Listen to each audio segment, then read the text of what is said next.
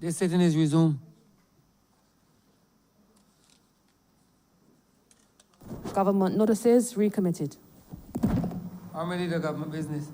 Mr. Speaker, I beg to give notice of a resolution to grant the sum of $16,607,700 from the Consolidated Fund and to place it at the disposal of the government to supplement the estimates 2020-2021 as shown in the supplementary estimates number 6, 2020-2021. Government business resumed.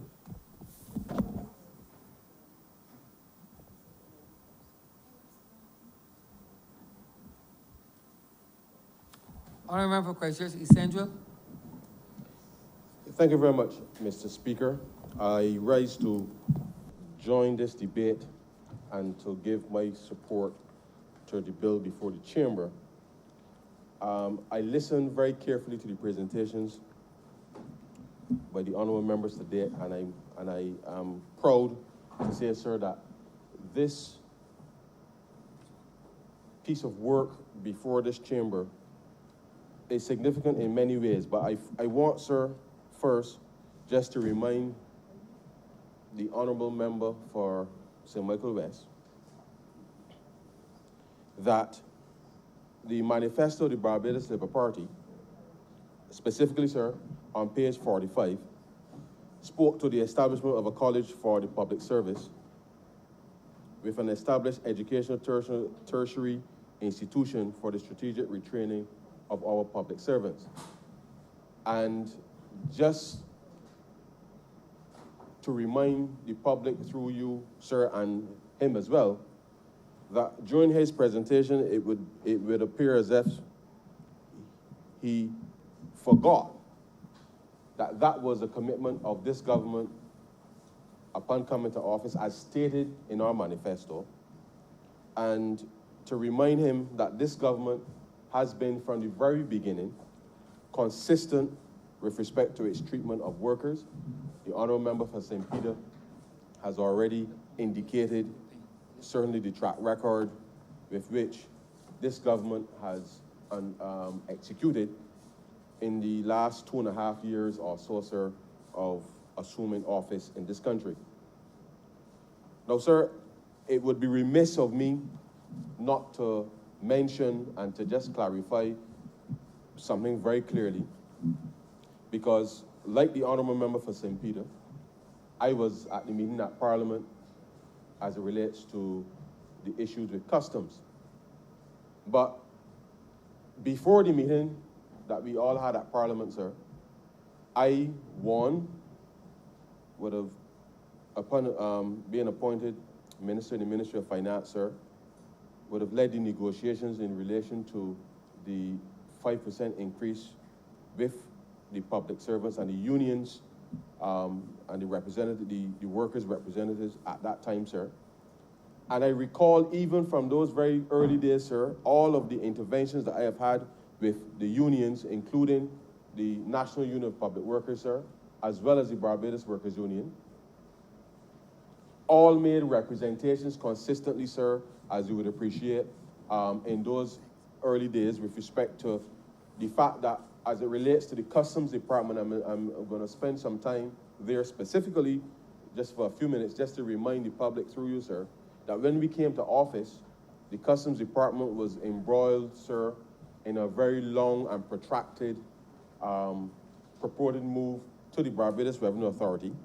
And because of that, sir, a number of issues relating to the terms and conditions of the persons working within the Customs Department were left unattended because the previous government was hell-bent, sir, on moving them to the Barbados Revenue Authority. So when we came to office, sir, notwithstanding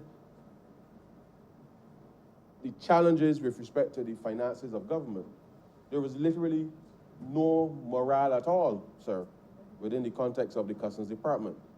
And as part of our manifesto, sir, and I would remind the honourable member for St. Michael West, if you would reflect on pages 44 and 45, there's a section dealing specifically, sir, with public sector management in our manifesto. And one of those manifesto pledges, sir, was that we would rescind the decision, sir, to incorporate the Customs Department into the Revenue Authority, because we understood, sir, that the Customs and Excise Department was a critical institution with respect to the function of not just the operation of government's revenue collection, but in a real sense, sir, in terms of business and trade facilitation, but equally, sir, with respect to the national security interests of the country. And therefore, we felt it was important then, and we still do now, such that we have already embarked on a very ambitious reform within the Customs Department. And therefore, these were some of the key things that we indicated prior to coming to office that we have been executing over the last 2.5 years. Now, sir, the reality is that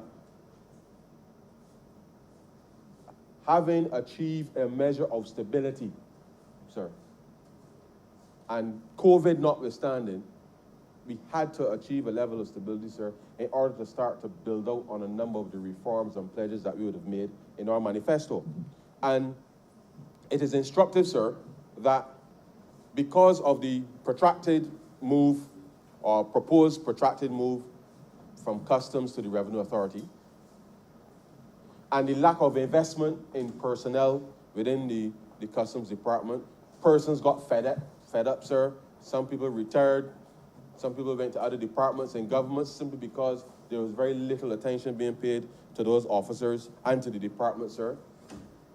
And matters like these, which we are seeking to remedy, sir, today, and I want to reiterate what the Honorable Attorney General has made quite clear already, that what we are doing today in no way, sir, would prevent the normal appointment of public officers, and therefore it is conceivable that that work will continue, but it is critical that we assess the backlog and what is required to be able to deal with that substantively.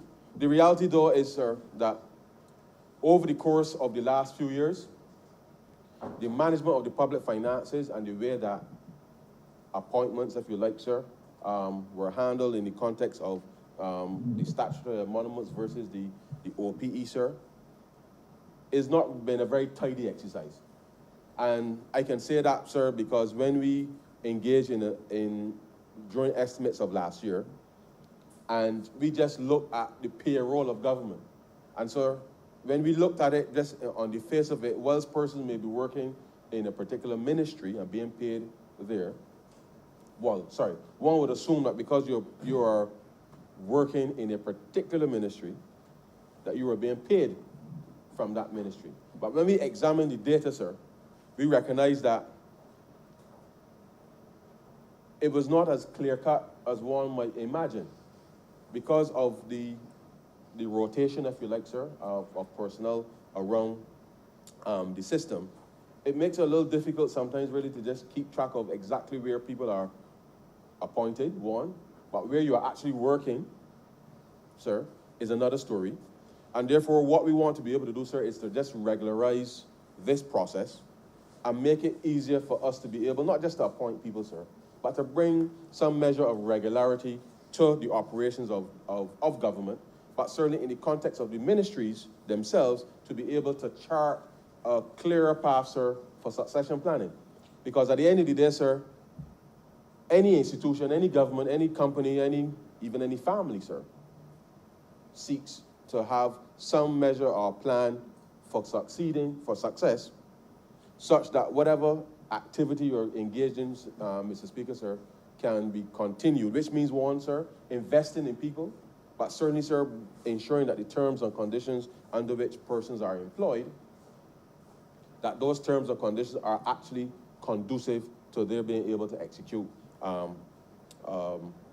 the objectives or the mission of the department or the ministry or what have you. And that, sir, is absolutely important, because one of the very disturbing things that certainly would have accompanied the lack of continuity to which the Honourable Member for St. Peter referred to in his presentation is that part and parcel, as we know, as we will say in the public service, your authority may expire, sir, and you're reverted back to a different post, even sometimes you're moved back to where you were from, and that disrupts, sir, to some degree, the normal operations of the ministries, the departments, and what have you. And therefore, by seeking to bring some regularity to this process, it will in turn mean, sir, that we only give certainty with respect to the employees, but I think we give a better prospect, sir, for management of the institutions themselves to be able to have available the appropriate resources to be able to execute government's mandate. And the truth is, sir, this is important, extremely important, because the people expect of us, all 30 of us in here, sir, we were elected to change things. And this is essentially part of the change that is required in order to move the country forward in the 21st century. And the truth is, sir, it is not just an investment in people, it's an investment in technology. But change management, sir, is absolutely, absolutely critical as part of any of this, for this exercise to take root. And the Attorney General and certainly the Honourable Member for St. Peter made it quite clear that the way that we promote persons, the way that we assess people's performance, the way that we hold people accountable, sir, will be just as important as the actual delivery of service that the public will expect from any of our departments.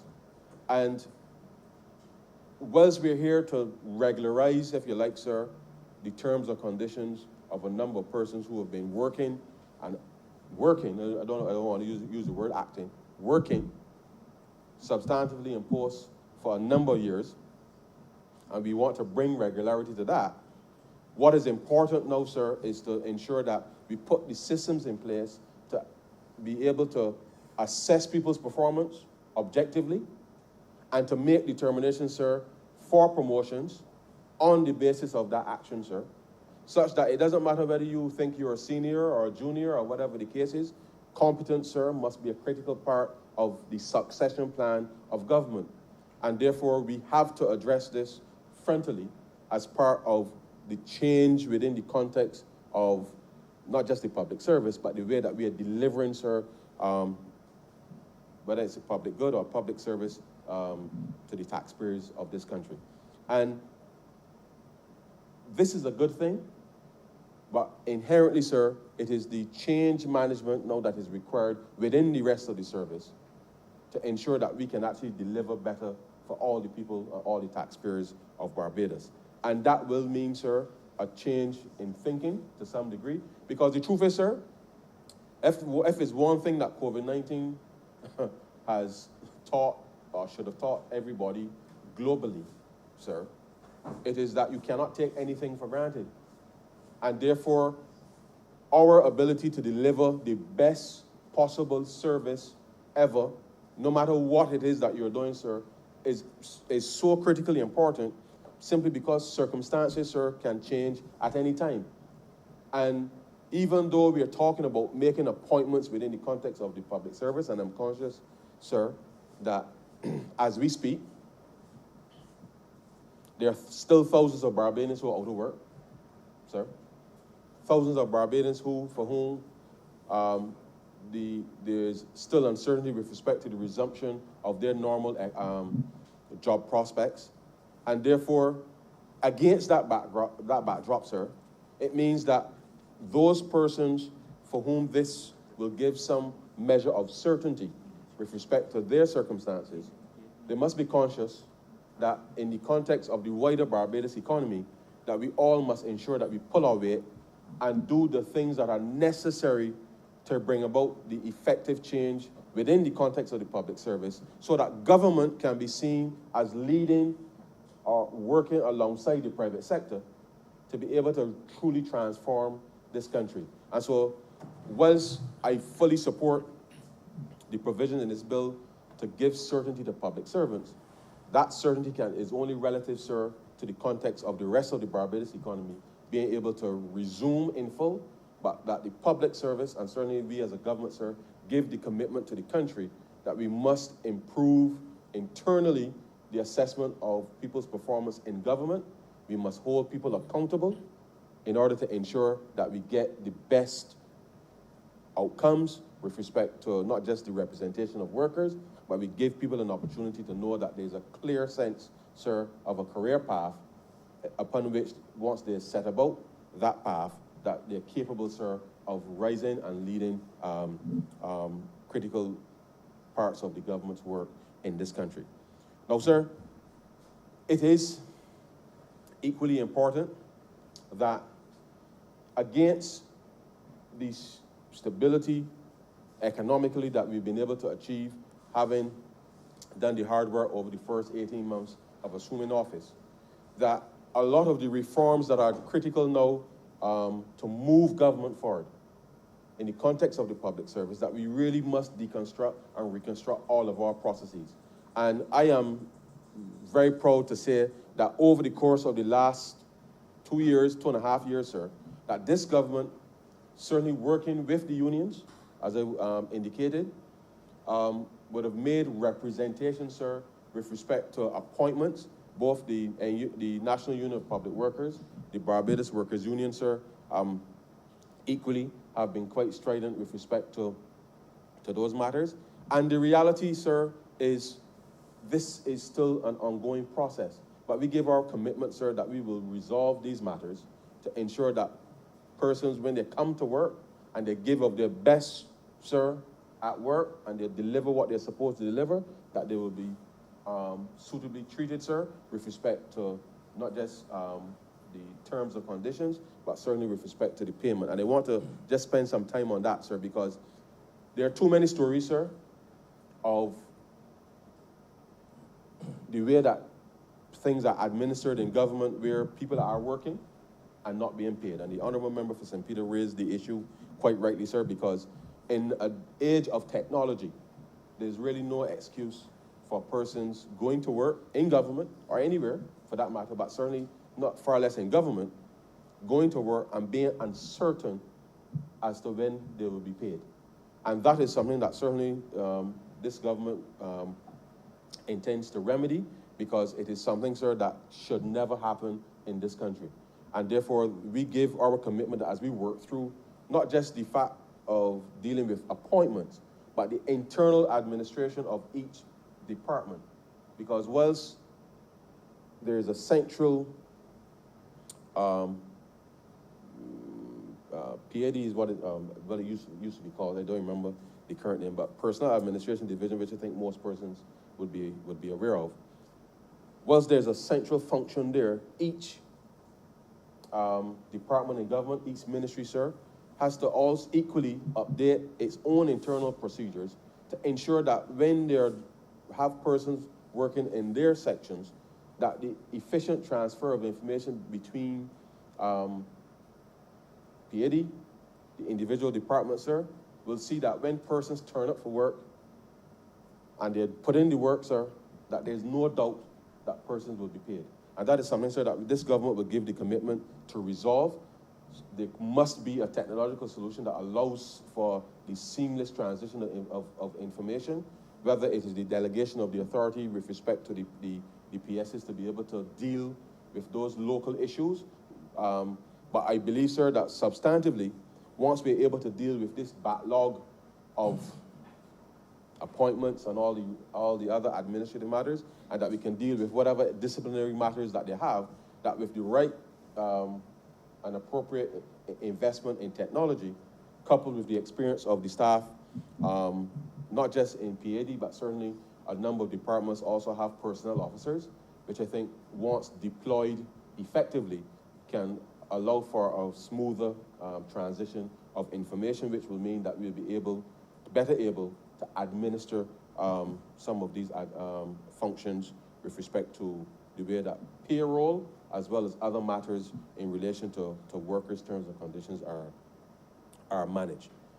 It is equally, sir, important from a budgetary perspective, because what this will now do is that, having established this post, effective October 1st. It gives us an opportunity as we go into, as the Ministry of Finance starts to issue pre-budget ceilings for next financial year. It gives us an ideal opportunity now, sir, as we also certainly upgrade from Smart Stream to Cloud Speak, to start to ensure that in looking with our forward planning for estimates of next year, that we have a cleaner process with respect to the way that the ministries are organized from a personnel perspective. And therefore, the Ministry of Public Service certainly will be working in conjunction with the Treasury and the Ministry of Finance to ensure that that process is streamlined going forward. So that when we look, sir, at the statute of the schedule of personal emoluments, that we will have absolute clarity or close to absolute clarity, sir, in terms of what are the exact posts in government, whether they're statutory or temporary in the context of OPE, and therefore allow us to truly understand what is the cost with respect to government in terms of its workforce. And that, sir, is critically important, because as we seek to ensure that we address equally the pension reform, which is already ongoing in government, it means then that it gives us a settled process with respect to the administration of some of those issues as well, which certainly is one of the bugbears with respect to the way that the appointments process would have been dealt with. There are many instances, sir, where upon retirement, there's often some contention about how long you acted somewhere and exactly what would qualify you for your pension. And therefore, this is just one aspect of being able to clean that up. And therefore, we would anticipate that we will have better information going forward with respect to ensuring that the calculation of pension benefits certainly won't take as long as it currently does. And therefore, this process, coupled with an upgrade of the various technology, if you like, sir, would allow for a smoother exit from the public service, again, where persons will be able to retire comfortable, knowing that you don't have to wait a protracted period of time before your pension benefits are actually paid to you. And the truth is, sir, whilst that is not necessarily the norm, there are a few instances where it happens, and the truth is, sir, in the same way that there's uncertainty with persons who are acting in positions, there's equally for some persons who, when they reach retirement, there's equally uncertainty as well. And we want to give public servants and their families, sir, as much certainty as we could give, certainly in an environment like this. But the reality, sir, is that this bill before the chamber is just one part of the reform exercise that is intended with respect to the management of the public service. I can't stress enough, sir, that in the 21st century, in which we certainly are, there's no going back for sure, this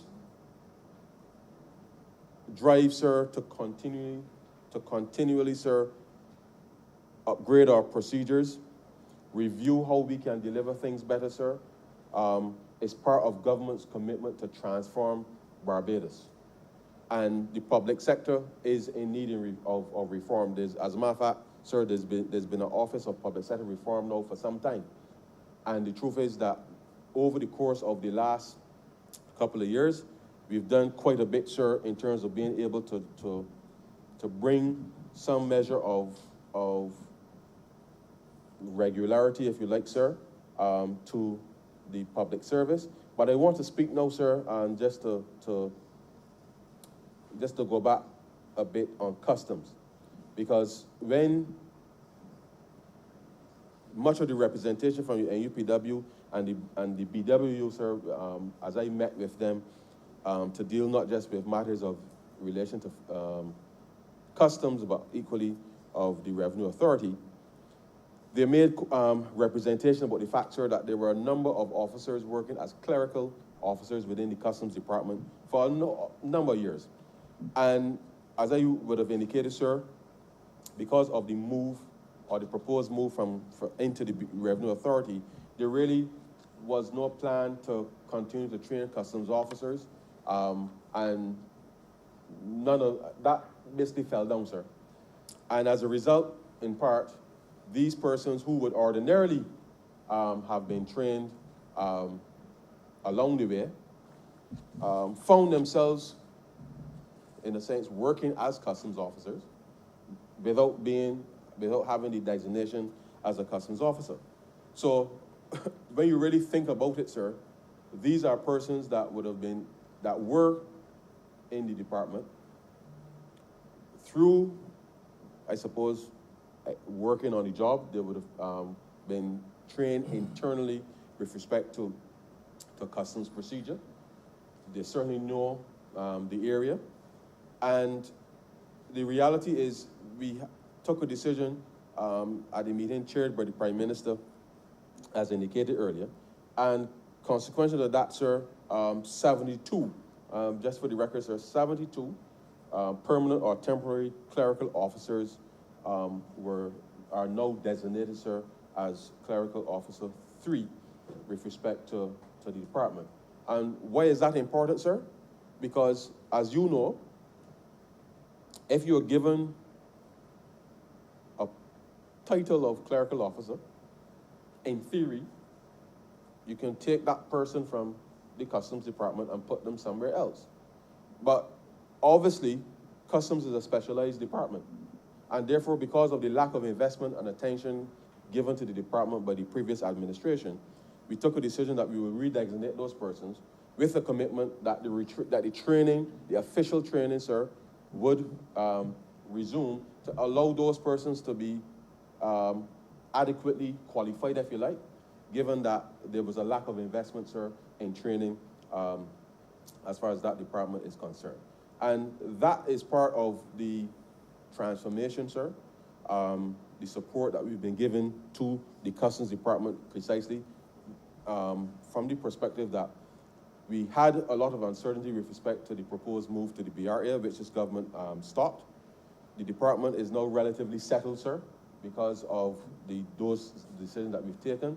We have been able, sir, to work certainly with collaboratively with the unions and the staff to ensure that we can set about, sir, a process whereby, one, we were able to implement successfully last year Asekuda World, which, because of the protracted nature of what was going on before, took 5 years, sir, to implement. Something that once we made the decision, it was a 6 months implementation, sir, with respect to the government making the commitment to move the Customs Department in a completely different direction. And this government, looking at the rest of government and how it's operating, sir, has taken the decision that rather than wait for the traditional, if you like, sir, process to take root, that it is important now, sir, that we clear this backlog and let us then focus on what are those critical issues that seem to be clogging up the system, sir, such that these administrative matters, as presented to us, don't consume the time of the personnel of the personnel administration division. Now, sir, the Ministry of Finance, sir, will continue to work with the Ministry of Public Service to ensure that going forward, there is a continuous cleaning of the data, if you like, sir, with respect to the terms and conditions of public officers. That is important equally. I mean, the process is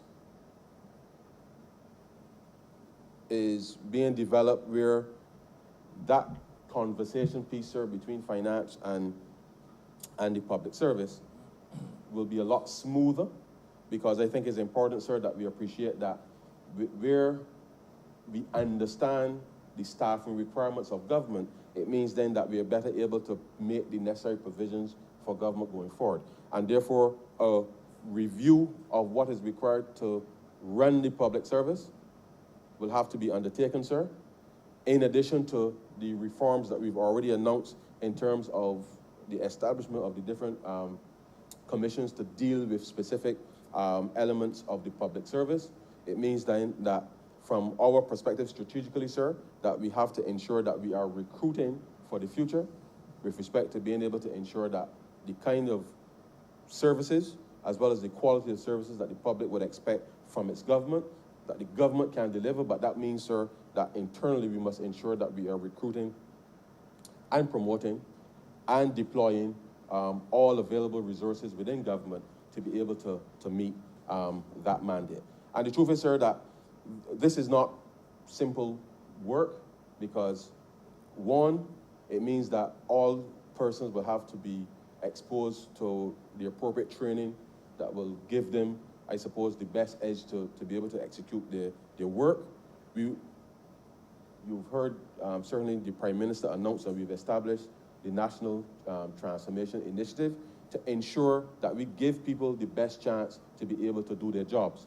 And therefore, as part of the accountability and the mechanism that we are putting in place to streamline the process of making appointments, holding people accountable, sir, is also equally as important as allowing persons to have certainty with respect to the terms and conditions of employment.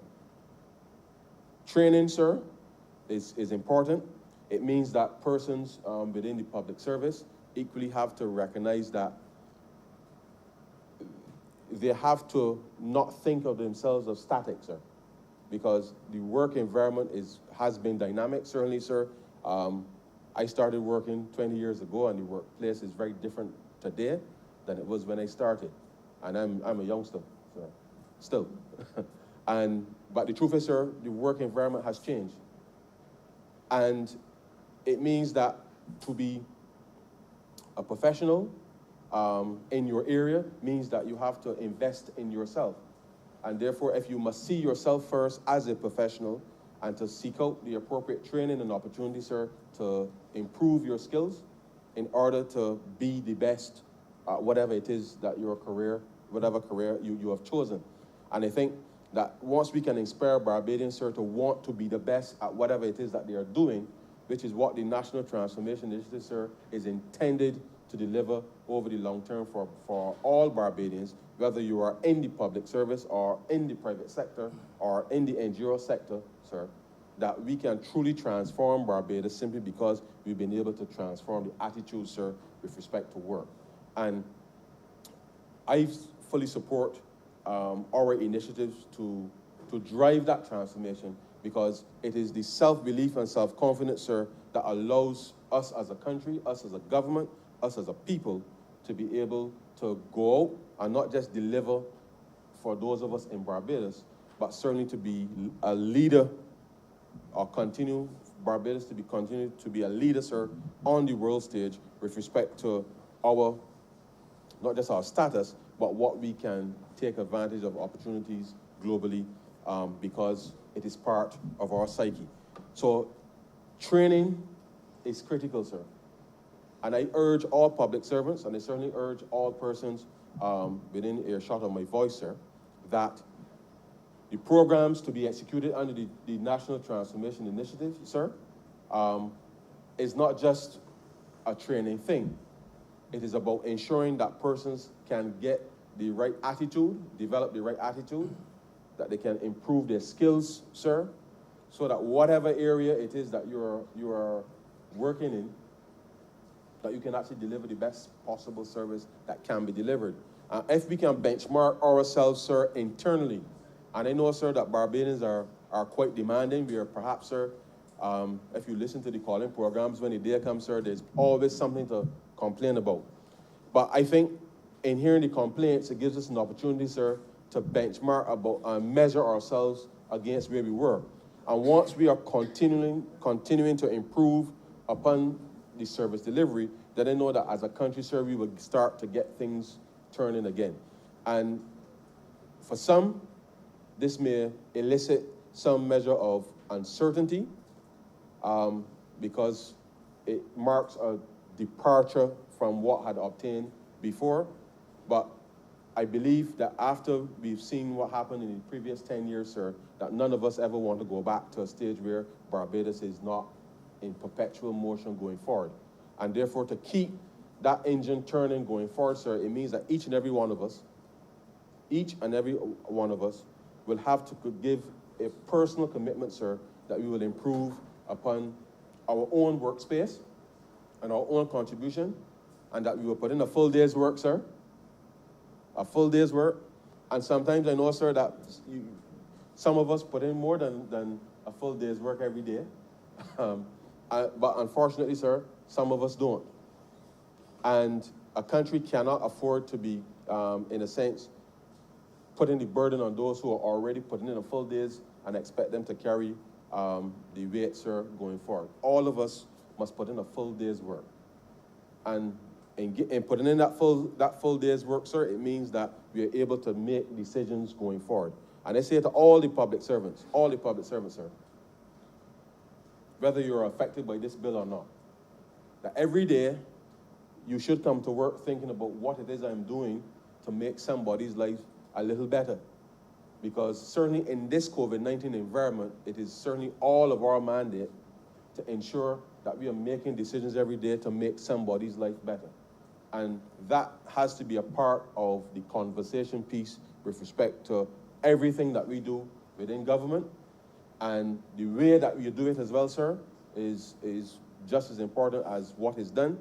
And therefore, we have to see ourselves in a much more professional, business-like manner with respect to the execution of our tasks on a daily basis. And rather than seeking to say, no, this can't be done, we must be of the mindset to make a determination as to how we will work to ensure that we can get things done, and get things done in a way that is much easier for the taxpayer, much easier certainly for the citizen to be able to go about their business, such that it gives us, within the public service, sir, confidence that by delivering on what we say we will deliver, that the government then becomes a critical driver for economic activity, that the government now becomes a beacon for investment in the country. You all remember has 2 more minutes. Thank you, sir. That the government, sir, and the public service now becomes a competitive advantage for Barbados. But for that to happen, sir, it means that all of us within the context of the public service must commit ourselves, one, sir, to ensuring that we give of our best every time, that we have committed ourselves to adapting, sir, to change, because change is the only constant thing in life. And for Barbados to truly continue to move forward, sir, it means that no matter the circumstances, that we must make decisions in as objective a fashion as possible. If the best person, sir, for the job has been identified through the objective measures, then we must ensure that the system works to be able to ensure that that happens in the way that we would all like it to happen, such that it gives confidence to people that when they give of their best will be recorded, sir, and that the appropriate opportunity, their best will be rewarded because they've been able to perform, sir, and give of their best for their country. And belief in the system, sir, is very, very, very important, because we cannot afford to have thousands of people going to work when the day comes and they're disillusioned by the entire process. Competition, sir, is always healthy. Competition is always healthy, because if someone is driving you, sir, to give of your best, then you will deliver on that.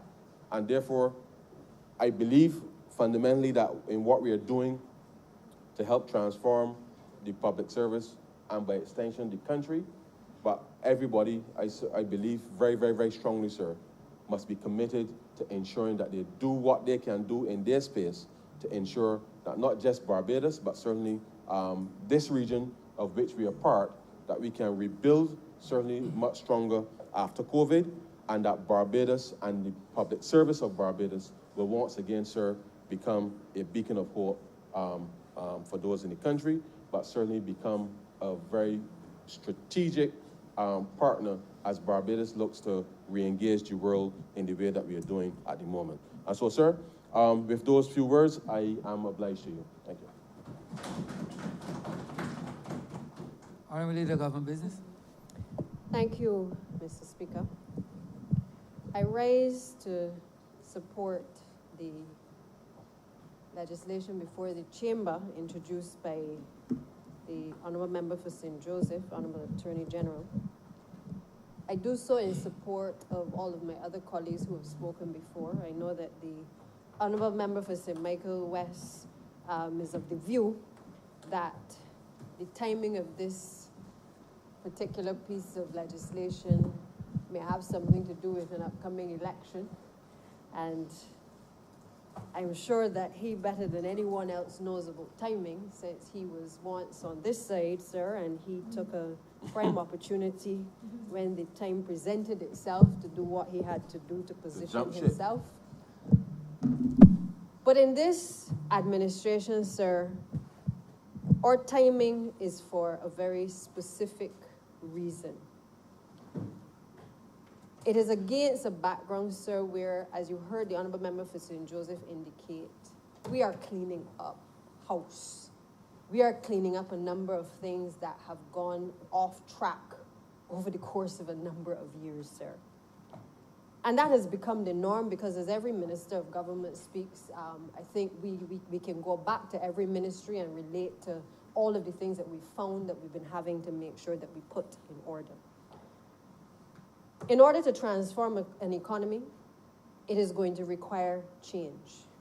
It is going to require that a number of the institutions that once existed and a number of the ways and the processes in which we do things, that a lot of those things are going to have to be dismantled, and many of them are going to have to be reconstructed. Or as the Prime Minister would say, they have to be deconstructed in order to be reconstructed. It also means that as it relates to the public service, which we rely on heavily in order to drive not only our policy agenda, but to make sure that in the dispensation of the policy agenda to the public of Barbados, that we are able to deliver on a number of the plans that we have as a government.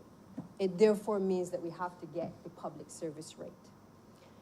I am on record, sir. I think my colleagues are tired hearing me say that if we get the public service wrong and we don't make the transformative changes that are necessary, that it doesn't matter how hard they work, it doesn't matter how many hours they spend in the Ministry of Finance, we will simply be spinning top in mud. Sir, I believe it from my core. I have seen it from when I was on 3 statutory boards before coming to public life.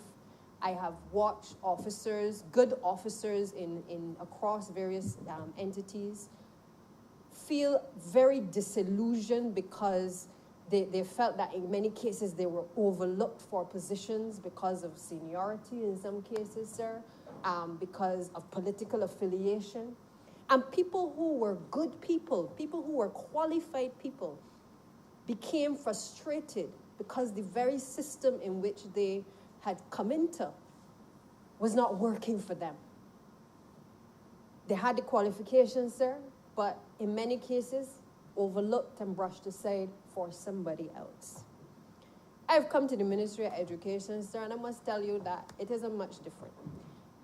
I have had to encounter a lot of people who have been disgruntled because they too have been overlooked, they have been brushed aside, like many other of my colleagues in their ministries. And one of the fundamental issues for many people in the Ministry of Education and other ministries is this issue of appointments. Whether if the persons who are acting in a temporary manner or persons who are in an established post and basically have been waiting and waiting and waiting to be able to see whether the commission would ensure that they were able to get the necessary appointments, sir. So this bill today is, I believe, timely. It is timely not just because we are about to go into a by-election, and I am sure that the Honourable Senator in the other place, who comes from the bosom of Labour, will no doubt herald this as one of the reasons as well why the Barbados Labour Party administration is an attractive choice to her, as well as to many people within her organization. But I do believe, sir, it is timely because a number of the persons that this piece of legislation will impact on are ordinary Barbadians across this country who, for one reason or the other, have not been able to secure the necessary financing from lending institutions because they did not have a piece of paper which said that they were appointed to a particular position. It is a frustration that many may not understand if it doesn't affect them. The reality is, when the Honorable Attorney General spoke earlier, he gave figures of around 1,000 or so persons that stood to be affected by this piece of legislation, sir. But in the course of the last hour or so, it has come to our attention that it is far more than that. And sir, I want to, in highlighting the two categories, because when I indicate to you, sir, how many people stand to be affected, I think the timing and the significance, the persons who will benefit, the timing and the significance of this, sir, will be better understood. There are two broad categories of persons to benefit from this amendment. You have, first of all, the persons who are temporary or who are referred to as the temporary employees, those who do not have a permanent appointment in the public service, but who will, for the first time, receive security of tenure. For such persons, I think it is clear that this is going to allow them, as I said before, to have the opportunity to be able to borrow, to be able to have that security of tenure, to be able to access credit in order to purchase a house or land or anything that they wish to do. Under this category, sir, it is expected that the total sum of 1,900 temporary employees will benefit from an appointment in the public service by the 1st of October of 2020. These persons will range from general workers to persons in administration to persons in the professional stream, sir. That is just the temporary, and I want you to understand that our estimates prior to coming here today told us that it was going to be over 1,000, AG? 1,000 and 1,500. Only in respect of the temporary workers, we are talking about the sum total of 1,900 persons being affected. The second category, sir, the second category of officers, sir, to benefit from the introduction of this bill today are those public officers who are appointed to the public service, but who have been acting continuously for 3 years or more. These officers who, although already appointed, often find it demoralizing to be acting for several years without being promoted, and we know who they are. The fact that having to revert to their substantive position often hangs over their heads, sir, is obviously another frustration that many people encounter, because you don't know when the head of a department ain't gonna like you and decide that they're gonna make a recommendation to send you back down the line, sir. That is what many of our officers have to encounter. There are, sir, a total of 1,200 officers who have been acting in various posts across the public service that will stand to benefit from being promoted to the offices today in which they have been acting, or rather from the 1st of October, sir. That is a total of 3,100 people across the public service. Not 1,000, not 1,500, sir, but 3,100 people that this simple piece of legislation, a piece of legislation that only has 8 clauses, stands to affect, sir, here today. And therefore, I have no problem with being accused that the timing is on the eve of an election, or that people are after today, the Barbados Labour Party is going to tout and to shout at the loudest extent of its voice, sir, for being able to triumph for a piece of legislation such as this, sir. I think that this basically, sir, is amazing for the people of Barbados and for our public servants to be able to know that after today, they certainly do not have the uncertainty which has hung over their head for several years, sir. Sir, I could not, however, stand here without pointing out of that 3,100 that there are probably, I'm not going to give the precise numbers by category, but I know that in the Ministry of Education, we have around 743 persons who stand to be affected. And those persons range from school meals workers, servers, general workers, school meals assistants, watchmen, school meals officers, instructors at the Samuel Jackman Prescott Institute. It includes janitors, general workers, and watchmen, who would be included in the ancillary and support staff across our schools. It includes temporary teachers in nursery and primary, and also in secondary institutions across this country. And of course, sir, it includes persons within the general administration of the Ministry of Education. So today is a good day for education in this country, sir, because I honestly and sincerely hope that the frustrations which have existed prior to today in the Ministry of Education can be put to rest in many ways because of the frustration that people have felt going about their business to try to do the people's work of this country, sir, in education. And I hope that people understand the sincerity with which this administration has been acting, because we have not only said that we are going to start to do the reforms, but we've started to do them in a way that is meaningful to the very people who have to implement the policy agenda of the current administration, sir. My colleague for the city is not here, but I also want to share for the benefit of this chamber that also in the Ministry of Health, there are over about 1,000 persons that we estimate will be impacted by this piece of legislation today. We are talking about many of the people who have been on the front line since March in this country, sir. We're talking about the principal nursing officers at the hospitals. We're talking about our sisters and the nurses. We're talking about our lab technicians, environmental officers and the assistants, sir. All of the people who, despite not having the paper to say that they were appointed to the position, were on the front line working hard with the lieutenant colonel from the city, making sure that we were not retreating or surrendering to the COVID-19 pandemic, sir. And I want to again place on record this government's appreciation for those persons. We are intending to make wrong things right, sir. For those people, sir, who may feel that these 3,100 people did not come in under a Barbados Labour Party administration and therefore we should punish them, sir, we are saying no, we ain't punishing nobody. Because the Barbados Labour Party administration did not get here off of the backs of Barbados Labour Party people alone. And therefore we treat to people the way people treat to us. And the good people of this country gave us a mandate 2.5 years ago, irrespective of whether we were Barbados Labour Party or not. They gave us the mandate because they understood that we understood the changes and the transformational changes that needed to be made across this country in order to make a difference in the lives of future generations, sir. They understood that.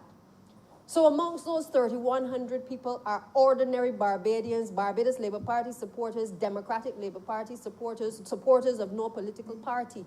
But they are Bajans. Yep. And the Barbados Labour Party has the correct two words in it, Barbados and Labour. And we will continue to protect both so long as this administration is in office, sir. The fact that we have started on this journey is to be commended. I know that Barbadians feel as though things aren't happening fast enough sometimes. But in order to make the changes that we have to make in this country, sir, it means that you have to take some large steps. You're going to have to take some small steps. You're going to have to run. You're going to have to walk in order to get where you're going. We have started that process of cleaning house. But I couldn't stand here today, sir, without saying, while I champion this legislation for coming to this place, sir, that we got some things that we got to clean up. Because the fact that it has taken this long for us having come to office to make sure that we know how many people are on the list, some people need to ask some serious questions about why it should take this long and why we were led to believe that it was 1,000 people when it's now 3,100. It therefore means, sir, it may be a reflection of the systems that we currently have within government. And if it is a reflection of what we have, let us face it and fix it. But what we cannot do is be talking about technology and knowing that you can basically go into your computer systems, even in your Excel documents, and you can tell how many people voted in a general election. You can tell how many males and females are on the list, on the electoral list, sir. Most of us can go in and we can work it out. Why is it that we can't tell with the simple entry of pertinent information how many people would be affected by this legislation? Sir, we got to do better than this.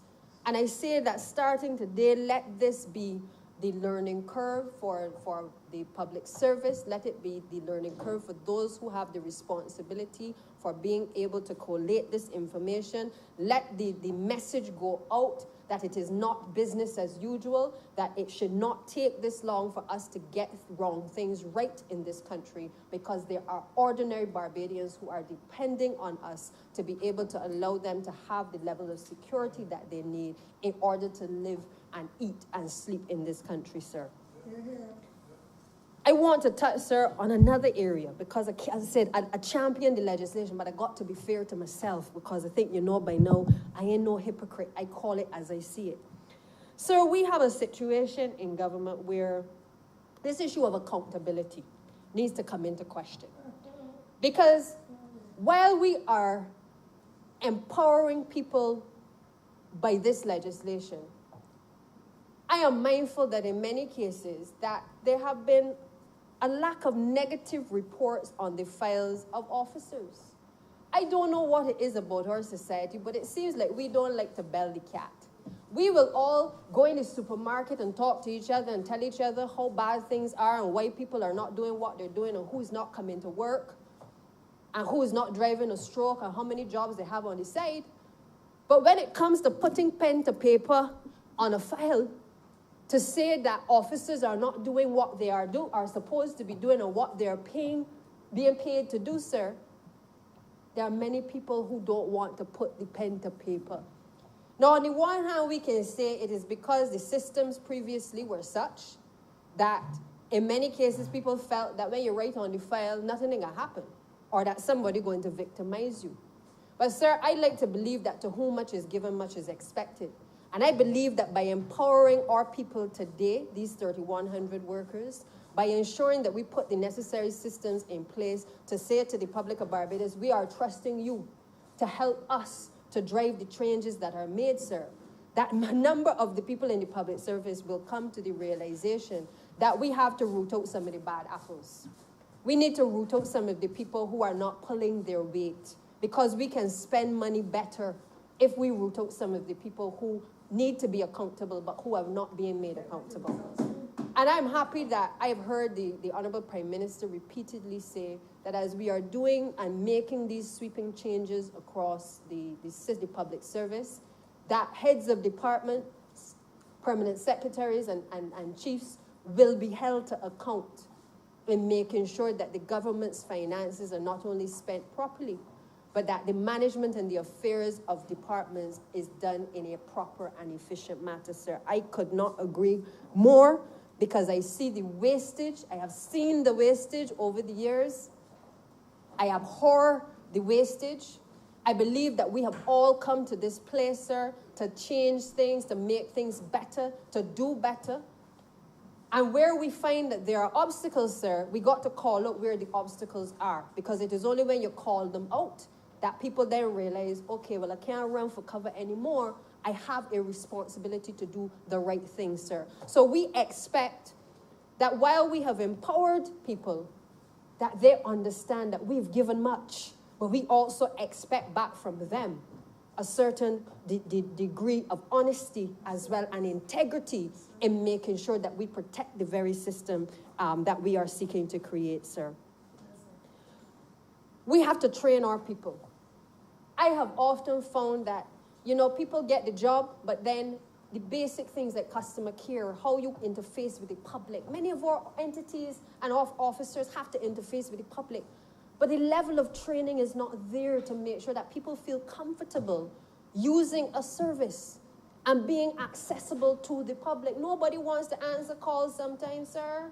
Nobody don't want to respond to emails. And, sir, in many institutions, we have to accept that it can also be a case of that you have to deconstruct what exists in order to reconstruct something that works.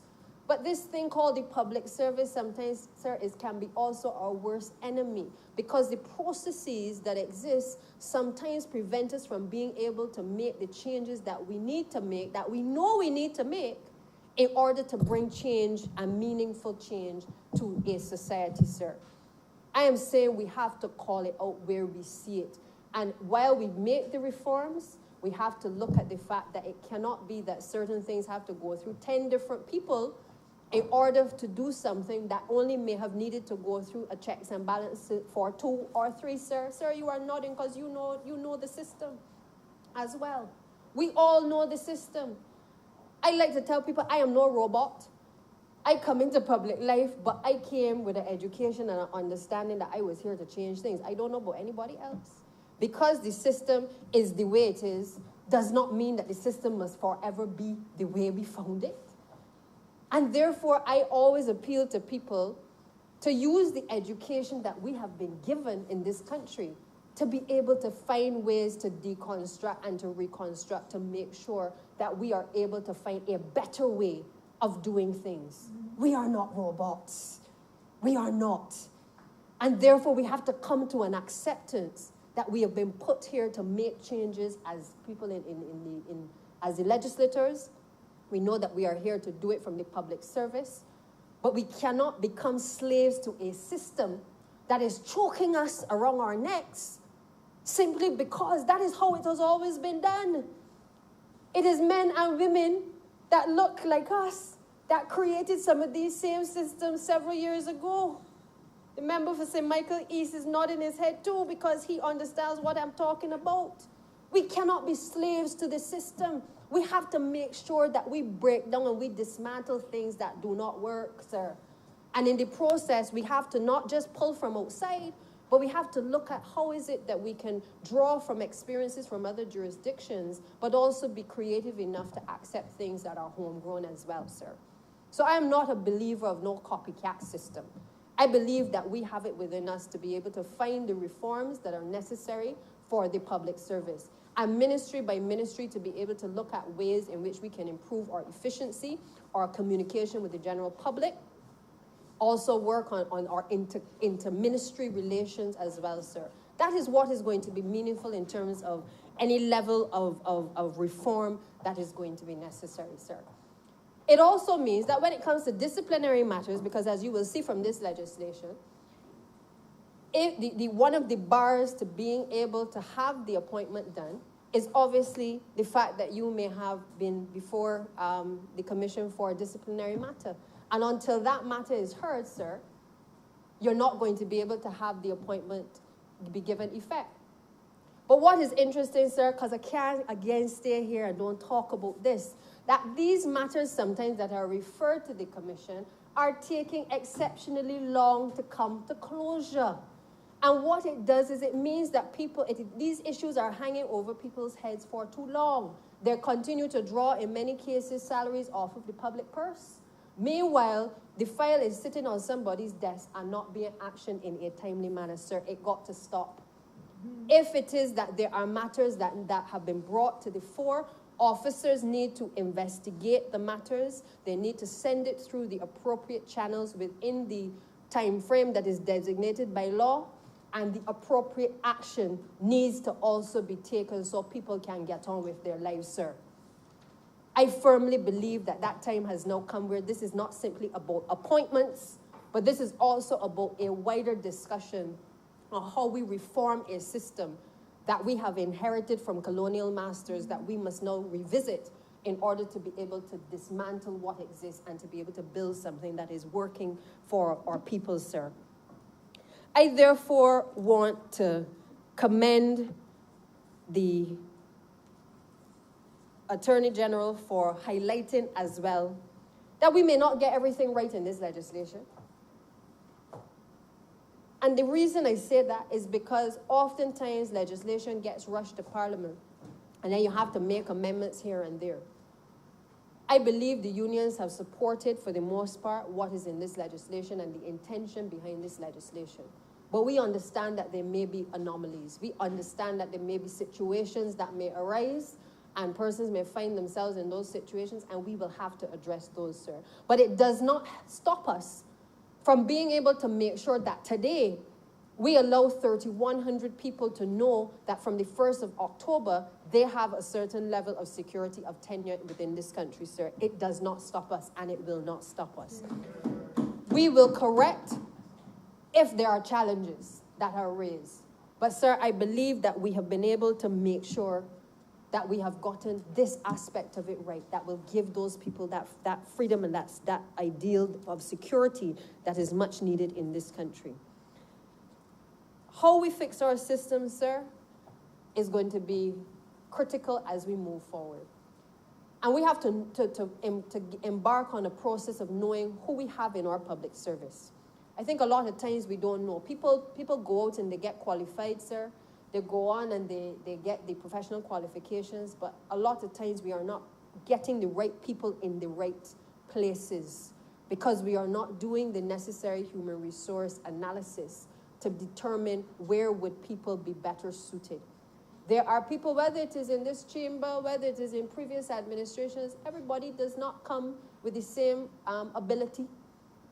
We were all politicians, but some are better at doing some things than others, sir. It is no different whether it comes to being a principal or it comes to being a teacher or it comes to being any level of administrator in the system.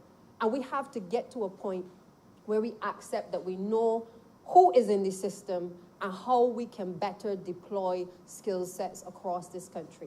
I had the opportunity a few weeks ago to speak with teachers across this country, and the issue of skills and auditing skills was raised.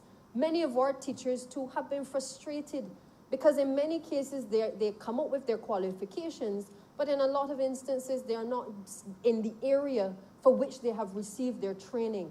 And therefore, an opportunity is being lost to be able to tap into the specialist areas that many of our teachers have in the system, sir.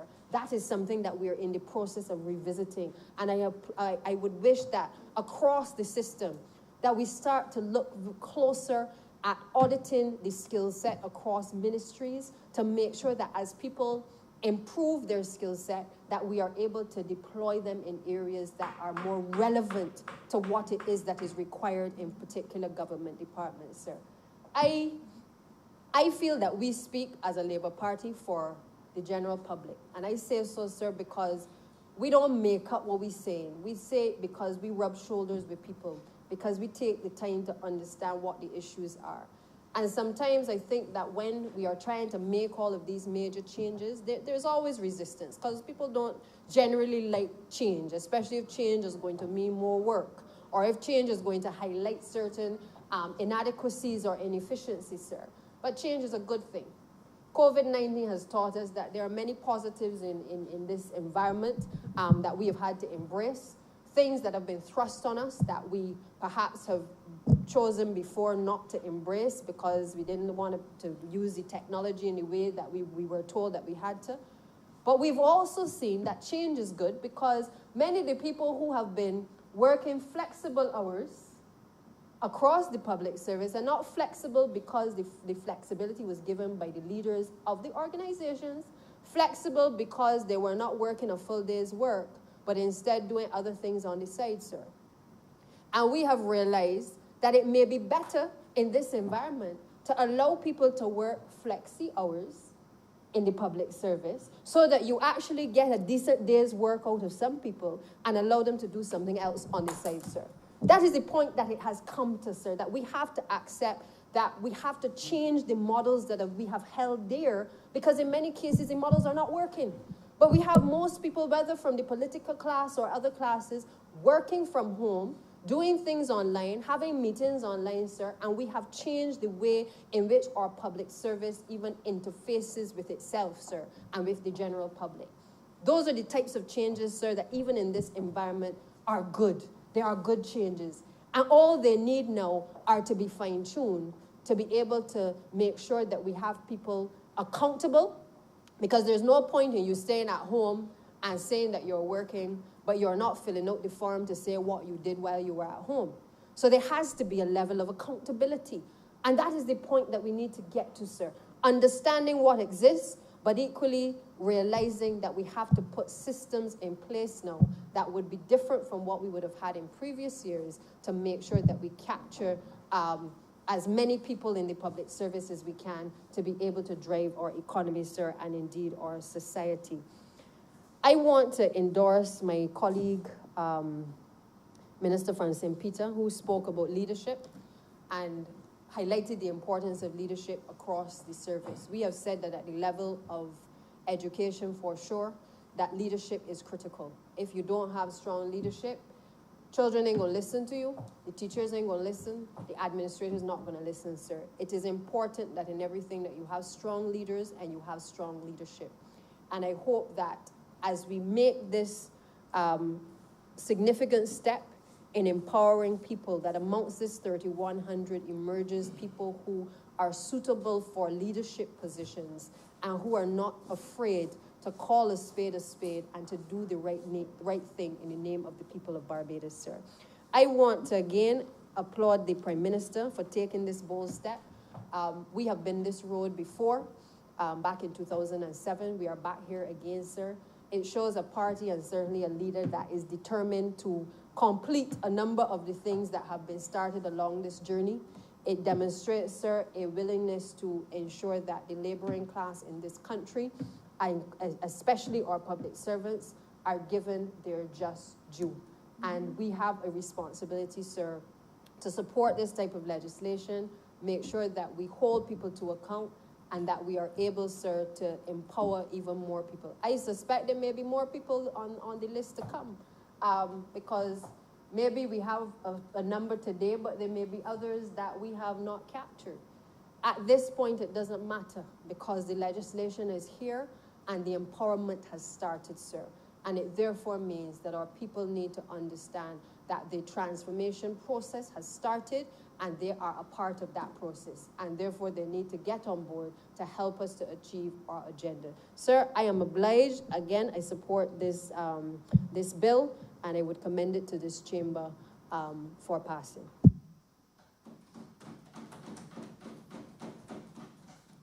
Honourable Member for Christchurch East.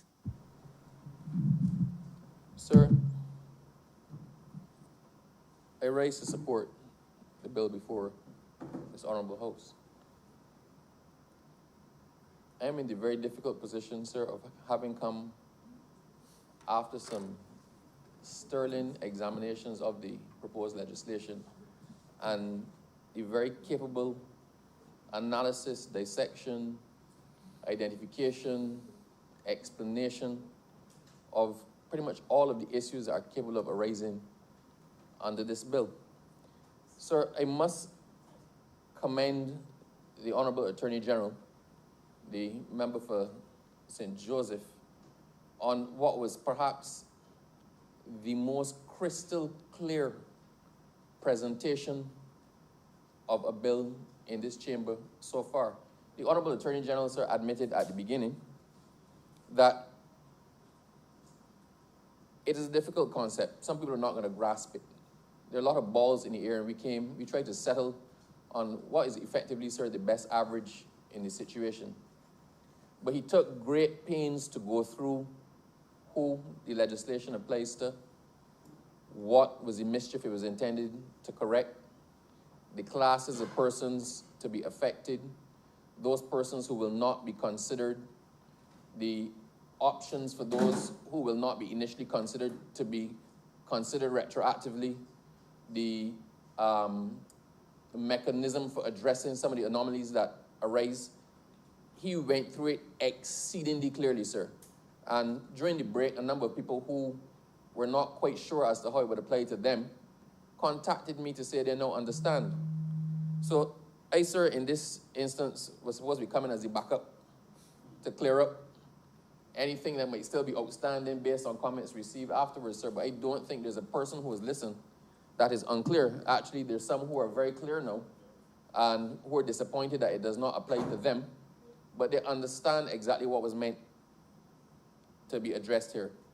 Sir, I just wish to echo a couple of points just to emphasize them, sir, because some bear repeating for persons who may be tuning in late that will not have heard the initial presentation. Some bear repeating for those persons who may still have a niggling question and may just want it broken down into plain speak. This bill, sir, is not intended to be the only route for appointment of persons in the public service. So the fact that this bill or this legislation does not apply to you and you are not caught under this is not the end of it.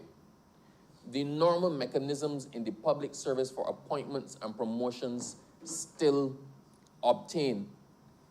This bill is meant to clear up a situation that exists at this exact point in time. As we stand here now, there's a situation where persons who are entitled to be appointed by previous legislation have not been so appointed. And this bill says we are moving past an entitlement. We are moving past an entitlement that somebody else needs to act upon for you to get your due.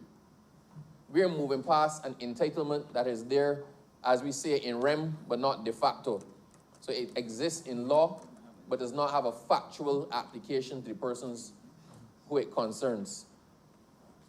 We are saying that as of the 1st of October, if you are entitled to be appointed under the legislation, then you will so be appointed with nothing further having to be done.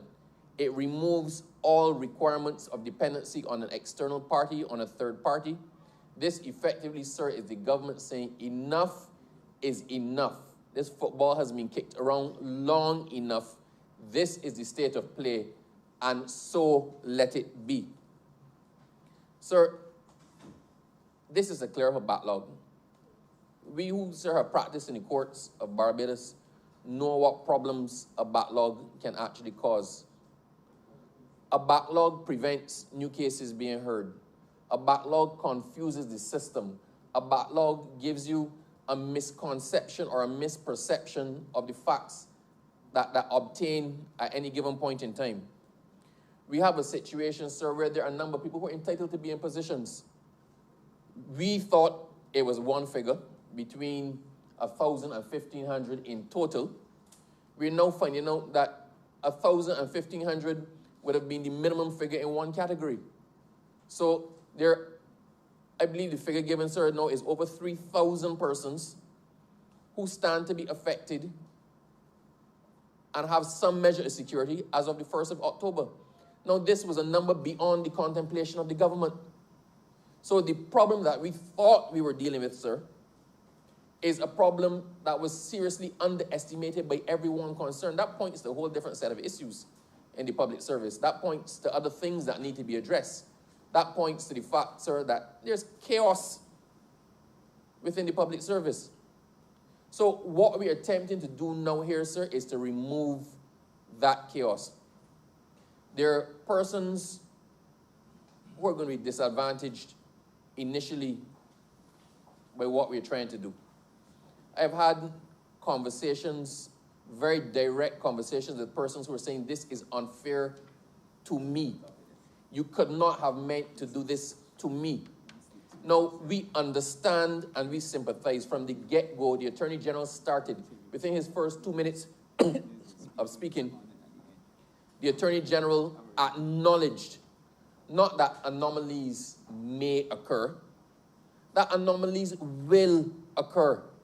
We had examples, sir, before we even started. We knew of persons who were going to be, I don't want to say negatively affected, who are going to be disadvantaged initially by what it is we're trying to do. In discussions, we know names, we know positions. Some work with some of us ministers, some are under, some have spoken to us directly. We know they exist. So it is not an error, or we have not overlooked people, or we are not trying to deliberately disadvantage people. But sir, if you have a house of chaos, if you come into a completely cluttered room, let's use this chamber, sir. If this chamber had every single piece of furniture in this building in it, we couldn't function in here. You would come in, You wouldn't know whether to turn left or right. You wouldn't know where the speaker sits. You wouldn't know where the leader of government business sits. You wouldn't know where the leader of the opposition sits, because it would be clutter and chaos. It's almost like when in your mind you have too many things running through it at one time, you just don't know where to concentrate and you get confused. And what you then have to do is dress back and simplify. So in this instance, the vast majority of persons who we are trying to correct the situation for are the persons who actually stand to benefit. So if there are 3,000 persons who stand to benefit, there are probably 100 persons who stand to be negatively affected. A mechanism exists for correcting that. We know it. We made sure that it is there. We expect that in short order, the persons who are disadvantaged initially are going to make their case to the relevant authority to be considered and to correct the anomaly. We do not intend to unfair anyone. There's a principle in law, sir. That's the principle of equity. There's also another principle of legitimate expectation. If just because of happenstance, you stand to not be considered here, we cannot overlook your years of meritorious service. We can't overlook your years of performing excellently in a position because you happen to not be in a higher position now for 3 years. That is when you make your case. You say, I would have acted somewhere else for 10 years. I got moved 2.5 years ago. So I now don't stand to qualify for the previous position where I was acting, or I don't stand to qualify for the new position where I was acting. But look at my service. And sir, there's a good chance that when you make your case, you may actually not even be appointed to the lesser position. You may stand a chance to be appointed on merit and based on performance and based on the equity of the situation to the higher position. So some people who now feel that they are going to be disadvantaged by this may end up actually being advantaged. They may end up being confirmed in the higher position which they are not qualified for at the moment. So, sir, it is simply a matter of clearing house. When we remove the 3,000 people who we're taking care of in this one out of consideration, then we have a much smaller figure that we can consider each person on a case-by-case basis and ensure that they get the treatment and the satisfaction that equity, legitimate expectation, and just general fairness requires that they get. So the persons who may believe now that they're being disadvantaged may end up severely advantaged from having the benefit of individual consideration of their particular circumstance and a decision being made that satisfies the justice of their particular case. So they need to not give up hope. We are not here as a government. Nothing we've done as a government is to disadvantage anybody. Our policies as a government have been to enfranchise people and to make things right, to make wrong things right. And this is another instance of that. Sir, the other point that needs to be driven home, COVID has brought many things into sharp relief. We cannot continue operating in the way that we did. There are many of us who believe that things were necessary and that the ways that we existed before were the only ways to exist. A lot of people used to go to Miami once a year to shop. They felt that they couldn't get by without buying 10 pairs of shoes. I'm not speaking about anybody in particular, sir. I am definitely not now speaking about the leader of government business. But people thought that these are the things that we had to do. But people are realizing that since COVID came in and the lockdown and the initial shutdown of the country in COVID, that you don't need 20 pairs of shoes, you may need 2. A lot of women now, sir, don't buy lipstick because they go in a mask. Eyeliner is more popular than lipstick. I have a wife. I have a wife. But sir, we have learned now to be leaner and meaner. We've learned now to do more with less. We've learned, sir, that many things are not a necessity. We've learned to prioritize.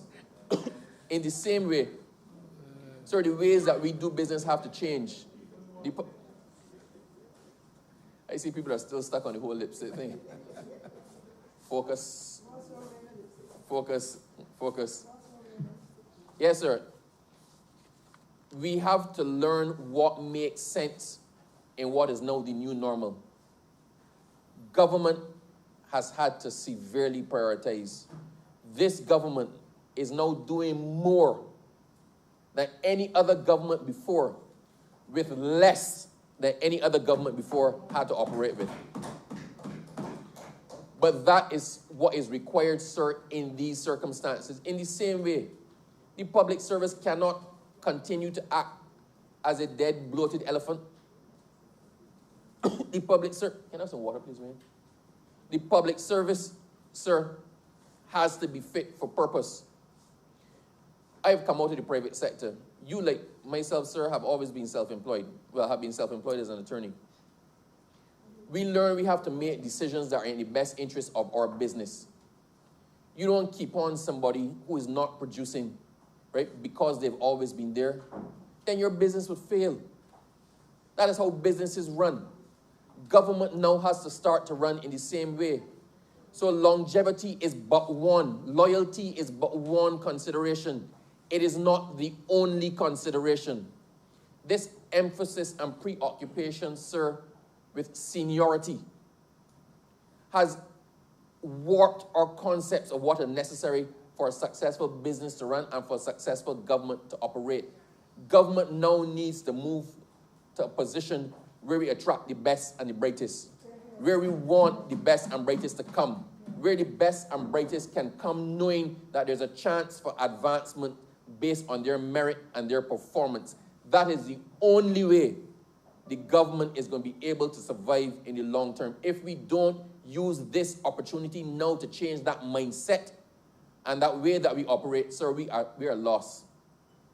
This is now the perfect opportunity to draw a line in the sand and start to build Barbados back as we want it to be and as we know it has to be. Sir, just 1 second, sir. Thank you.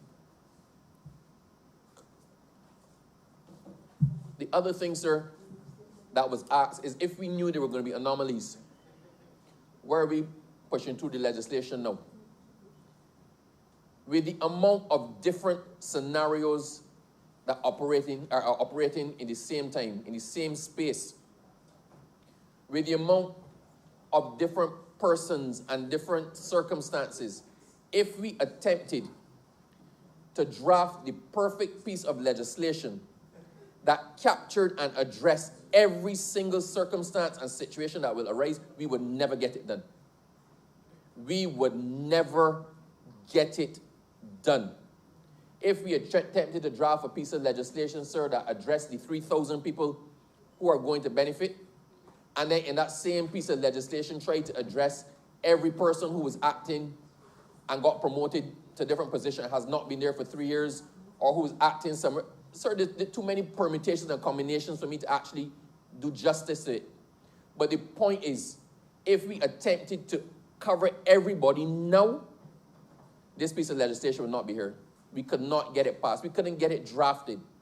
So in this case, it is necessary to draft and deal with the majority and then come back and take our time, sir, and deal with the vast minority on an individual basis. Sir, I am glad that this piece of legislation is before us today and we're about to pass it, because this directly impacts a number of departments under my ministry, sir. Sir, with respect to the Immigration Department, on the 1st of September 2020, the Protective Services Commission, sir, approved the appointments and promotions of 53 officers in the post of Immigration Officer 2 and Immigration Officer 3. Another 30 persons in acting positions were forwarded for consideration under this new bill.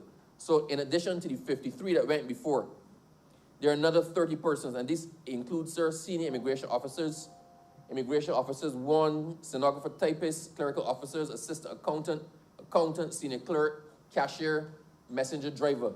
So in the immigration department alone, some 83 people are going to finally be able to put their lives in order and know exactly where they stand with respect to the public service in Barbados and their appointments. And that is a good thing.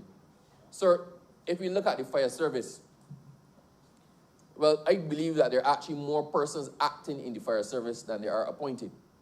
Almost every senior position in the fire service is acting. And what it did, it created a block, a glass ceiling for all the young persons coming in. So you have a whole slew of young persons who have joined the fire service, people with degrees, people who are enthusiastic, who cannot go past the point because there are no posts to be filled. This in one frees it up. When I first was named the minister, sir, appointed the minister with responsibility for the fire service, I went and had a meeting with them. And the chief fire officer said to me, the greatest issue they have is not equipment. The greatest issue they have is not even the amount of fires. The greatest issue that the fire service had was demoralization in its ranks. A lack of morale because nobody could move. There was nowhere to move to. I think the chief fire officer himself, sir, has been acting for, I don't want, very many years. Very many years, sir. And I went today, sir, to view the body of an officer who died last week and who's going to be buried tomorrow. And there was a mixture. I expressed my condolences to the members of the fire service because it was at the Arch Hall fire station. But sir, people, while they were mourning their colleague, but they felt a spark of hope at what was happening here today. This is affecting many people, sir, and is affecting them positively. I do not believe there's going to be any major fallout in the public service over this. Actually, sir, I think there's going to be widespread jubilation and celebration, which the Honorable Leader of the Opposition, as a good Christian man himself, sir, should appreciate, because God loves a joyful heart. The Lord loves a joyful heart. He loves his people to be happy. Sir, I did not intend to be long. And I just want to assure the Honorable Member for St. Michael West that there's no mischief in this. If, sir, there's some significance to the date, then, sir, the import of that was lost on me in our deliberations. I can stand here and say that it was the closest convenient date to do it. I know of no other reason why that date was chosen. If the Honorable Member would have felt better that it be the 1st of January or something, sir, then I couldn't side with him on that, because that meant the good people who stand to benefit would have had to wait it that much longer. No day, sir, is too fast to do something as good as this. Oh, last week. Sir, I say the timing is right. He spoke about timing. I say the timing is right, sir. Because now is always the perfect time to do the right thing. And with respect to motive, sir, we're doing it now because it is necessary and because it is simply the right thing to do. I hope that I have, in some small way, served to allay the fears of the Honorable Leader of the Opposition, who I don't want to be troubled by this when he has other things to consider, sir, like who to run in St. George North, and exactly how they plan to mount a campaign. And Especially without money. Yeah. and sir, I in the midst of, I guess, his pending hopelessness, I would like him to share in some of the joy and hopefulness that the rest of Barbados feels. And I just simply wish to say to him in one word, I can answer his concerns in one word. Why now, Honorable Member for St. Michael North, St. Michael West? Why now? It is now because it is never the wrong time to do the right thing. Mr. Speaker, I'm obliged.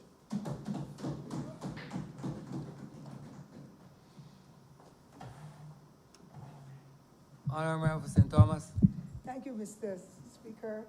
I wish to add my congratulations to the government for taking this bold step to ensure that the civil servants and the public servants in this country who have been acting for so long, many of them have been working beyond human call to be able to fend for themselves and to feed their families. And I think it is really very important that the Honorable Prime Minister and her team have sought to look after the needs of those persons whom we know are generally ordinary folk, poor people, who are relying on funds, on the salaries that they get to be able to look after their family, especially in times like these where COVID has taken over. Many families are unemployed, and those persons who are currently working are ensuring that they look after all of the families, their children, grandchildren, other family members who may not be receiving any funds at all at this time, and they're relying on mostly the state institutions to be able to survive. I knew, and I would have been a part of the team in 2007 under another Barbados Labour Party management, a government that sought to provide Barbadians with their appointments so that they can get security of tenure.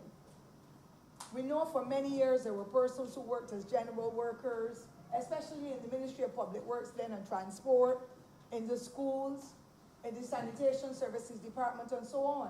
And they worked for so many years, sometimes 30 and 40 years, but did not go home with appointments, and then they did not get any gratuity. And it was really very hard on them. And they're the backbone of this society. They're the ones who were cleaning the schools, making sure that our children were healthy. Those school meal servers were the ones serving the meals, preparing and serving the meals.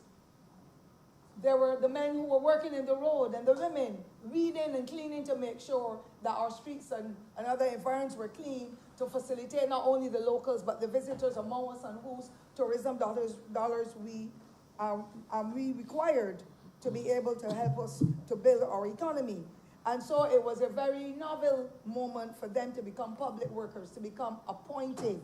And we called it at that time the piece of paper.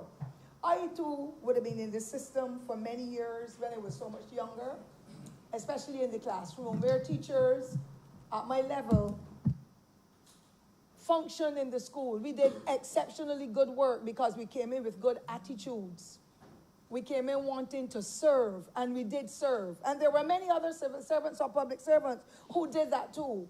But I stayed in the government system for straight 11 years, not being appointed, applying for whatever positions and still not being paid attention. And there were times when there was no money at the end of the month because the forms were not sent up for us because the appointments were 3-month appointments.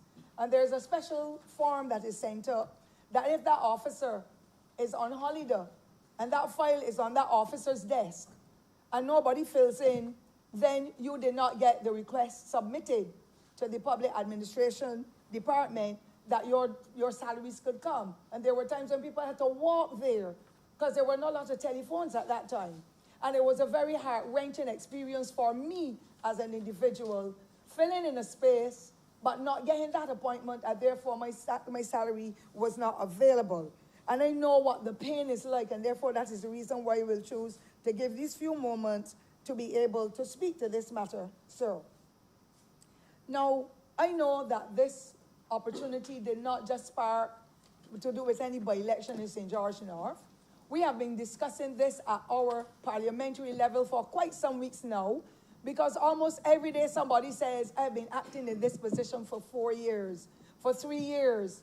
And ma'am, what can happen? What can the government do? We want security of tenure. We don't want for anything to happen and then we are sent home unceremoniously. So we know of the fear, especially mothers and fathers as well, because a lot of men are willing to go to look after their children. And if they're not sure about the position that they hold in the job, then they are becoming timid because they've seen how an administration before this one, in that last 10 years, and we call it the last decade, and it is true, because many people should have been given the opportunity after the startup of 2008 that they could get their appointments, and some went on for 6 and 7 years later, and were not given those appointments until almost close to the last general election in 2018, when a minister chose to invite people to Erdeston College to distribute appointment letters to people in their hands, as though I give you this or vote for me mentality. I have a problem with that. Yes, you want people to vote for you, but you have to treat people with the dignity that is expected, so that they know that it is not tying my vote now to the letter that I should get after 7 and 8 and 9 years. And a few of them were given their appointment letters, but there were so many others who were overlooked, because I believe those persons then offered the people in their constituencies so they can get their votes. But of course, you know, the ones that were living in the constituencies that we represented in the Barbados Labour Party did not get. So we had people in St. Thomas who worked so many years, they never got a letter during that time, leading up to the last election, because they were living in St. Thomas, so there's no real problem there. If you hand it in, it means that Ms. Ford will get the vote, and it is a whole lot of nonsense. I believe small island mentalities when it comes to voting and so, and those persons who want, it is wrong to suppress people who have been given of their lives to help to build this country. And so I am so proud today to know that just over 3,000 Barbadians, poor black people, that we go out and boast that Black Lives Matter. And we treat black persons and other persons, and I don't care which color it is, any human being deserves the dignity of being respected and given the service across the board without any special favors or anything. So I'm really very proud to be a part of this administration, because I know that tonight many teachers and janitors and general workers and so on are going to be extremely happy to know they will get security of tenure through this passing of this legislation. And it is really very interesting, because I remember very distinctly in the 2000s when we were the government, that the National Housing Corporation in particular would have had the General Workers Fund. And when those persons received their papers, they call it, their credentials, their letters of appointment, they were able to go to the National Housing and get a $10,000, because they now have security of tenure, and they were able to add on that waterborne facility to the house. Many of them were able to go and buy a little car that they can get to work on time, or they can get their children to school or do their own personal matters. And for me, that was really very profound. Now, we noticed that over the last few years, because people were being retrenched, many of them were being sent home before the ones when we came in and had to do it as a part of the program that we wanted to offer to stabilize this economy. We know that there were persons in 2013, just after the election, those people at Beautify Barbados, of which about 35 of them were people from St. Thomas who were working. All 59 of them were sent home unceremoniously. Those were people who were waiting to get appointed, that they could look after themselves, that they can fend for themselves, and they were really destroyed as a result of that action. And there were so many others who wanted to be able to continue to work to make the difference, that they can fend for their families and improve. Many of them had their dreams set. Many of those who came into the system between then had their dreams set. And then because they were not appointed, person had been going to the bank last year, year before, 3 years ago, 5 years ago, and the bank is saying, you said that you saw a spot for sale in St. Lucie in one of those areas. Well, sorry, we can tell you, you can at least be able to borrow to do a mortgage, or you can borrow some funds from the credit union to the tune of $150,000. But sorry, we can't take that, because if you don't have any strength there, you may soon be sent home. You may soon be retrenched, and then we tie up the money and you can't get it. So many young people are out there waiting to buy a house spot, to be able to buy a house, to be able to get a small loan, to buy a car, to extend the house, to pay for their children's education. Because a lot of people had to go to pay for their children's education during that period when the Democratic Labour Party told them, university fees, we are not paying it anymore. You are going to have to fend for yourselves. And they did not have anything to go with to the Students' Revolving Loan Fund, because they had no job or they were not appointed. This piece of legislation, Mr. Speaker, sir, is going to turn that around on its head. And those persons are now going to be able to step out because they now have that security of tenure where they know they will work, they will get their salaries, and they'll be able then to pursue those dreams that they had all over the years. I have a caution though, Mr. Speaker, because I'm deeply saddened at what I see and hear almost every day. I would say that at least 95% of the public servants do a good job. I must say that. And it has nothing to do, I believe, with who you are when you call, meaning if it is a minister in government, if it is this conglomerate, whoever. It has nothing to do with that. But I think generally, our people need proper training. And I have a problem when a lot of people apply for a job, they are given the interviews, and then because of who you are, with a lot of nepotism in this country as well, I hate it. I hate it because it is destroying the pillars of what we knew would have been the civil service or the public service, where people always gave high standards of delivery, even when some of them didn't have 2 certificates and met the qualifications. Some jobs called for 4, but people were there with 2, and they were struggling and they were studying, but at least they knew about human resource management and how to treat to clients. And I always came along and learned from working at Woolworth when it was 15 plus, because it was a summer job. I always learned that the customer is always right. But sometimes you pick up the phone and you call in offices, and it's not only the private sector now, public sector now, but in some public sector institutions. And you hear hello as though it is somebody's private phone in their house. For me, that is disrespectful, and it calls for good training. I know that as a young person coming into the governmental institutions, that we were given training. If it were not by the Ministry of Education itself, it was with the senior teachers and others within the classroom or within the school who will teach us what are the things to be done, how you treat to parents, how you treat to business people, and so on. And that is not coming through at all. So some days you call, you were treated so unkindly, people snap back at you. There's some institutions, and it's only a 5% or so that is doing it. But you listen to the calling programs and you will hear how people get responses from some governmental departments with those individuals who really require the training. And I'm saying, I don't care how many certificates, how many degrees people have, there has to be that human component where a person says, I did not get my pension on time. I went at the post office. I called at the National Insurance Office. And when I called, somebody tell me we'll go back and wait, it got me in the mail. We expect, we're dealing with thousands of people now. We can't tell you though. We can't talk, we don't call back tomorrow. It is wrong.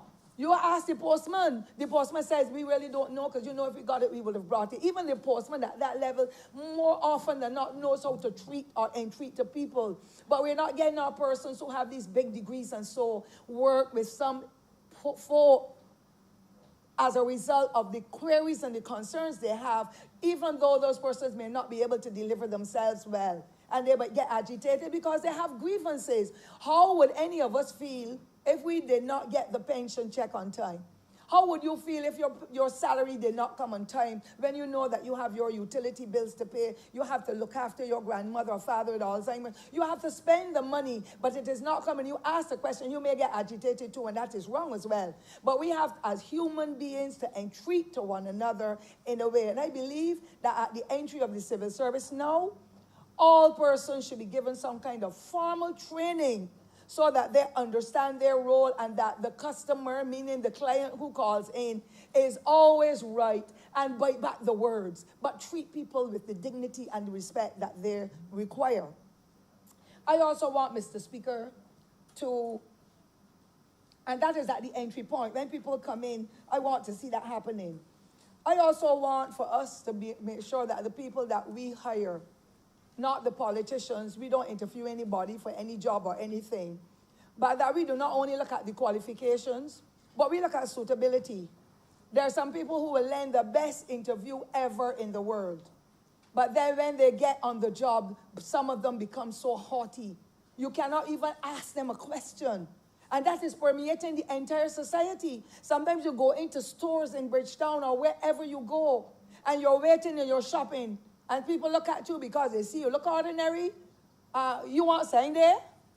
But somebody else comes in a jacket and a tie. You have to see me perhaps. Let me use myself. Oh, ma'am, you look well. May I help you? But the little old lady who probably has the thousands of dollars more than me because I'm always broke, you do not say to her, ma'am, how may I help you? And you look back and you say, you don't want sign there? But then you had a good proper English because you're talking to me. I don't tolerate that. I think that we must be across the board with the discipline. And so I want to say, Mr. Speaker, sir, how happy I am that this will take place and that we as a government continue to follow and train our public servants how to get along with people, how to treat people well, how to be punctual on the job, how to be regular. Because often people take a day off. Nowadays it's for the birthday, their own birthday. Then it's for the husband's birthday or the partner, whoever. Then it is my mother's anniversary. And now we have funerals all day and evening, mornings and evenings. People just take a day off. They just came back from holiday. It is time for me to go again. And who is monitoring them? So therefore I want to say, I want an appraisal system, a proper one.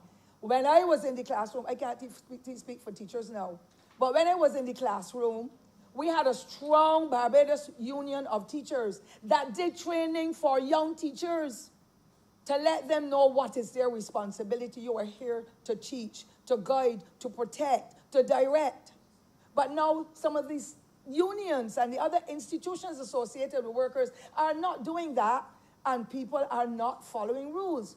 And it would be useful if the honorable member who is in the Ministry of Finance and them let people know that when they're consistently absent, that when it is time for them to get gratuity, according to my simple understanding, that is taken out for all those days absent. There are some who are not sick at all and they're home 24/7. On extended sick leave, I want for the Honorable Prime Minister and her team get the medical board to board those persons who are at home and nothing is wrong with them. And sometimes you get to know that they are just at home because they feel like staying home because you're still going to get paid anyhow. Those are some of the things that we need to look at, because at the end of the day, the drain is on the economy. And when you're paying someone that stays at home for 6 months and nothing is wrong, they just feel like somebody has to fill in for them. So you're now paying the person in the substantive post because they're appointed, and you're also paying the temporary person who is filling in for that individual who is out. So you're paying out money twice, and we are feeling it in the economy. We are feeling it in the institution. That's why some of our schools can't get maintained in the way we would like, because the monies are going elsewhere. And I think it is about time that these persons who are going to get their appointments, that they be told, this is no slave thing that we are pushing at you. It is just that you're building up the public service and making it the institution that was envied across the world for how Barbadians had a culture of going to work, offering quality service, and making sure that they do what they have to do with an element of a professionalism.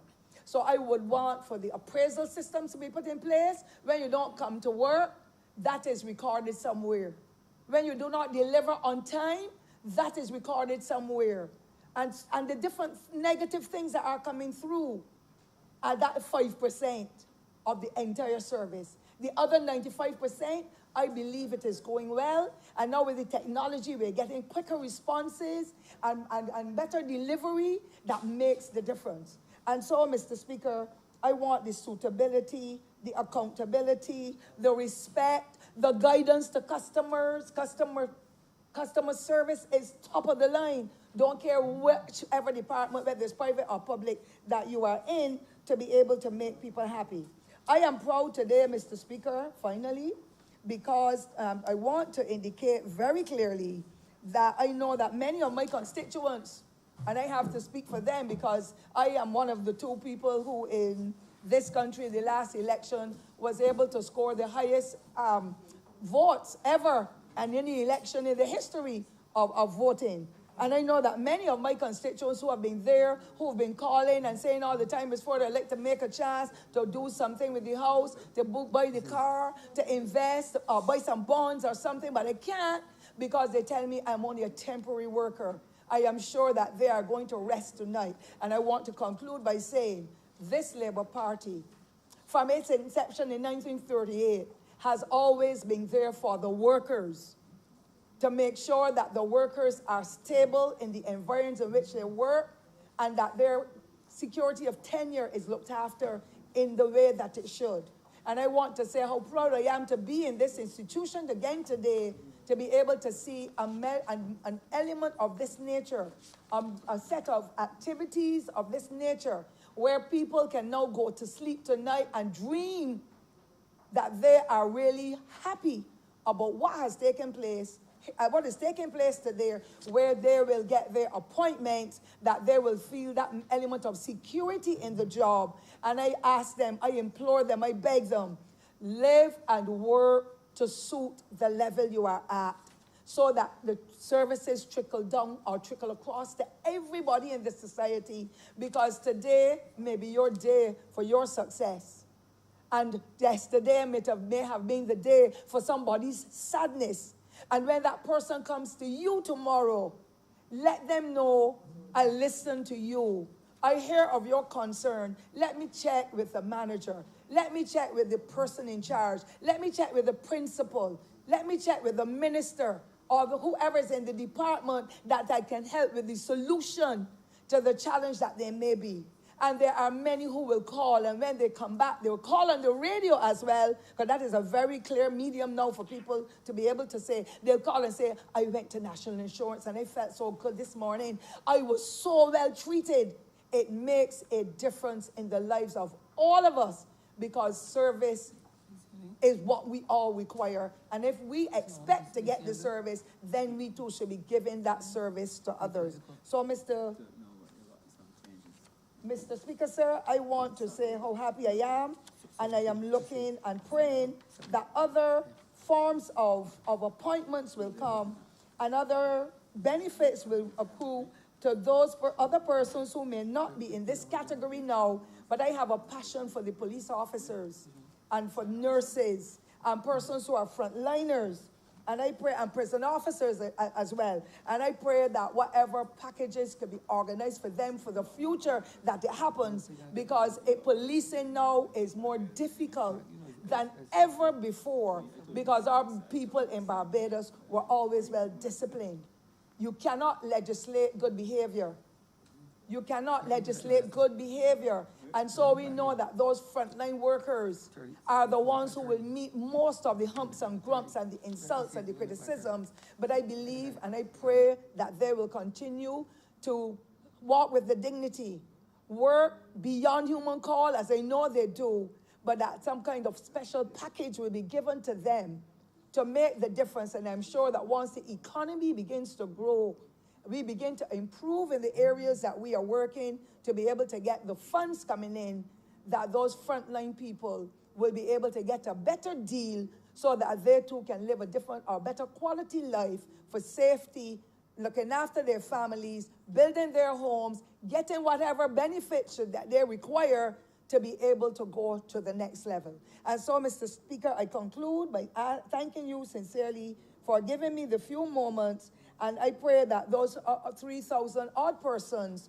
will be able to continue to give those good attitudes, the good services to the people of Barbados and to the visitors who will come among us, because you're talking immigration, visitors are going to go there to have their matters regularized, wherever it is across Barbados, that people and workers, especially public workers at this time, that they will offer their services and make sure that they conform to the high standard that we know that we have been, because at the end of the day, it is about people, and people matter. And when they do the good, the God of heaven will continue to give them the strength and the opportunity to be able to do even better. So I wish to thank you, sir, for the moment, and I wish that other members who are here not only will express their thankfulness to the government and so on, but as we go around Barbados, that we will let people know it is because this Barbados Labour Party has always cared and will continue to care, because human development is critical, and when people have funds, they can spend, they can share, they can deliver the services and bring back our public service to that high level that we know it has been before, so that at the end of the day, all Barbadians are proud of the services that they receive. Thank you, Mr. Speaker.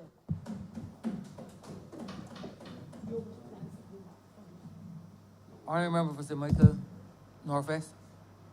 Thank you, Mr. Speaker, sir. Mr. Speaker, sir, I rise to lend my support to this debate and to endorse the public service bill that is being discussed here this evening, Mr. Speaker, sir.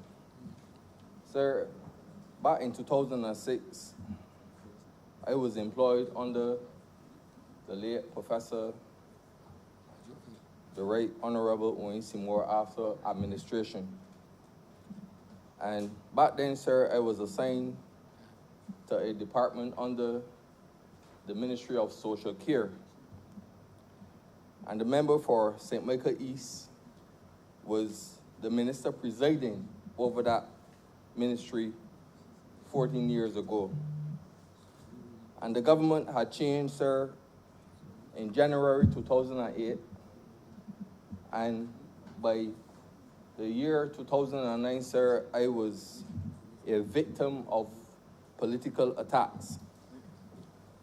Mr. Speaker, sir,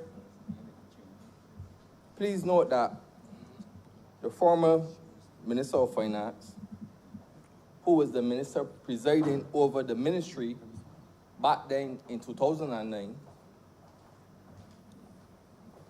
I remember, sir, one day I received a call from a manager at the time telling me that the acting director at the time wanted to meet with me and wanted me to attend a meeting at headquarters.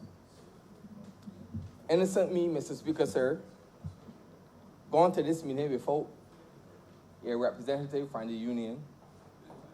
Although I was a member of the NUPW at that point in time, and knowing that the Dems were on a rampage and were out destroying the lives of people who they felt were affiliated with the Barbados Labour Party at that point in time, Mr. Speaker, sir. I attended this meeting, Mr. Speaker, sir. And in this meeting, I was told by the acting director that at the end of September 2009, I will no longer be employed by the department under the Ministry of Social Care. Mr. Speaker, sir, I asked why not. And the acting director said to me that the Black Rock Lazaretta was closing down and she had to find room to place the employees. My next question, sir, Mr. Speaker, what that had to do with my job description. Anyhow, the acting director looked at me, Mr. Speaker, sir, and she said to me, she have her job to do, and she only following instructions. Mr. Speaker, sir, would you believe that the former Minister of Finance, who was presiding over the ministry at that point in time, had the acting director doing all of his dirty work? And the acting director, Mr. Speaker, sir, was victimizing those who were employed under the Barbados Labour Party before the government changed.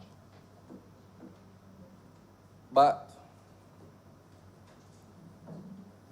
I recall when the member for St. Michael Southeast was speaking, sir, she spoke about politics of inclusion. And I can honestly say, sir, that the Democratic Labour Party do not know the true meaning of politics of inclusion. All the Dems know is about them, and only them, and nothing else but them. And it's so funny, sir, that even the last AGM that the Democratic Labour Party had, a reliable source that attended the AGM, he sent me a picture of a ballot, and the only names that were on this ballot was the president of the Democratic Labour Party and her disciples. I said that to say, sir, that the Dems only know about thieving and nothing else but thieving. Mr. Speaker, sir, can you imagine that after all the wickedness that took place when I was employed back then, I was a constituent of the former Minister of Finance. Yes, Mr. Speaker, sir. And would you believe that my supposed to be representative at the time, because I was affiliated with the Barbados Labour Party, and he heard that I was a friend of the member for St. Michael Northeast, he took it upon himself, sir, to try to victimize me as much as possible. But despite all of the drama that took place, the former Minister of Finance, sir, had instructed the acting director at that point in time, when he was the then Minister of Social Care. And I guess this was a move to avoid the embarrassment, being the MP for the area and I being a constituent of his at that point in time, to relocate me from the department I was working in into a different department, but under the same ministry. And would you believe, sir, after fighting for my job, that the Dems decided to move me from one post and place me in a different post, Mr. Speaker, sir. And by doing that, sir, my salary scale had changed. And I remember, sir, that if I was working, sir, back then, let's say for like $2,000 a month, my salary scale had changed and it had increased to like nearly like $3,000 a month. And one of the wicked things that I had to endure under the Democratic Labour Party back then, sir, which I said earlier was political victimization, was the fact that they had placed me in a different post, earning more money, but made sure that my salary remained the same when I was in the original post before they had moved me, Mr. Speaker, sir. These are the type of wicked things that the Democratic Labour Party will put some public servants through, sir. And Mr. Speaker, sir, that is not all, you know. I remember, sir, that after working nearly 12 years in the post, Mr. Speaker, sir, that people came in to government after me and received their appointment letters. And I was in there for nearly 12 years, Mr. Speaker, sir, under the Democratic Labour Party. I never, ever received my appointment letter. And people that came in after me, sir, worked for 4 years or 5 years or 6 years the most, came and received their appointment letters under the Democratic Labour Party. But me, who was working for nearly 12 years, never received my appointment letter. Sir, this is the type of discrimination and political victimization that some public servants up to this day still have to go through. And I'm very glad, sir, that this government have taken it upon themselves to make wrong things right when it comes to appointments within the public service, Mr. Speaker, sir.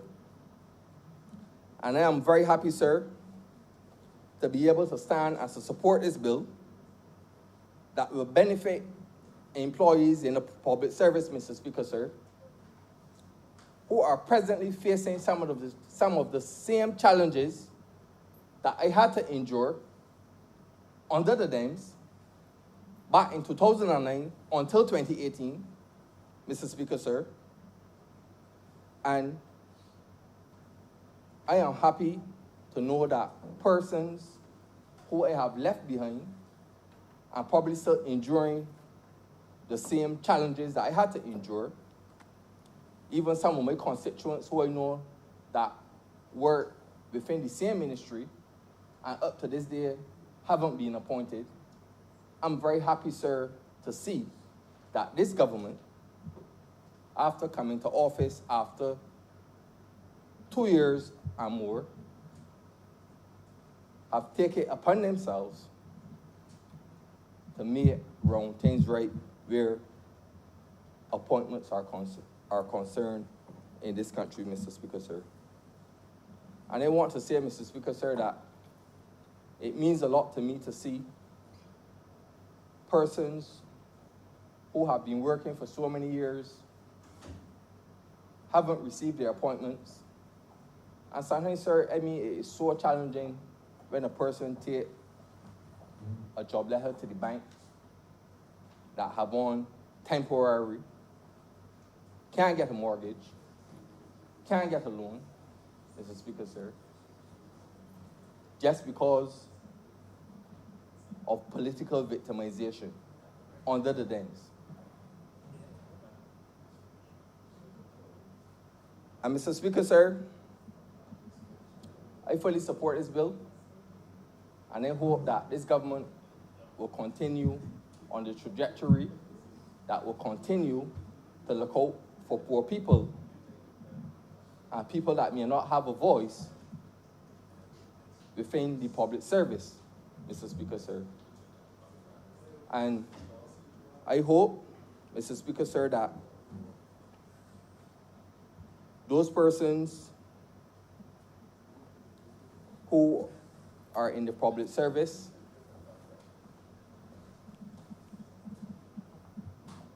will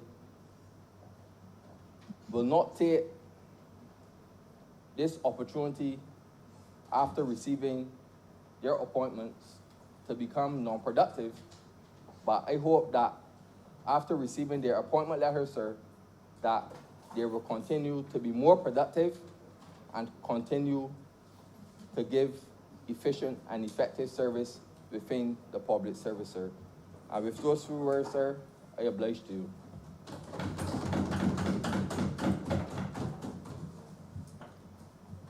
Honorable Prime Minister. Thank you very much, Mr. Speaker, sir. I am honored to stand here today in the closing of this bill that is before us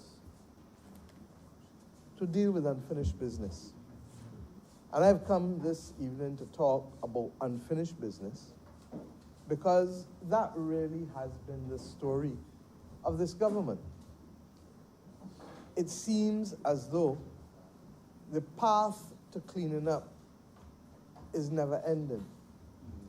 And for those listening on, they may say, again? But for those who are in the trenches like us, I say, again.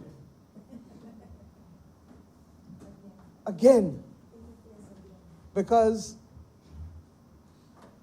it is ironic that we stand here today in this parliament that is sitting at his Worthing Christ Church.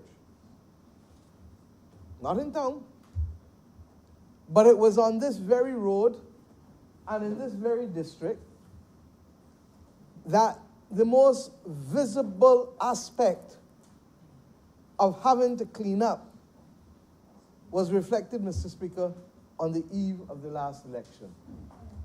And of course, every one of us know that I refer to the untenable and unfortunate situation with respect to the sewage running in our streets that led to a number of international advisories against our country. We had a similar situation with respect to with respect to cleaning up the affairs of government fiscally. We came to government and significant sums of money were owed by the government of Barbados to diverse players locally and internationally. And the amounts owed to different agencies, some state-owned, majority of the private ones local, but some overseas. And the sum of almost $1.9 billion was owed out at the time. And we have reduced that to literally just on or about $300 million, which we are working down. We had unfinished business to deal with tax refunds. Mr. Speaker, many may forget, since they are now getting back their refunds. As recent as yesterday, the government of Barbados paid out another $15 million in refunds to keep current. But we have still on the books just under $300 million in arrears from refunds that were due and owing from 2010 to 2016. And you may recall, sir, from as early as 2018, we started to pay back and to go current. By the October, November of 2018, we started to deal with people for the first time in almost 8 years with respect to their current refunds. Mr. Speaker, have we reached perfection? No. But are we significantly better off than we were 2 years ago? Absolutely, sir. Absolutely. And for those who want to challenge us, just pick up the mission critical agenda and look at it.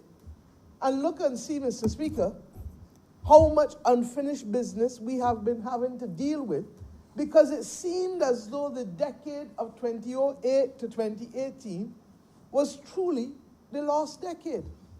Mr. Speaker, I come here today as Minister responsible for the public service with a certain degree of pride.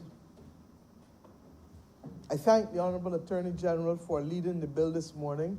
I had to speak at the United Nations Summit on Financing for Development, which continues to be absolutely pivotal to our interests, because we need to be able to mobilize funds for development purposes after COVID, in the midst of a climate crisis, for the Caribbean region, for Barbados, because we all know the consequences of zero revenue for tourism for months, and the consequences of tens of thousands of persons becoming unemployed as a result of COVID-19. So I thank the Honourable Member for St. Joseph for doing an excellent job in leading this bill before this Honourable Chamber. I want to thank all of the Honourable Members who spoke, including the Leader of the Opposition. I'm told that the Leader of the Opposition is supportive of this bill, and I thank him for that. I'm told that he's perplexed as to the date. Well, perhaps I say simply to him, tell me. I'm prepared to listen to hear what is the word. Sorry? What is it? Oh, I didn't know there was such a word called perplexity, but I learn every day. My concern, sir, is that I must tell you just now, on the way to the Honourable Chamber, I heard him in a loud aside when the Honourable Member for Christchurch East was speaking about things that seemed to be consuming his mind with elections. But I would simply say to him that when he spoke, he said money, and I wasn't sure what money had to do with his position or the member for Christchurch East, other than to say that that seems to be on his mind. Well, what is on my mind is the appointment of 3,100 people that were left unresolved. And what is on my mind, Mr. Speaker, what is my mind, Mr. Speaker, the numbers became, the approximate number, the Director General is here, is 1,900 persons. For persons, 1,900 persons, for persons who are temporary in temporary posts, and just under 1,200 for persons, temporary who are in established posts, and just under 1,200 persons who are temporary in temporary posts. But I want to go to this point. The honorable member asked, why now? And I said to him, I did not know that by sitting opposite me, that he has assumed all of the characteristics of the last man who sat opposite me, the former Prime Minister of Barbados, the honorable member for St. Michael South. I did not know that by simply sitting opposite me, that he would now assume that everything is to be put on pause or delay, and that he would fail to recall that those persons who stand to benefit from these measures are persons who need it all the more now because of COVID. Because some of these persons who will benefit, whether they be firemen, whether they be clerical officers, whether they be teachers or nurses, whoever, many of them are in serious need of additional support beyond that which their salary can give them. And the point that has been made by member after member after member after member in here is that the security of tenure is absolutely critical in order for any of them to establish a meaningful relationship with a financial institution in this country. Now, Mr. Speaker, we all know that during 2020, there are very few people who have been able to go by without digging into their savings. And many of us have had to do it, and we've seen our constituents do it, because even if they themselves are not without a job, even if they themselves are working, they have a mother, a father, a brother, a sister, a nephew, a niece, grandchildren, who have been disrupted by what has come to be regarded, globally, I might tell you, as the greatest disruptor of economic activity easily since World War II and possibly before the Great Depression. So, Mr. Speaker, what is it? I am not going to reflect on the fact that the honorable member for St. Michael West either is ignorant of the realities of fiscal management in the affairs of this country, or chooses to ignore or forget what is the reality of the ordering of our affairs. I may have been born on October 1st, but it was not me who made October 1st the beginning of the second half of the fiscal year of Barbados. It really wasn't me. The 1st of October represents the beginning of the last 6 months of the budget of this country. And if you are going to have a tidy mind to do tidy things in a structured way, then that is when you anchor yourself to things that are easily capable of being sectioned out and put into a block to allow us, in particular the member for Christchurch East Central and the members of the Ministry of Finance, the officers in the Ministry of Finance, to appropriately order their affairs. Similarly, we recognize that before we come on to the end of the year, there may be people who may need to do some little borrowing or some little settlement of whatever it is in their affairs. And that if we held on much longer, it would be a drag. But more importantly, Mr. Speaker, this government has made it clear that we cannot do everything. But the things that we can do, we shall do in the interest of boosting economic activity in this country so that more jobs can be created and more people can work. Now, Mr. Speaker, let us be realistic. If you have a fire officer who's a senior fire officer has not been appointed. If you have an immigration officer, as I know many of them, not appointed, they have some work to do home at them. But the work will call for about $30,000. Not a kill cow, but equally not 5 cents and can't be financed out of their savings or can't be financed, Mr. Speaker, out of their salary. Why not appoint these persons to allow them to put themselves in a position to be able to undertake the work that is necessary? The rainy season is in. We know what it was last night to see a number of districts flooded. And I want to thank those officers and those members of parliament who came out to ensure that we could go and deal with the persons who have been affected, although I will say to the House that it is rewarding that the runoff of water has been significantly improved in this country as a result of the cleaning. And I thank the member for St. Michael West Central and the previous minister, the member for Christchurch West, for working assiduously with the government for us to get there. Have we finished the work at Murphy's Pasture and Edmonton yet? No, we haven't. But I have every confidence that that will happen. I thank the member for St. Lucie. I perhaps should have remembered him up front because they tell me that most of the steel benders went to St. Lucie to finish a bridge there and hence were moved from Chapman Lane. I didn't know that he was still such a powerful man after leaving the ministry. But I salute him. Good, good, good. And the point I'm making, Mr. Speaker, is that we have to use both fiscal and non-fiscal measures to trigger economic activity in this country. This measure provides the security necessary for a lot of public servants to be able to make decisions.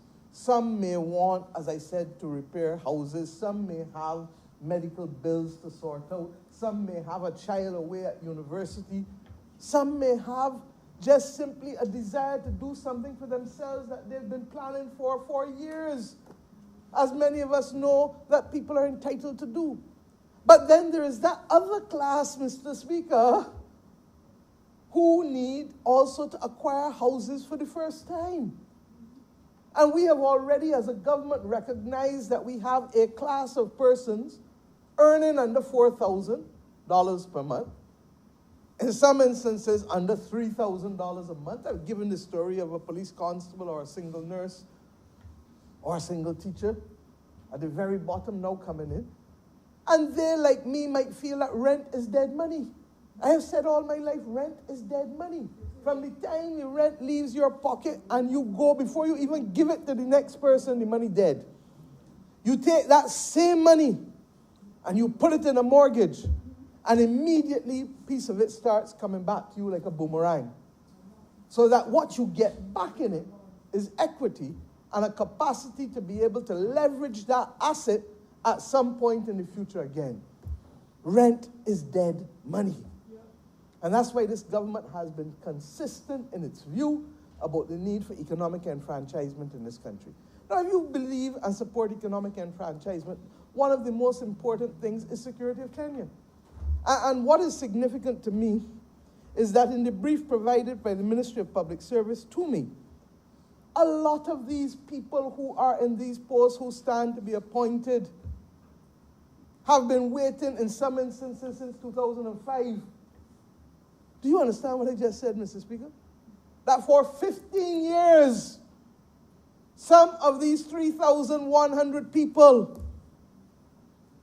have had to wait and put their lives on pause. And a government that was there for 10 years, the last Barbados Labour Party government, in fairness, the Honorable Attorney General might have spoken to it, in the Public Service Act of 2007, there was a provision for persons who had 3 years or more in a temporary post, in an established post, or in a combination of the two, to be appointed.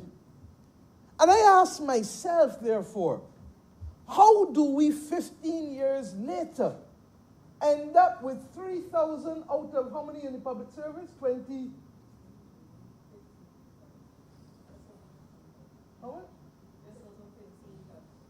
15,000. Leaving out the state-owned enterprises, there are about 15,000 people in the public service. That's 1/5. That's 20%. That's 1 in every 5 people in the public service of Barbados who stands to be appointed today as a result of the passage of this bill, should it pass this House, the Honorable Senate, and receive the assent of Her Excellency. Mr. Speaker, you know what 1 in 5 is? 1 in 5 for any established employer to have them on a shoestring is not a good thing. Now, I equally say that this government therefore believed that, and we started from as far back as 2018 to ask the Ministry of Public Service to start the process of appointments. There were legitimate conversations that we've had with the representatives of the workers, the union movement, the National Union of Public Workers, the Barbados Workers Union, even Unity, with respect to the customs officers. And the bottom line is that in spite of us agreeing with them, the length of time, Mr. Speaker, that it was taken to do the appointments would keep us in a constant game of catch-up and remaining almost on a treadmill, not being able to be fair to those who are now coming in and who expect that they too will have a normal career path, including appointment. Mr. Speaker, others have made it absolutely clear in this chamber today that this bill is not the only means by which public servants will be appointed. But what this bill does is to take a blockage of significant proportions, almost 20% of the mainstream public service, and to allow us to deal with them in good faith. When you have a temporary officer in a temporary post or a temporary officer in an established post, you got to wait for permission to pay. You got to wait for people to send up the application to get the approvals when the authorizations go down. I spend too much of my time just simply saying approve, I approve, I approve, I approve. And I've come to the conclusion that if we don't bring the public service of Barbados into the 21st century full, fast, and quick, we cannot go where we need to go as a people and as a nation. And that is why we have put on the table with the social partnership, and we will continue to review and conclude now, new arrangements for flexi-time, new arrangements for medical boarding. Medical boarding must be one of the most frustrating exercises in this country, both for the person applying to be boarded and for the persons who are depending on results to know whether to turn left, right, go straight, go back. You can't get a result. In some instances, 2 years and 3 years. But it doesn't even take that long to go any part of the world. And you can't get somebody medically boarded in short order. So that this government, and take a copy of the Barbados Labour Party's manifesto. And the Honourable Leader of the Opposition knows it well because he signed it. He signed it. And at page 42 of that manifesto, Eddie, you always have one. You have it? 42 of that manifesto. The commitment to deconstructing and reconstructing what is the public policy we're trying to achieve. Well, we want stability and fairness in the public service of Barbados for each and every employee who is employed in the public service of Barbados. What is the public mischief that we need to make sure that in doing what we're doing, we're not unfairing people? And that's why we went back at it and looked at the combination of temporary and established and put in that. But more importantly, that we also put in, it's page 42 or 43? Page 42, right? Page 42, I didn't forget. Go and read it. But we also put in this bill today, Mr. Speaker, a specific provision which finds itself also in the main Public Service Act, at clause 7.2 that where an officer to whom section 4 or 5 refers is prejudiced by the operation of either section in respect of an appointment to an office by virtue of the provisions of either section, the Governor General may appoint the officer to an office, the appointment of which results in remedying the prejudice. This exists in the current bill. And it was the Democratic Labour Party who introduced that provision in the current bill as well. So that I would believe that all of us agree that that fallback mechanism that says to the world, we don't know every single case, because we generally don't. And the reality is that the compilation of records and the compilation of actions is not always perfect in an organization as amorphous as the Public Service of Barbados. The rules are very often difficult. Indeed, I say that the only organization whose rules are more Byzantine than the Public Service of Barbados is the University of the West Indies. Documents that establish the university and govern the Senate and other organizations within the university, and its financing, by the way, too. But the bottom line is that the public mischief is being met by this provision that says that we don't know. But I also want to invite those members of the public service who believe that this may do injury to them to write the Personnel Administration Department and to allow us to have a special file created so that we can go through them one by one, by one, by one. Because if the intention in the public policy being proposed is to bring fairness and to create opportunities for persons who are working in the public service so that they are empowered and incentivized to give of their best, then it cannot be the intention of the government to see anomalies and to leave the anomalies on the side of the road without reference or without consideration or without resolution of the same. So, Mr. Speaker, we are very, very, very clear on that. You heard me speak, sir, about the other things that we must do to modernize. The PAD department, for example, has sent me the list of the numbers all on disciplinary charges. I heard the member for St. Michael Southeast speak very clearly this afternoon, as well as others outside of this chamber. And like medical boarding, it cannot be that a disciplinary charge is an open-ended act, never to be completed, and to leave people in abeyance. Justice delayed is justice denied, however which way you look at it.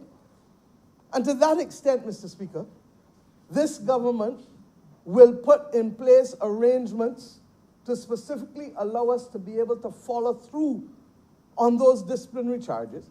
Why? Because I make an allegation does not mean that somebody is guilty. It merits investigation. And after investigation, there is the rule of natural justice, which requires that, one, I do not be a judge in my own cause, but more importantly, that I be given an opportunity to be heard with respect to any allegation that is made to me, against me. In addition to that, Mr. Speaker, there is something called the Administrative Justice Act that literally binds the crown with the exception of certain departments. And the Administrative Justice Act, Mr. Speaker, as you well know, being a practitioner yourself. 309B. 309B, chapter. Remember, for St. Michael East looked at me and you, I'm not sure. Chapter 309B. But it deals with reparations within the context of the administration of the government of Barbados. So that people ought not to act arbitrarily. People ought not to act without giving reasons. People ought not to act in a way that reflects bias, conscious or unconscious. Mr. Speaker, the Administrative Justice Act is there. There may be those, and if late Sir Roy Marshall, who is no longer with us and who was my special advisor as Attorney General, indicated to me when I was AG, and I must tell you that I accept much of what he said, that the Administrative Justice Act has done some damage to the quality of decision-making in the public service because people are frightened that their actions and their decisions are reviewable, especially in certain departments. And that whether it is a school or whether it is a mainstream department, that we may have to look at capping the damages that may flow from improper or wrong decisions that may not be out of malice, but may be born out of inexperience, may be born out of not having sufficient facts, may be born out of a whole range of reasons. And that we may want to look and see how best we can treat to these issues without causing damage to the citizens of this nation. And Barbados is unique in having codified this form of behavior that is acceptable in public spaces. There are a number of countries that don't have the legislation. There are some common law jurisdictions that go on the basis of common law. And the bottom line is that judicial review has become a feature of our administration. But in some instances, I'm not sure that we have trained people sufficiently well in the precepts of the legislation in order to allow them to improve the quality of their decision making. So we need to do that. We have committed to a massive retraining of both the public and private sector. Why, Mr. Speaker? Because nobody owes us a living and nobody is going to do for us simply because we say do for us. We can only demand respect by earning respect. We can only demand respect by earning respect. And that means that we have to do the best job that we can do in every space, wherever we are, in the employ of the public space, on behalf of the taxpayers and citizens of this country. I believe, sir, that that training should not be only in the area of your specific discipline, as I've said over and over, but also should be in the rudiments of what it is to be a good citizen, to be a star Bajan, to be able to recognize that we have a commitment to try to attain excellence in all that we do, recognizing that we have a commitment or that we need to have integrity and reflect honesty and transparency and accountability in all that we do. How we treat one another is important. Do unto others as you would have them do unto you. And we've tried to be able to create a new mission statement that I hope the Ministry of Public Service will make known to all as easy as people know ABC and 1, 2, 3. Because if we all understand what is the role that we each play in holding up this thing called a public service, then I'm satisfied, sir, that we will all be able to make many hands make light work and to allow us to move at a quicker pace. And why do I want that? Because at the end of the day, we want a public sphere that pays well, that treats people properly, and that creates opportunities for persons both in terms of training and education, but also in terms of enterprise development. Mr. Speaker, only yesterday, I met with some persons discussing the whole nature of a new concept with respect to how we treat to public enterprises, and the notion of something called public sector mutuals, which allow you to be able to identify the benefit, even in non-profit making entities that have only a social output. How do you empower the citizens? How do we provide for the entrepreneurial leadership that is necessary in every agency? Because entrepreneurial means taking risk. Doesn't only mean about money. How do we ensure that our workforce is empowered and liberated? How do we, Mr. Speaker, ensure that every agency in government, whether profit-making or otherwise, has a commercial discipline to it? And how do we have an ethos that is unique to the Barbados Public Service that allows us to know, you see them people who coming down who are our client class? Don't turn them back, or don't tell them come back in an hour, especially if you don't know how the little lady is going to be able to get money to go back home to catch. And then maybe whether she's catching a bus or whether she's taking a taxi or whatever it is. And I say to people, even when I give my own example, it takes me 2 minutes to talk to anybody. 2 minutes. Listen and see what they want. And if you can't deal with it at that particular time, Mr. Speaker, you ask them to come when you know you can deal with it. And if you can, because it's a simple issue, all the better. And if you need to refer them to somebody or to some agency, you do it. But what we have to do is that must be the ethos of everyone in the system, from bottom to top, from middle to middle, middle to middle, middle, middle.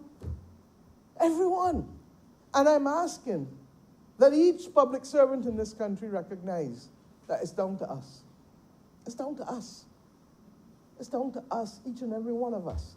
And this government wants you to know that we are trying to be fair to you first. It is unfair for over 3,000 persons to be working with this kind of loose arrangement that provides no security of tenure. We recognize that there are difficulties, but the difficulties are not insuperable. So that where we do not have enough posts, that is why you have the concept, sir, of supernumerary posts.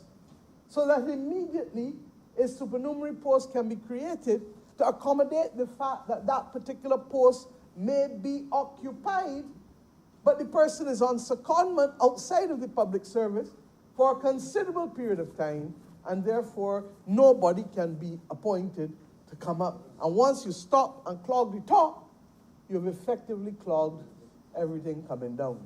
Because the person who acting in charge is substantively holding a different post, so somebody can't be appointed in their post because they can't be appointed in the top post. And it goes right down the chain. And that is what happened in customs. That is what happened in fire service. That's what's happening in a whole host of things. But customs was perhaps the most egregious example, because you had a controller of customs acting as a permanent secretary for over 10 years. So, Mr. Speaker, what does that mean? That you could not appoint a controller. The last government chose not to appoint a controller of customs. Now, could they have done what we are doing now? Of course they could have. And that's why I say to the honourable member, Mr. Michael West, I thank him for supporting the bill, but I wonder whether he is not taking on too many features of the man who previously sat opposite me, because he would then appreciate why this cannot be kicked down the road or deferred, because this is a matter that is past urgent. Well, I'm glad to hear that, man, so that we move forward with pace. It wasn't done sooner because we asked for them to be done literally by the manner in which it would normally be done, and we were able to complete appointments in the Immigration Department. We were able to complete the 132 posts with the customs officers and clerical things. But the reality is, in the absence of statutory authority, it becomes a tedious task. And what we are now doing is saying, look, there's a blockage. Everybody ever heard about colon cancer? You're going to have blockage in the colon. You may have a blockage in your stomach. You may have a blockage somewhere in your body. You take it out, and then you allow the body, hopefully, to recover and to rehabilitate itself. And Mr. Speaker, we have left out deliberately police and prisons because we believe that those still have to be the subject of a painstaking, deliberate individual appointment. But we are now in a position to do that in quick dispatch, having removed 3,000 others that the officers would otherwise have to do. And we've held police and prisons because they, more than any other agency, require commitment to a hierarchical disciplinary organization that, in truth and in fact, part of the difficulty that we face in the Royal Barbados Police Force today comes from the fact that there was a failure on the previous Service Commission to recognize the importance of the fact that the Commissioner of Police must have command of his officers, and that the Commissioner of Police has the right to determine, after exams and reports and other things, how promotions should obtain within the force.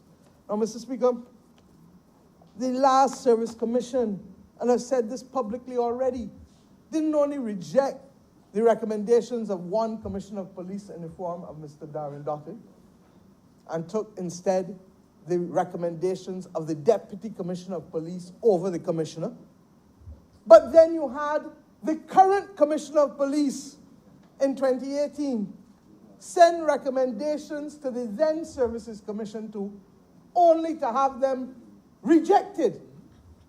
And the chair of the Services Commission, a former junior public officer,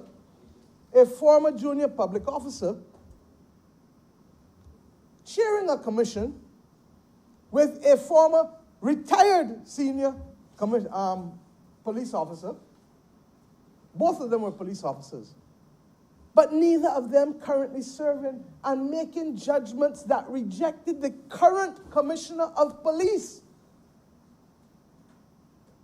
in the recommendations that he would have made to the Services Commission.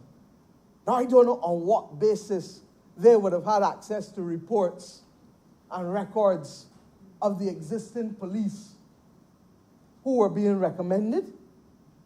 They might have had access to a passbook for George Street. They might have had access to other documents.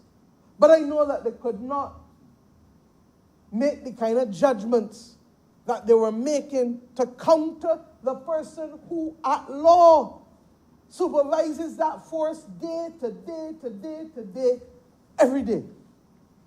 And Mr. Speaker, I make these points because we need to be careful in understanding that we are trying our best to create an environment within which people who work for the public service of Barbados can feel proud that they belong to a fair and transparent environment that gives them opportunities and that creates a platform for them to learn and to be able to move from strength to strength and to go and to look at things differently. Mr. Speaker, and we have to do some things differently. We are in discussions with the Corporate Affairs Department because we recognize that we need to take a different approach in order to be able to allow that department to restructure itself and to be able to work in a seamless way, giving them the opportunity to do it, along with support that we provide to them technologically and policy-wise to be able to make sure that they can deliver service of equality to the people of Barbados and to the investors in this country that will be of a superior nature. We're looking to working with the Ministry of Social Services, the Ministry of People's Empowerment and Elderly Affairs to see how best we can change up how social services are delivered in this country. Because right now, we have a situation where you may argue that each department does not have sufficient social workers, Child Care Board, NAB, Disabilities Unit, Welfare Department, etc. But when you take all of them together, Mr. Speaker, as a former social worker yourself, you know that we have almost 400 people working as social service workers in this country, social sector workers, who, if each was treated as a first responder, would give us sufficient width and breadth to reach the entire range of problems from St. Lucie to St. Philip, from St. James to St. John in this country. And Mr. Speaker, therefore, the government is consumed not only, therefore, with the terms and conditions of employment, but also with the substantive purpose for which persons may find themselves required to work on behalf of the people of this nation. Mr. Speaker, there's one other topic that I want to touch on briefly before sitting, and that is the structure of our service at the very top. I make no mistake, I make no bone about it, rather, that I've raised it with the officers, and I'll raise it again. We have to ask ourselves whether the structure of the Barbados Public Service is meeting the needs of serving the country and our ability to do business in this country and to meet the needs of the citizens of this nation in the third decade of the 21st century. I believe that the time has come for me to appoint a small group, local and regional, to help us determine how best we can restructure aspects of the public service in order to be able to better deliver what we need. We can't keep talking about it and then nothing happens. And let me give you an example. In the way in which we have certain ministries structured, we have the permanent secretary who is the administrative and financial head of the ministry. We then have a chief technical officer. More often than not, the chief technical officer is S2, S3, and the permanent secretary is S1, S2. So the first problem you've got is that the person who is the chief technical officer will always want to go into the permanent secretary position because the pay and the level is better. But when you have now that level of movement and that level of disruption from ministry to ministry to ministry, a chief technical officer is in agriculture, is in public works, is in foreign trade, is in Solicitor General's department, is in the Chief Parliamentary Council's department, is in education. I can go on and on. And they're not there because we just want to be fanciful. They're there because government, more than any other institution in this country, is faced with complex technical issues. And if we are to regulate, then the chief regulator inevitably is the chief technical officer. We see it clearly with COVID and the chief medical officer. I have maintained that the chief medical officer has powers in this country that not even a prime minister or governor general has. And there are other powers that other chief technical officers have. The chief labor officer. And we have to ask ourselves whether we can continue with this situation where we are shifting people on a day's notice and 2 days' notice, and a project that's sitting down on a chief technical officer's desk is then put on pause for 6 weeks because they've gone on vacation. Now, I don't think it is fair to the chief technical officer either to have them operate at a level below the permanent secretary. That therefore means that government is continuously under pressure to fill that. Similarly, I believe that beyond the permanent secretary, can a permanent secretary in today's world adequately be responsible for finance, administration, human resources, and then policy too? Advising a minister? Where's Gupma? I shouldn't say that word, I don't know if it's the word to the English language. It may not be. I'm told the agent says it can't get spelled, but I'm sure that the bishop will help me spell it. The bottom line is, Mr. Speaker, that I think we have reached a moment in time where we need a small committee of 3 or 4 persons to do a rapid review of our public service over the next few months and to come back with us with respect to structure and how to be able to make us a more seamless organization, making the terms and conditions of workers very clear, because without satisfaction, and there's nothing more demoralizing for a public servant than acting in a position for years without being appointed, because it tells them not only about the money, but that you don't care enough to finish the appointment and to allow them to resume normalcy in their lives. And I feel strongly, Mr. Speaker, that these are things that are within our purview to be able to fix and to be able to allow the system to work far more efficiently and effectively than it is currently working. The concept that I have of Directors General simply builds on what existed from Mr. Barr's time with the Director of Finance and Planning.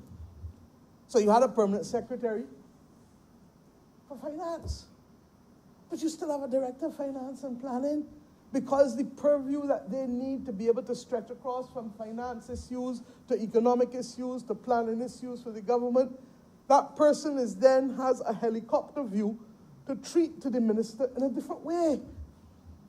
It is my judgment that we need it in a number of areas. We've already created one in foreign trade. And you may ask why. Because everything that we do literally in terms of policy, almost everything has a foreign trade component in terms of aspects related to goods or services or investment once we are trading beyond our borders. And to that extent, even just the simple things that we want to do, like making sure that Bajans can work making uniforms instead of sending the money outside for somebody else to make uniforms and buy food for the family. Those implications come down to what wiggle room we have, what policy space we have with foreign trade. We also have a Director General of Human Resources, because under the Human Resource Department, there are those that deal with the creation of posts and the qualifications for posts and appointments. There are those that deal with the actual appointments, interviews, and there are those that have to deal with the training component of it. And therefore, if you pigeonhole that person into a PS's post, in my view, you're not going to get the kind of broad, helicopter, strategic-like approach that we need. So that those are 3 in place already. And you may ask, what are the other 3 in my view?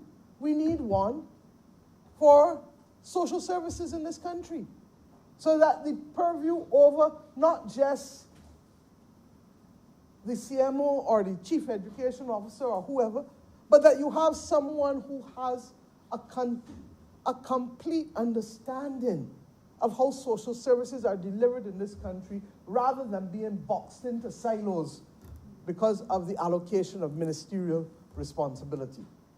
And then you need one in foreign affairs, because there is so much happening in this interconnected world now, Mr. Speaker, that it is impossible for us to function any day of the year without at some point having some level of interaction with people beyond our boundaries.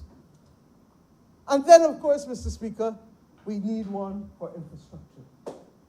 You cannot continue without a Director General for Infrastructure who has oversight over the infrastructural development of the country. Last night, Mr. Speaker, I left up here in Worthing by the sluice gate after 12:30. I was in the Bayland with the Honourable Member for St. Michael South, along with the Member for Christchurch East, Minister of Home Affairs, Minister responsible for disaster, emergency responses in this country. And he and I left up here. Mercifully, the member for St. Michael West Central was able to action what we needed action this morning already. And the bottom line is that you need somebody who can look from the slippage in the Scotland district to the roads that need doing, to the wells and water courses that need cleaning, to the signage that we say is critical. All of these things. But if you have a PS Public Works alone, the PS Public Works has no local standard in the Ministry of Environment, dealing with clearing of gullies and wells and waterways. What good are we as a government in the 54th year of independence if we cannot have the confidence to say that our duty is not to learn by rote and to repeat by rote? Our duty is to construct according to what is the public purpose we are serving. What is the public mischief we must avoid at all costs? How do we use technology to be able to better deliver what we need to deliver more efficiently in today's world? And who are the classes of people that we are serving? Is it the immigration officers today with this bill? Yes, it is. Is it the customs officers? Yes, it is. Is it the nurses? Yes, it is. Is it the teachers? Yes, it is. Is it the clerical officers? Yes, it is. Is it the admin officers and the senior admin officers? Yes, it is. All of these people. Is it the general worker? Is it the sanitation service worker? All of these people, ultimately, those are the people whom we serve in the public policy which we bring. But the public policy is not only for them to be appointed, but it recognizes that economically we will use a non-fiscal tool To be more precise, a legislative tool, and I believe that is page 26 of the Covenant of Hope, to use the other powers of government beyond tax and spend. Member for Christchurch East Central knows it well. That we can regulate, that we can empower, that we can legislate, that we can facilitate. And all of these things lead to people spending money, which leads to further economic activity in the economy and jobs being created in the economy. So I believe, Mr. Speaker, we need to look at the construct with the 6 Directors General in order to be able to allow us to have that oversight that is sectoral. It's one of the problems that my cabinet, and I want to commend my cabinet ministers for being as receptive to us remaining as a team as far as possible. Because if we were to only drive activity in this country through silos, we would not get half of what we are doing achieved. And almost in every instance, their ministers have to work with colleagues every day in order to resolve issues, in order for action to happen in this country. Because the siloed approach takes away from progress. And Mr. Speaker, therefore, I really would like a review of how we treat to the chief technical officers. I'm not unfairing them in terms of my reluctance to see them move to act as PSs, because I am conscious that this country does not have the luxury of delay or a buffer that we can overcome in this difficult environment, and that I need all hands on deck. In fact, the truth is that if we really want to know the truth, we have a dearth of capacity, not just in Barbados, but in the Caribbean community. And that's why so many of the regional institutions are critical to us, particularly at a technical level. The Caribbean Public Health Agency, CARFA, the Joint Regional Communications Center that helps us with the vetting of all persons coming through, whether it's on the welcome stamp or whether it's at the airport or the seaport. And that is simply an agency of the Implementation Agency for Crime and Security. The one in Suriname, CASFA, that deals with agricultural health and food safety. And I can go on with the other regional agencies that literally are there because one of the key components of the revised Treaty of Chaguaramas is, in fact, functional cooperation, because it is accepted that in our little small islands, we may not have the population base and we may not have the depth and breadth of experience that is necessary in order for us to treat to a wide range of things before us. So, Mr. Speaker, I've spoken longer than I intended to, but I think it was necessary. And I think it was necessary because this government has come here today to finish unfinished business, to deal with unfinished business, to deal with 3,100 people who were hopeful before, but who now know for certain that their issues are being resolved.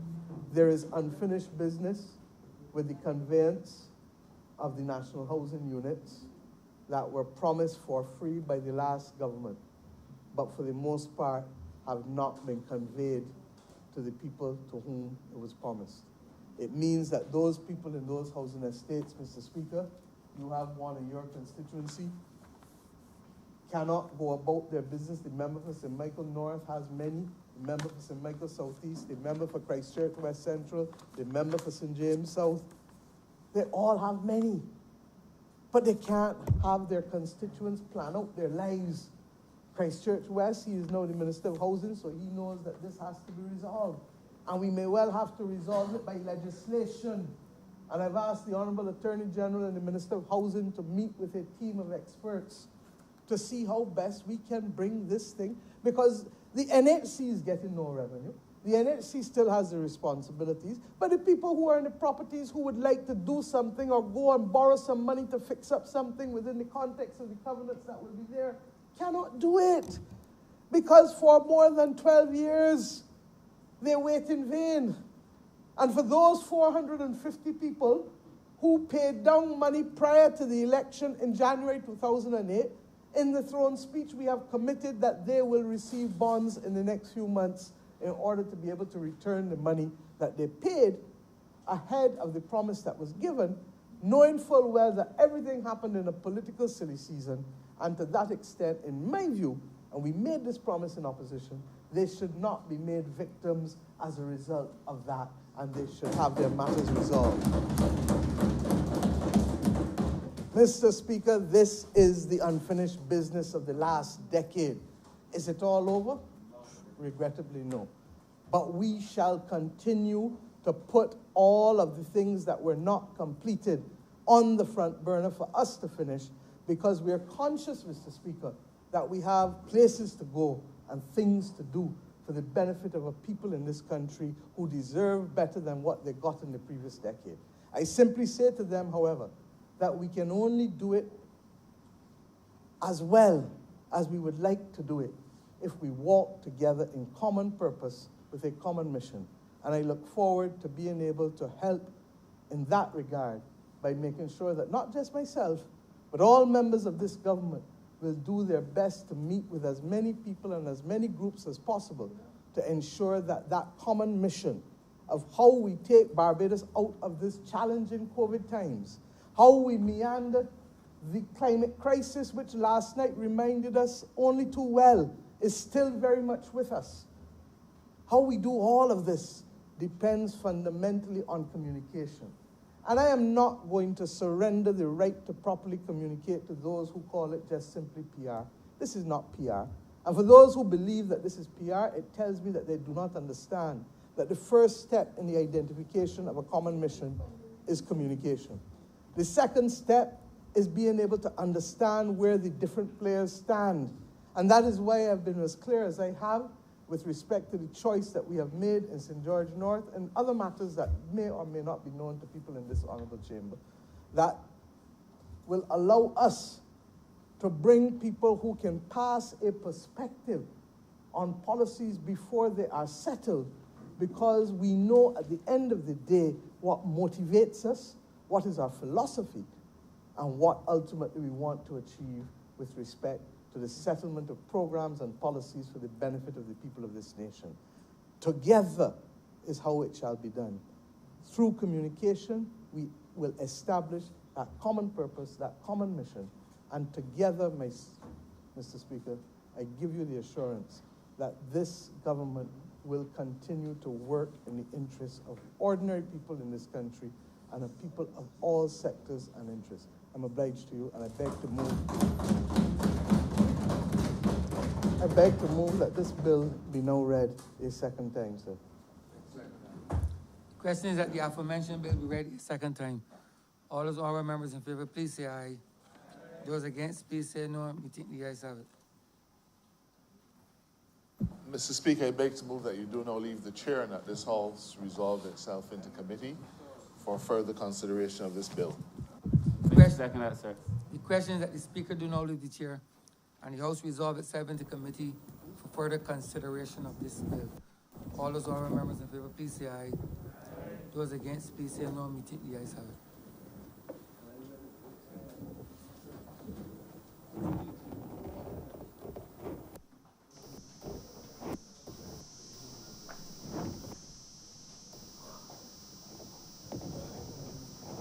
This House is now in committee.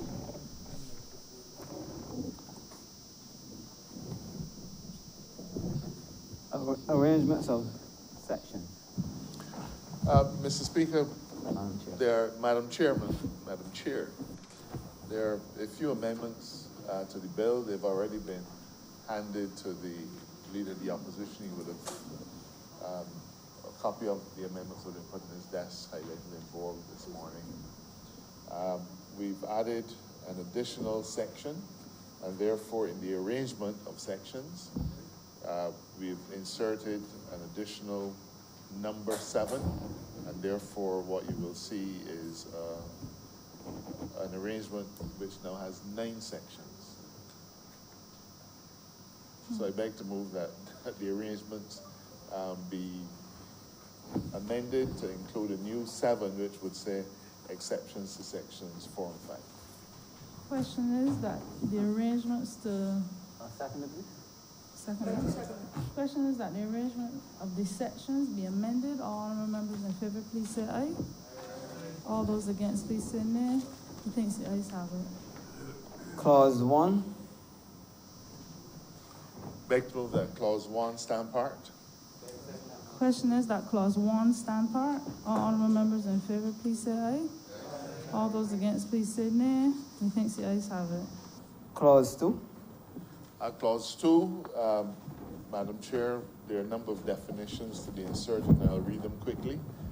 Definition of Director General means the Director General Human Resources referred to in Section 6A of the Public Service Act, Cap 29. A definition of established office has the meaning assigned to it by Section 2 of the Public Service Act, Cap 29. Definition of public officer or officer has the meaning assigned to it by Section 2 of the Public Service Act, Cap 29.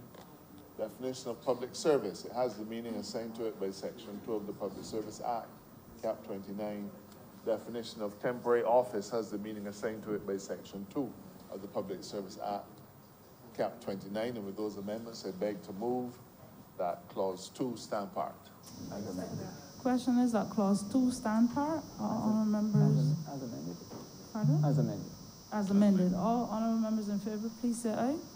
All those against, please say nay. Methinks the ayes have it. Clause 3. Beg to move that Clause 3 stand part. Question is that clause 3 stand part. All honourable members in favour, please say aye. All those against, please say nay. Methinks the ayes have it. Clause 4. Clause 4, Madam Chair, in the chapeau after the number 20, I wish to amend it by inserting the following words: of the Public Service Act, Cap 29. At 4A, I want to add Roman numeral 3, which would say a combination of a temporary office and an established office. And with those amendments, I beg to move that Clause 4 stand part. Question is that clause 4 stand part with amendments. All honourable members in favour, please say aye. All those against, please say nay. Methinks the ayes have it. Clause 5. Clause 5, Madam Chair, to be amended in 5(1)B, Roman numeral 3, to read to insert a combination of a temporary office and an established office. I beg to move that Clause 5 stand part with that amendment. Question is that clause 5 stand part with amendment. All honourable members in favour, please say aye. All those against, please say nay. Methinks the ayes have it. Clause 6. Clause 6(1), Madam Chair, to be amended by inserting in 6(1)C the words have been after not. So the phrase now reads, has a conviction which may not have been. So inserting the words have been. In 6(1)D, we're inserting the word Director General after the phrase who has been processed by the. So it would now read a person who is on medical leave for a period of at least 3 months cumulatively in any one calendar year and who has been processed by the Director General for referral. 2B, the word Director General is inserted in a similar context, so it would say who was referred to a medical officer or a medical board by the Director General. With those amendments, I beg to move that Clause 6 stand part. Question is that clause 6 stand part with amendment. All honourable members in favour, please say aye. All those against, please say nay. Methinks the ayes have it. Clause 7.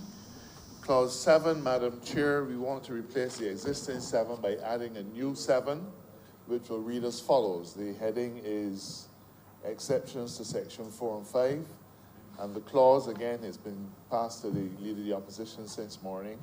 It will read, Sections 4 and 5 shall not apply to temporary offices that were created in respect of a specific project, and the determination as to whether a temporary office is a project office shall be made by the ministry responsible for the public service. Subclause 2, where an officer to whom Section 4 or 5 refers is prejudiced by the operation of either section, as the case may be, in respect of an appointment to an office by virtue of the provisions of, you have either section there, right? I have either section, but I don't know as the case may be, so. Right. Either section. Right. It doesn't say as the case may be. Let me repeat. Where an officer to whom section 4 or section 5 refers is prejudiced by the operation of either section in respect of an appointment to an office by virtue of the provisions of either section, the Governor General may appoint the officer to an office, the appointment of which results in the remedying of the prejudice.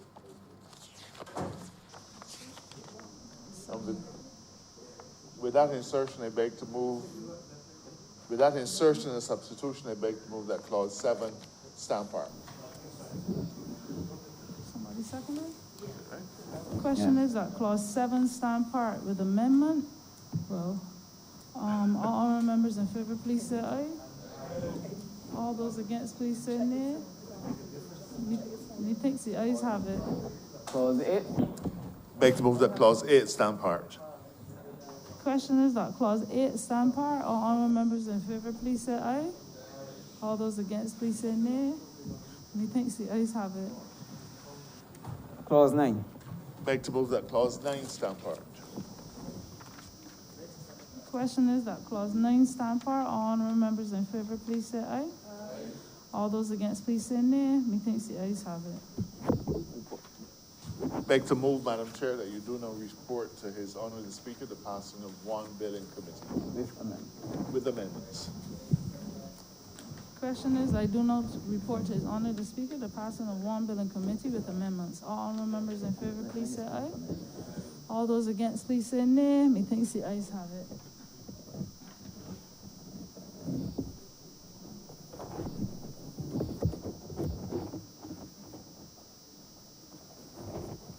Chairman of Committees has reported the passing of one bill in committee with amendments.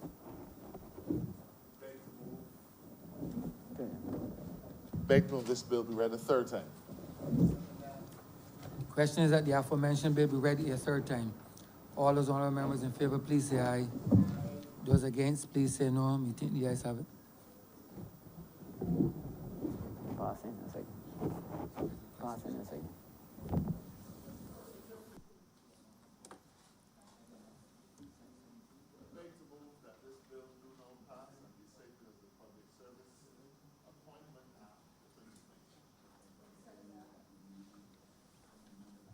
I do believe that this requires a constitutional.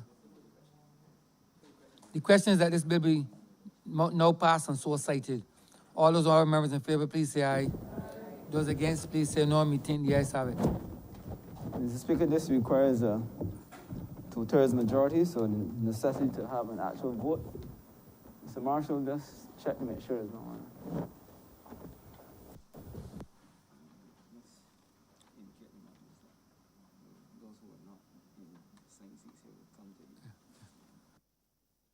Members who are not in assigned seats to come to the available mic to register your vote. If any time arises, sir. Any time arises. No?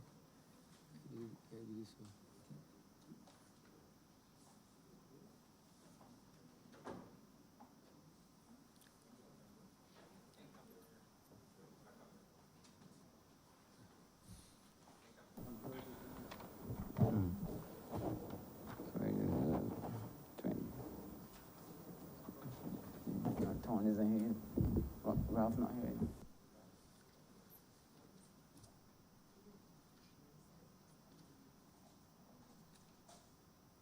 Miss Motley. Miss Bradshaw. Aye. Mr. Marshall. Aye. Miss Ford. Aye. Mr. Humphrey. Aye. Your Honor, Mr. Clark. Aye. Mr. Hicks. Aye.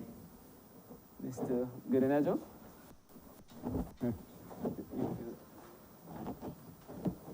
Aye. Mr. Toppin. Aye. Dr. Duguid. Aye. Reverend Atherley. Aye. Mr. Weir. Aye. Miss Husbands. Mr. Ford, Mr. Phillips, Aye. Dr. Brown, Aye. Mr. Jordan, Mr. Rowe, Aye. Mr. Sutherland. What? Sorry.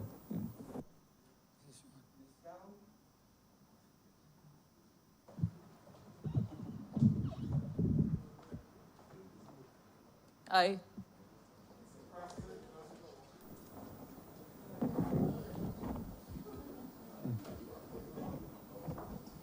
Aye. Mr. Abrams, Aye. Mr. Simmons, Aye. Lieutenant Colonel Bostic,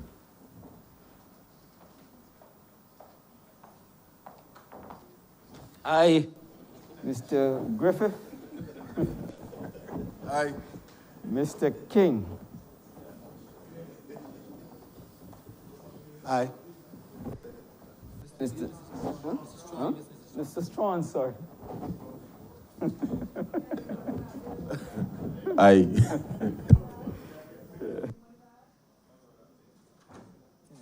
Mr. Speaker, that concludes the vote. 26 honorable members voted in favor of the bill. Therefore, the threshold of 2/3 majority in compliance with Section 49 of the Constitution has been met. This bill is so passed and conforms to the Constitution.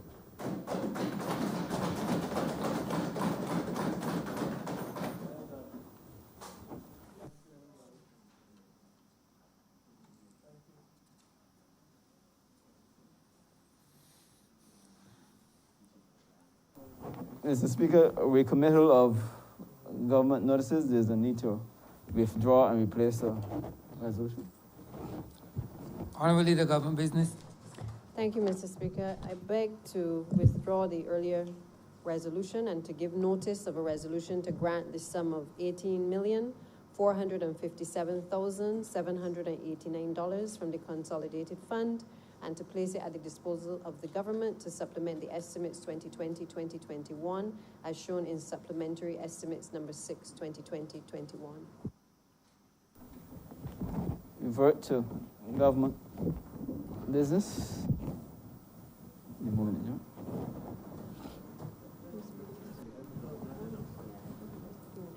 Honorable Leader, Government Business. Thank you, Mr. Speaker. With that, we have come to the end of today's sitting officially, having concluded a very important piece of legislation. But earlier today, sir, you would have...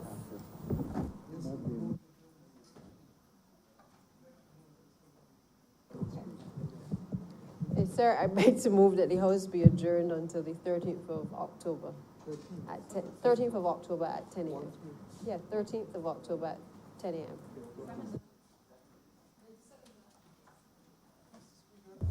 Speaking on the adjournment. Honorable Prime Minister. Thank you, sir. Speaking on the adjournment, sir, I would wish to be able to speak and to commend to this honorable chamber the service of the honorable member for St. George North, who I believe has written, Your Worship, Your Honor, indicating that as of tomorrow, he will be taking his leave from these honorable precincts, more specifically, the Honorable the House of Assembly, having served in this chamber for 26 years as a distinguished member of Parliament for the people of St. George North. Mr. Speaker, by now the public of Barbados is aware that the honorable member has also agreed to accept a position which I will have the honor of undertaking very shortly, of appointing him as the country's High Commissioner to Canada to be resident in Ottawa. And consequentially, it will bring to an end his parliamentary career, which, as I said, has happened over the last 26 years. Sir, I don't know that there has been a more affable person that I have served with over the last 30 years in public life. I tried hard last night in preparation for today to recall when I have seen the member for St. George North angry. I think it may have been one or two occasions. But even in those moments, they were so brief and fleeting that you might have been forgiven for thinking that it was his brother or somebody else, but not him. I came to public life, sir, on or about the same time in terms of representative politics. The member for St. George North, the member for St. Michael North. There are others who are not with us now, literally, like the late Joe Edgell, the late Duncan Carter. There are others who are with us but not in this chamber. The Honorable Elizabeth Thompson, who is our permanent representative at the United Nations. All of us were in that 91 crew. That 91 crew that learned it the hard way. And we started with a defeat, and that defeat set us on the right path thereafter.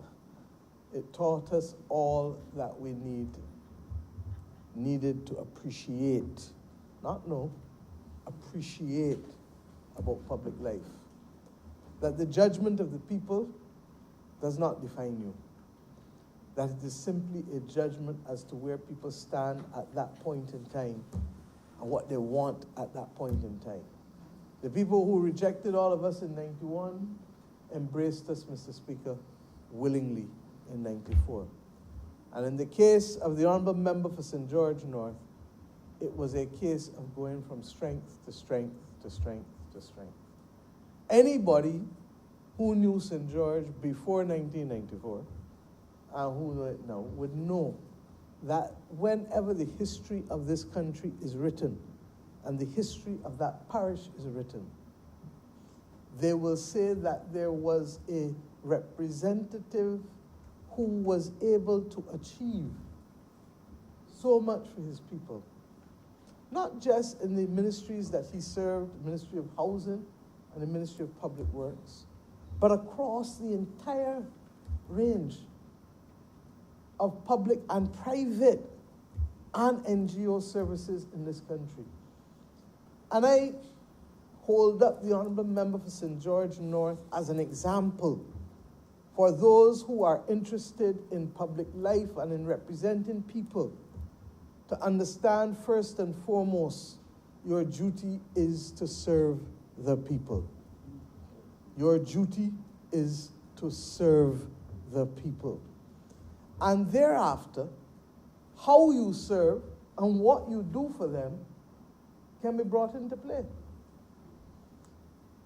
But there are a few things, and today, and we will have a chance for greater and longer speeches because I'm constrained by the rules of this honorable chamber.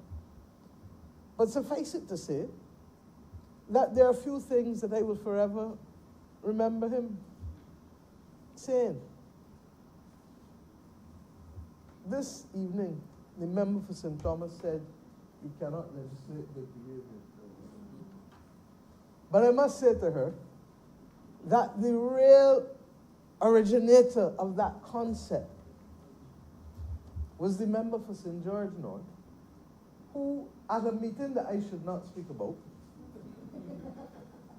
in a place that I should not refer, once told a predecessor of mine, in dealing with legislation related to the abattoirs and slaughterhouses, that you cannot legislate out of culture. And as simple as the language was that he used, was as profound as the concept was that he was referring to. You cannot legislate out a culture. And that what was clear is that even if something is bad for you, spend the time first trying to understand that either before or on a parallel track, you have to bring people along with you. Because if the behavior of people does not change, or if the attitudes and values of the people don't change, you are not going to be successful purely by legislative prescription. And Mr. Speaker, I've never forgotten it, because it has served as a wise piece of advice for those of us who have been charged with serving the interests of people, particularly over the last 3 decades in this country. I want to say to the Honourable Member for St. George North that his work outside of St. George North will also stand to be recorded as adding value to the people of this country. He started first and foremost as a parliamentary secretary. I want people to listen. He started as a parliamentary secretary. He then served as a minister. He served along a minister in a ministry. He was in housing, he was in public works and transport. But even when he was parliamentary secretary, he had the occasion to act for a number of ministers in that first term across a range of sectors. And that gave him a certain breadth of appreciation that he carried with him throughout his entire service in this parliament. I go further. The member for St. George North was the secretary of our parliamentary party for over 20 years. Indeed, it is only in recent times when the honourable member for St. Lucie would have taken over from him that honour that befell him stood. Indeed, Mr. Speaker, he was the secretary to the parliamentary party when I was moved 10 years ago. And the fact that it never affected our relationship and our friendship speaks both to the quality of friendship that we had and the quality of respect that we had for each other, even through the most difficult of times. And I say that, conscious that we live in times where people are quick to curse and criticize at the scent of disagreement, far less in the presence of disagreement. And I have come to understand that in life, it is not every ball you can play, and it is not every ball that you should respond to.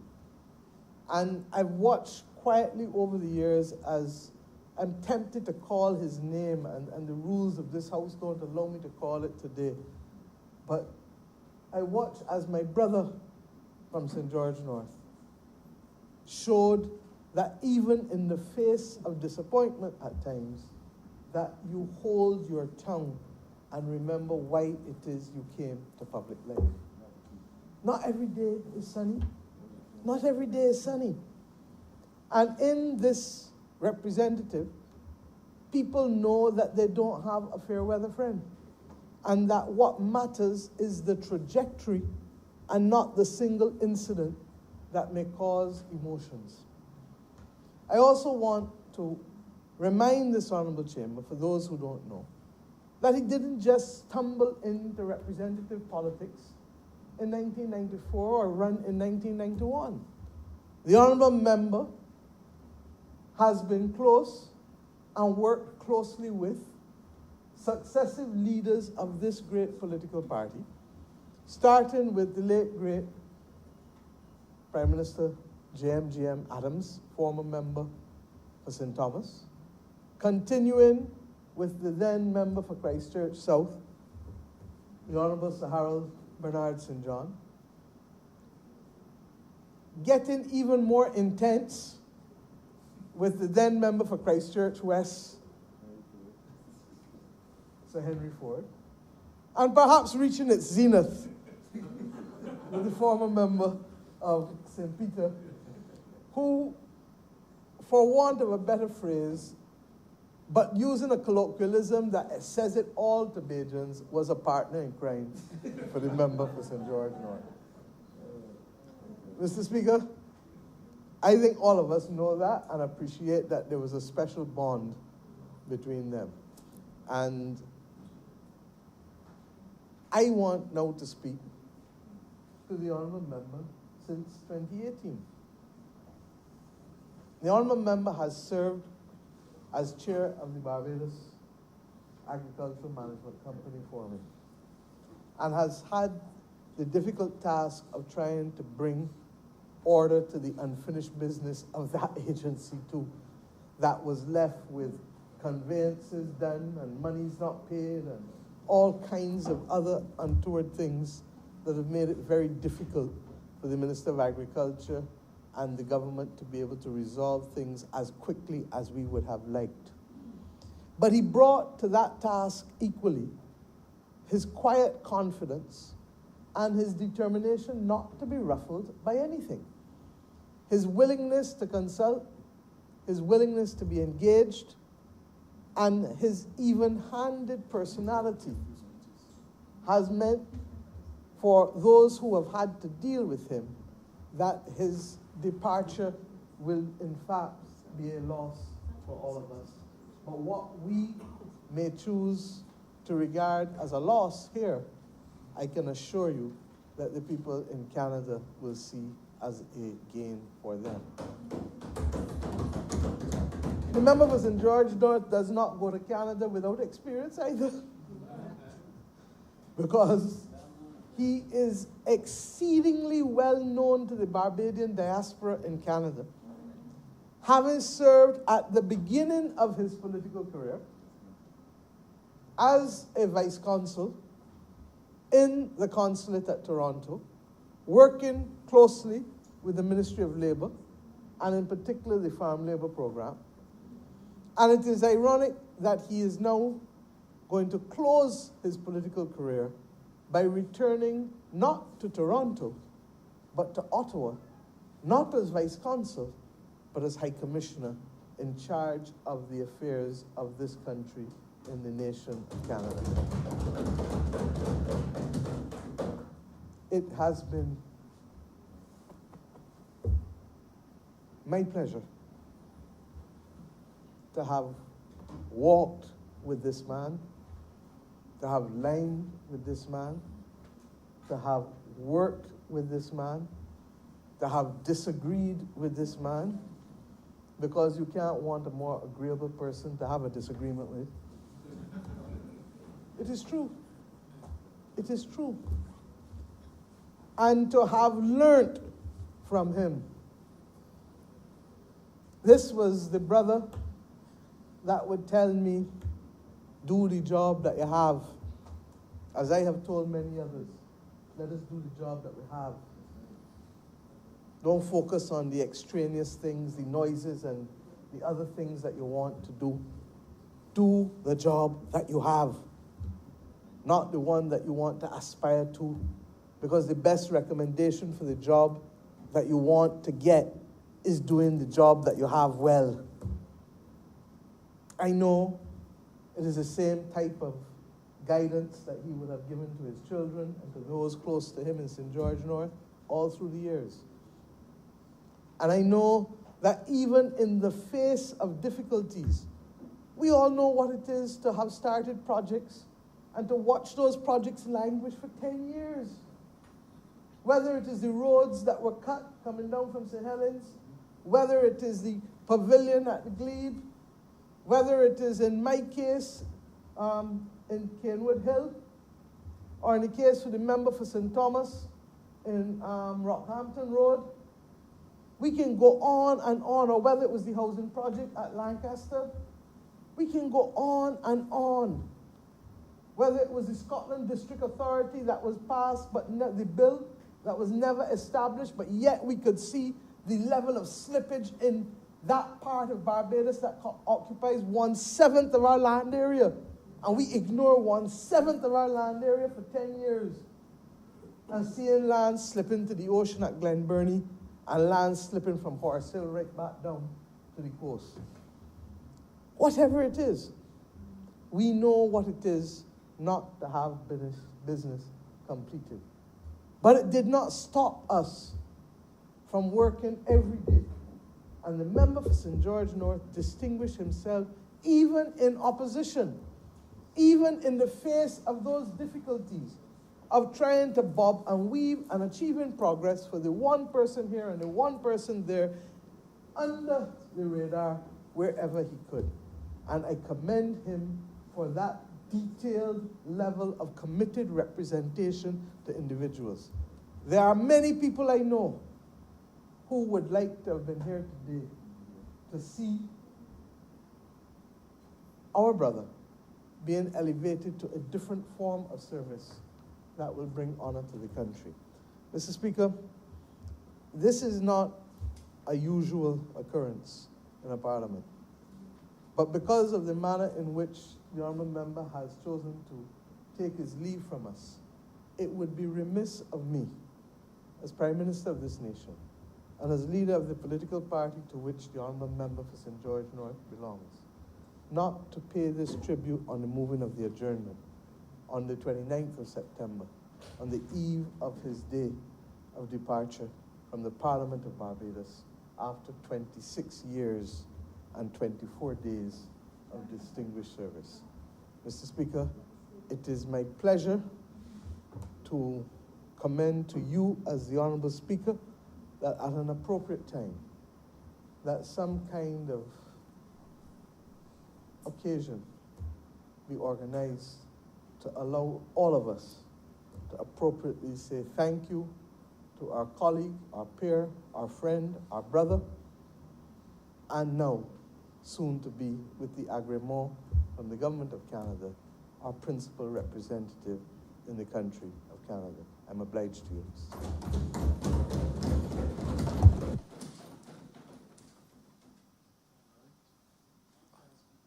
Honorable Leader of the Opposition. Mr. Speaker, just simply to associate the sentiments of those of us on this side with those expressed by the Honorable Prime Minister, and just to pay a few words, say a few words in tribute to the Honorable Member for St. George. I do concur. One of the most obvious things about the Honorable Member is his very amiable, affable spirit. And that was identified by the previous speaker. I've always found him to be that way disposed. That has been for me a very pleasing thing. There are some who are of the view that all of us involved in politics are a strange breed of beasts. I have not found the honorable member to be of that type of disposition, but I do concur. His amiability is one thing that commends him, certainly to me, and I am sure to the public of Barbados, particularly so to those whom he would have served in St. George North.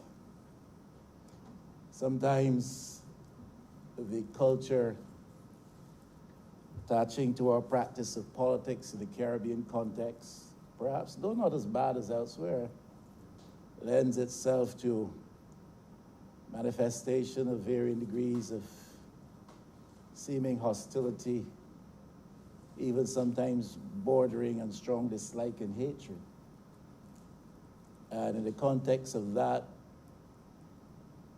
oftentimes character assassination, personal, very grievous attacks are launched against your political opponents. I have seen that before I entered political life in the elective arena. I have seen that since I've been here, and it probably will exist long after I'm gone. But not everybody who gives himself or herself to the type of service that causes him or her to be a part of the political culture is given to that type of hostility that genders character assassination. And certainly Glenn Clark was, the honorable member of St. George North, was and is one of those people. I've never seen him engage in that type of sordid, undesirable behavior. And I think, though his amiable spirit commends him as a person, his approach to political debate, that particular feature, that lack of hostile, almost carnal disposition, tendency to vilify people, I think that commends him as a political practitioner in Barbados, and I salute him as well for that. He is, Mr. Speaker, one of those persons who now constitute the other side away from me, who would have gone to church with me a few times on my invitation. And I appreciated that. I think it demonstrated not only an interest in inquiring into spiritual things on his own behalf, but it demonstrated some degree of regard for me and respect for my testimony and witness. And I was happy to have him come to church with me a few times. You know, regrettably, sir, he didn't get saved, as we express it in evangelical terms. He didn't get saved.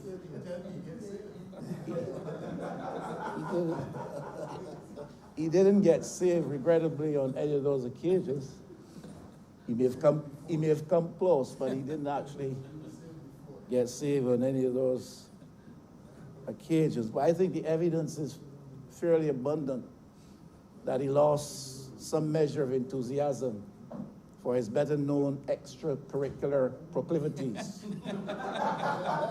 And that is something over which I do rejoice. You take credit for that, I remember. I think the experience, the exposure to the spiritual environment may have contributed to that. As he leaves these shores to serve the people of this country in another place, I hope that that period of life and service over there does not mark a return to those former days when his proclivities were well known.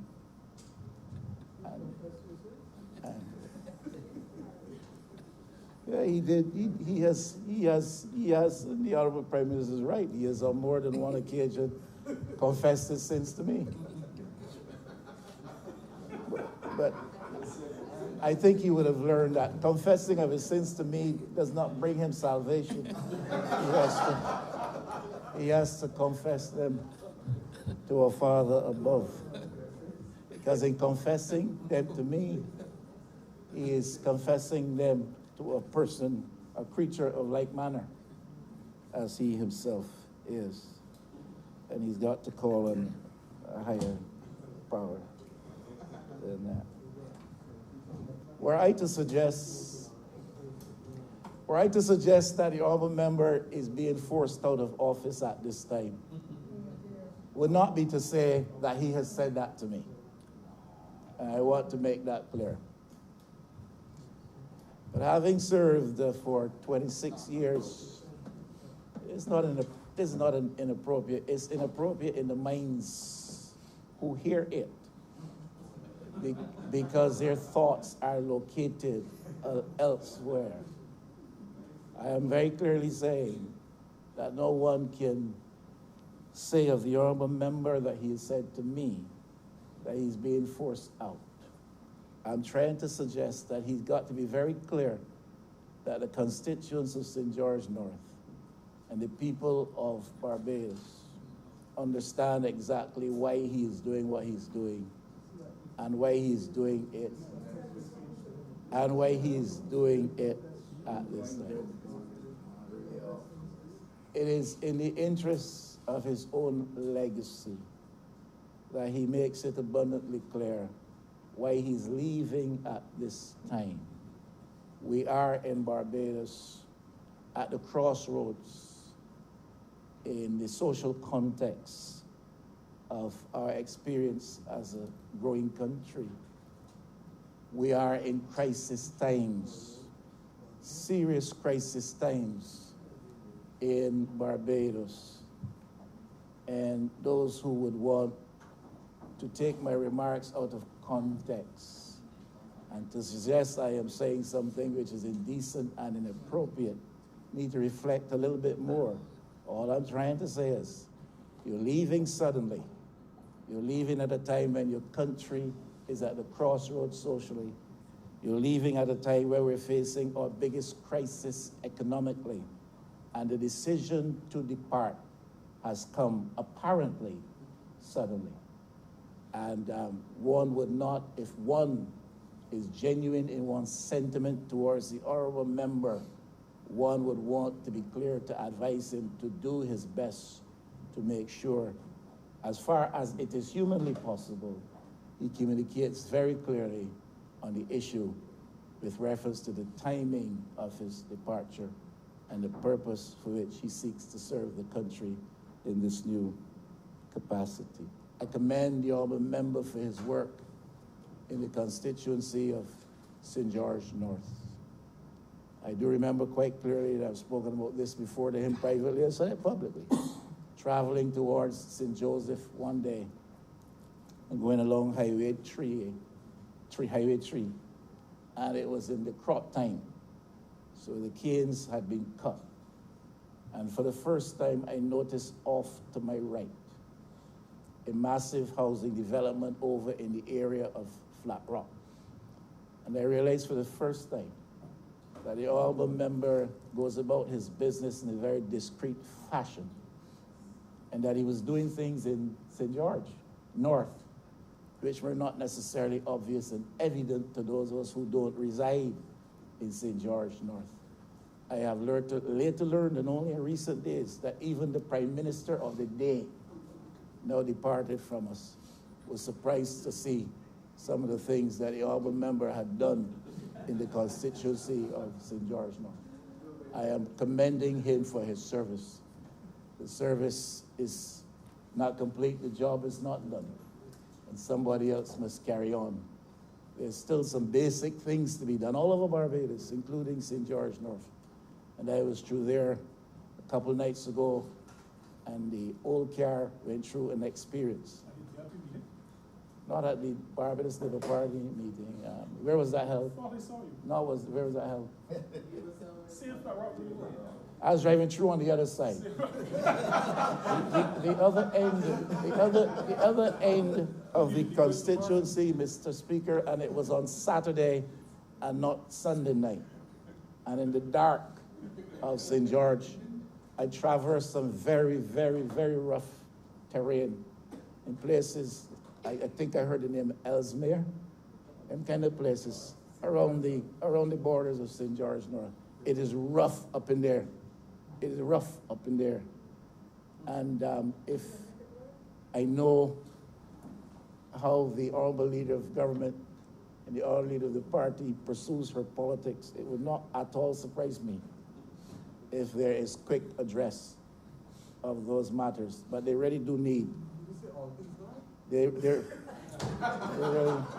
but Hawkinsland needs some help too. And down in Hinesbury Road, and y'all are doing that. And I thank the Honorable Minister of Public Works, the incumbent Minister of Public Works, and his predecessor of recent times for addressing the problems in Hinesbury Road. But there's some work to be done in St. George North. But none of that is to take away from what the Honorable, None of that is to take away from what the honorable member has done in St. George North. And I like to try to be as honest as possible when I speak. And I think as a political servant to the people, he has done a great job. I commend you and I wish you well going forward.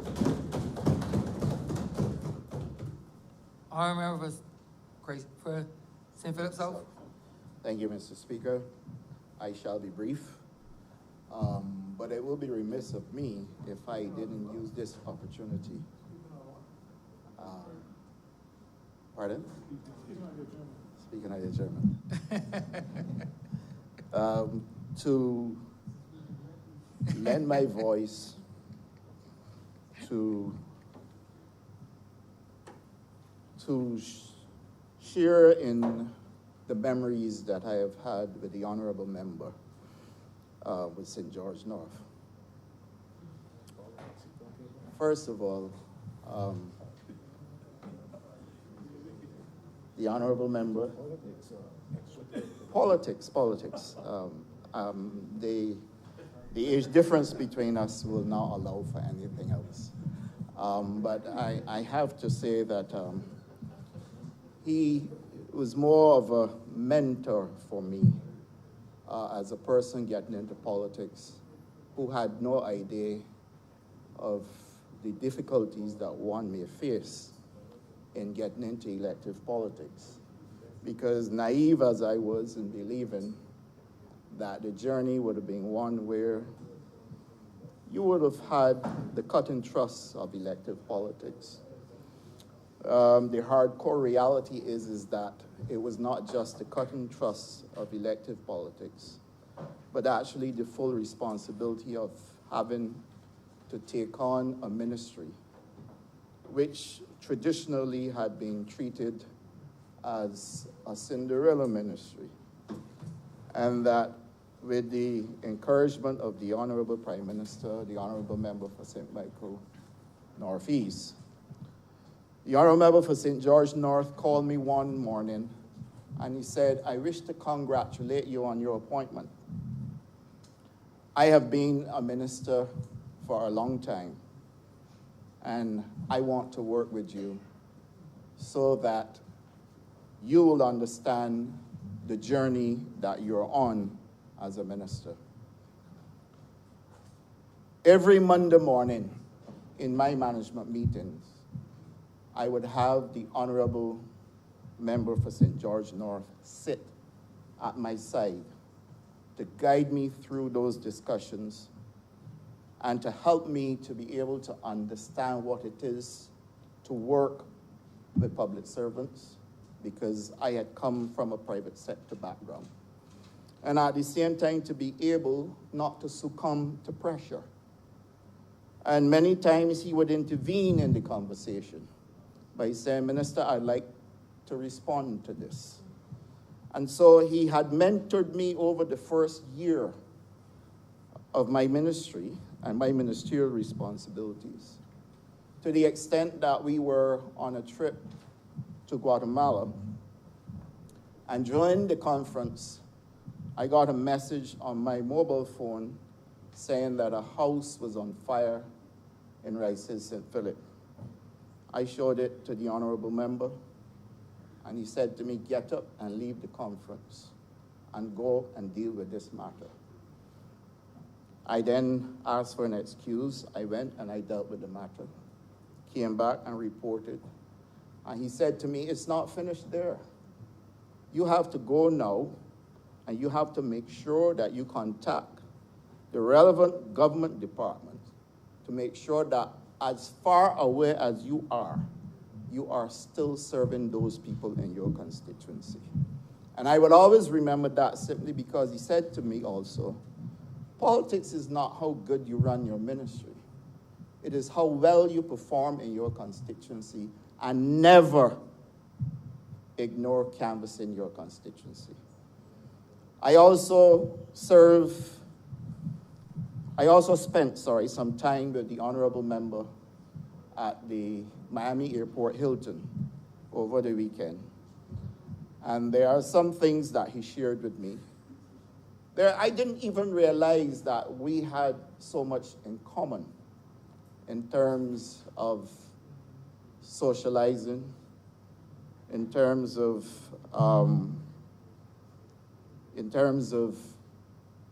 canvassing the constituency and creating opportunities for people, creating opportunities for businesses in the constituency.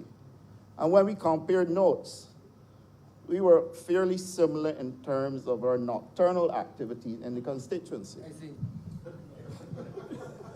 I understand, Honourable Member. So, Mr. Speaker, I fully appreciate the friendship that the Honourable Member for St. George North has extended to me, and I want to thank him. I think his congenial personality would have served him well for the 26 years that he represented that constituency. And I personally think that his departure from that constituency will create a vacuum, a void, that many will not be able to fill simply because of who he is. He sat one day at St. Catherine's Cricket Club. He didn't know me then. I didn't know him. But I was sitting in the front row, and he said to me, "Young man, you're a businessman. But one day I believe that you're going to move from business to a higher calling. This is how we do it." And he proceeded then to give us a public speech and then turned around and said to the cricketers and the members of the club, "That is why we are elected." So he didn't know me, but I remember that occasion simply because of the friendship we developed going forward. And one day I happened to have had to go to the ministry that he was, Ministry of Transport and Works, I believe, Honourable Member. And we were sitting on a bench waiting to see the minister. His secretary told him I was out there, and he immediately came out and invited me to his office to sit down and discuss the matter that I went to discuss. Such is the character of the individual. And so therefore, I wish to thank you for recognizing me and offering your friendship. And I sincerely hope that our friendship will continue throughout our remaining lifetime. And I thank you for all those nights that you came to St. Philip South to join me as well. And whilst I would not share the things we did, let me tell you that I enjoyed the intense pleasure that we were able to derive from those nocturnal missions in the constituency, visiting shops and socializing with constituents. And I think it necessary to add that because after I finished in intense pleasure, I saw the face of the Honourable Member for St. Joseph, and I recognized quickly where his mind is going. So, Mr. Speaker, sir, on that note, I wish my colleague and friend all the best in the future, and I'm obliged to you. Honourable Member Sir Michael North. Thank you, Mr. Speaker. I will be brief, as has been the trend. Just to say that the last 2 Tuesdays for me have been both sad Tuesdays, because here I am again today, bidding farewell, not in a final sense, in the way in which we did last week, but saying farewell yet again on this Tuesday to a very dear friend of mine. We started our political journeys at the same time. We both contested the 1991 elections. We both lost. He lost a little better than me.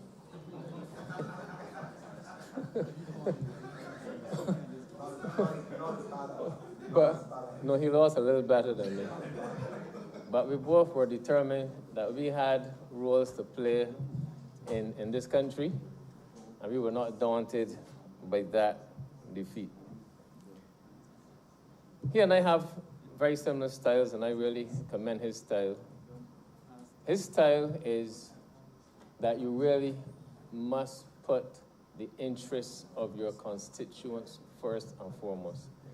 We are here, he is here, not because of how good a minister he has been or how many speeches he made in this parliament, but he is here at the will of his constituents. They elected him to come here to act on their behalf, and he recognizes that his first obligation is to his constituents. Really did. And his style really was one of total immersion into the constituency first and foremost. You can only seek to represent people if you know the issues that they have to deal with. And you don't learn about people and their issues by being in cabinet or being in parliament. You deal first and foremost about their issues by being among them as much as possible. And as I said, his style and my style in politics, our styles have been very, very similar over the years. For him, there is no us and them. It is we together. And that is how he approached his political life. Getting to know people, getting to know their needs, and putting their needs first and foremost, and serving their needs. As I said, he still is more than a friend of mine. And I was very flattered when approximately, and he said this at a branch meeting at which he spoke some 2 weeks or so ago, that when he received the call in connection with this matter, I was one of the people he called to discuss the matter with. And that is true. And we spoke. I'm just going to say we spoke. And I trust that he took my advice. And here he is today. Politically, he's always been present at events in my constituency for the purposes of attending.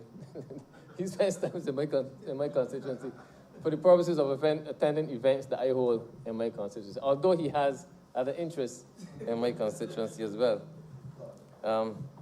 But I deeply appreciate it, and he would reciprocate and similarly invite me to events in his constituency, and I also attended those events when invited. For me, today, I am starting to feel already a void as a result of the exit of the member for St. George North. I'm really starting to feel that void because for me, in addition to all I've said about him, he represents, in my view, part of the soul and the conscience of the Barbados Labour Party. He really does. And for me, through you, Mr. Speaker, I'm going to miss you, Honorable Member for St. George North. I really am going to miss you. I think that your involvement in politics brought a level of decency to an institution that is really besieged and beleaguered by many and cursed, and about which all manner of negative things are said. And I must confess, I have never heard the name of, with your permission, sir, the name of Glenn Clark being called in anything dishonorable in his political life. And I think, therefore, he really can serve as an icon and a mentor to a large number of young and upcoming and aspiring politicians. He has done, Mr. Speaker, 26 years. 26 years in Parliament. Unbroken service. We are tied. Although, as I said, you lost better than me. But we are tied. But I can say, Mr. Speaker, that he has to be commended because 26 years in politics, it is true that nobody sent for you and told you to come and be a politician. But when you serve 26 years, you have made some sacrifices in politics. You have. And Mr. Speaker, he has given a number of his years, I'm sure the prime of his life as well, in service to this country for 26 years. And he has to be commended for that.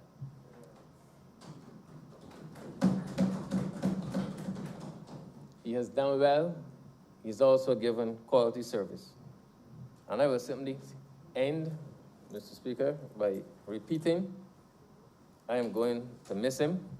And to use a phrase which I heard recently, the person who will succeed him has to be prepared to wear size alls, because the shoes that they will have to fill are extremely big and large shoes.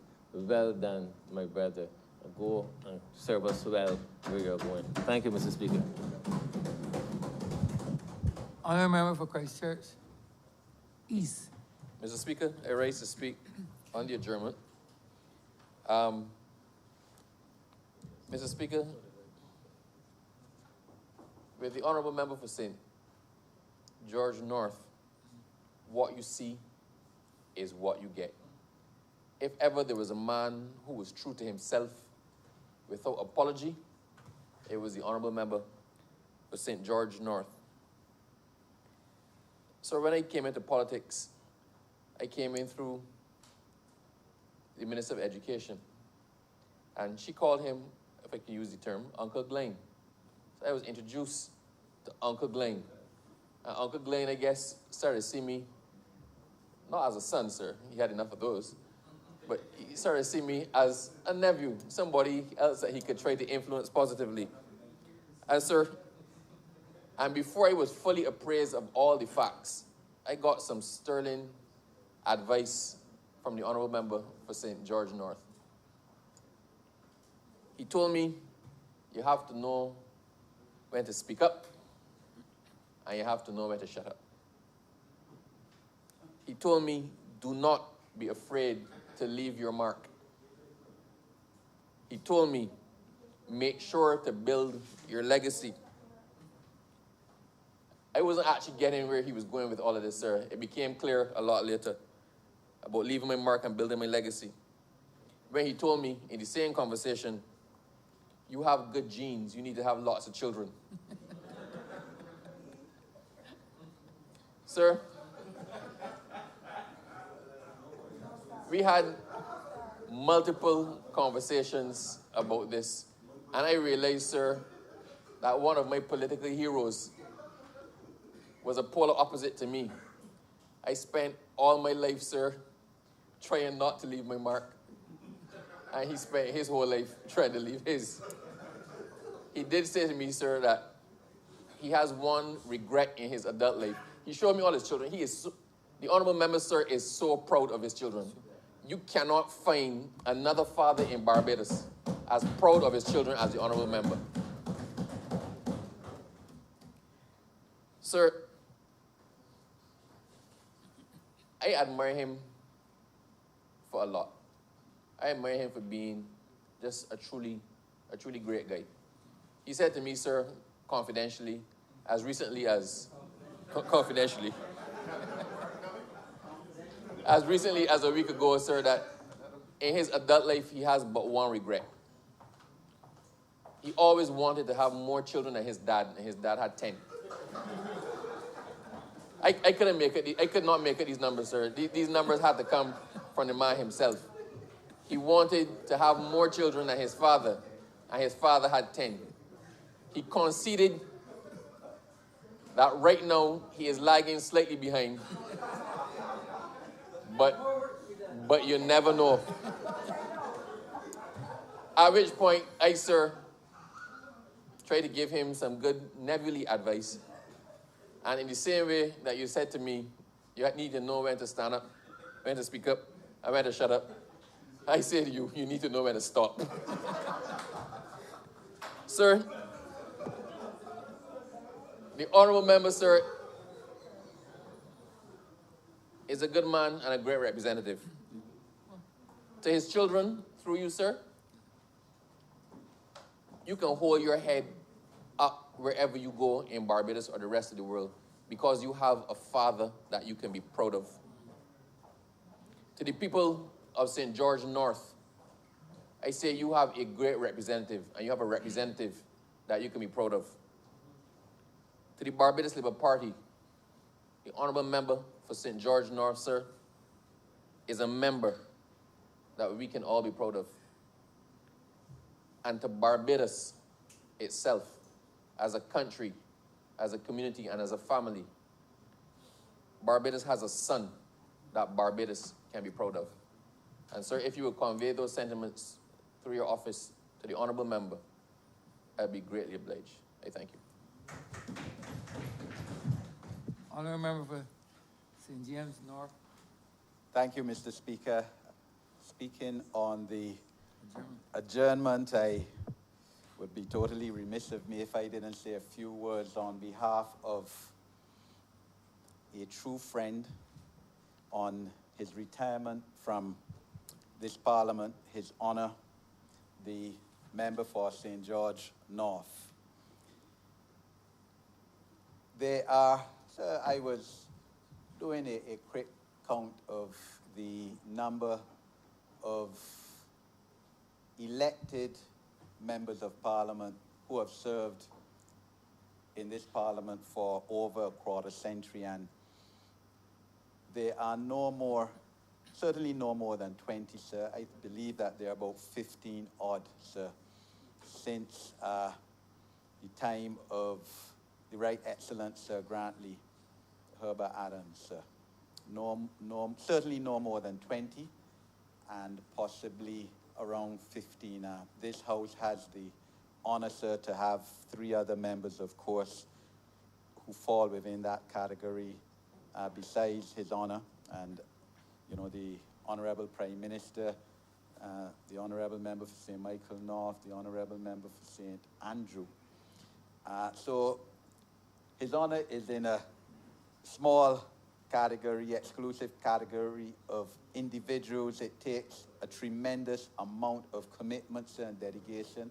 It must, to be able to serve for 25 years or more, 26 years in his case, and 26 years to the month, having been first elected to this Parliament September the 6th, 1994. And the honourable member has served outstandingly. He has served his people. He has shown the humanistic side of politics and how representation should be done. Service to people, constituents as a whole, and to individuals. Each individual member, or rather constituent of St. George North, would have some connection with His Honor. And that is irrespective of political affiliation, because, as has been said, sir, His Honor is one of the most affable people to have entered politics. Someone who gets along with everyone. There are very few occasions you would have seen him angry, as the Honorable Prime Minister said, maybe once or twice, but that doesn't last too long. And, you know, he's able to get along well with his political opponents, which is a key factor, and that is unique. So I always say that the honourable member, retiring member for St. George North, is special. Special individual. As I said, I count him as a friend, sir. I am godfather to one of his children, sir. And I think you could permit me, sir, even though I haven't mentioned, to call her name Sheridan. And of course, we don't recognize strangers, but some of his children are here with us to hear these honors, these speeches in honor of their father. As has been said, you can hold your head up high throughout Barbados, knowing that you are children of one of the most respected persons to have entered politics in this country, and not only to have entered, but to have won 6 successive elections on a trot. I have, from the time I became a member of the Barbados Labour Party, as I said, I think last week in 1993, I have been given associate member status, even though that's not one of the membership statuses in the constitution of the Barbados Labour Party. I was granted associate member status in St. George North. It was one of the branches, and His Honour was one of the members of Parliament.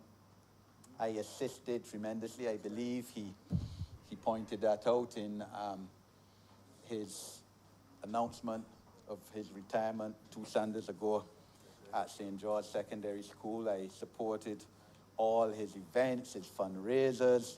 I remember His Honour would have had a retreat a Sunday down Bath with his key personnel in his branch, and I was there as well.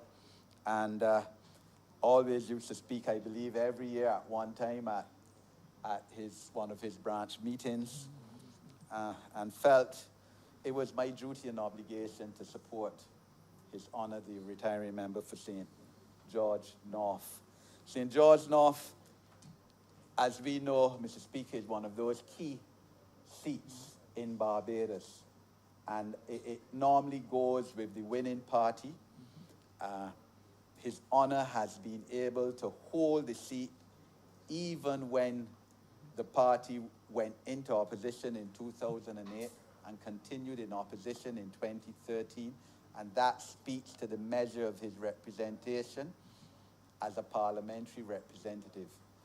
He increased his votes virtually every election, except the time in 2008, of course, when we went into opposition. In other words, he won still and comfortably against the swing.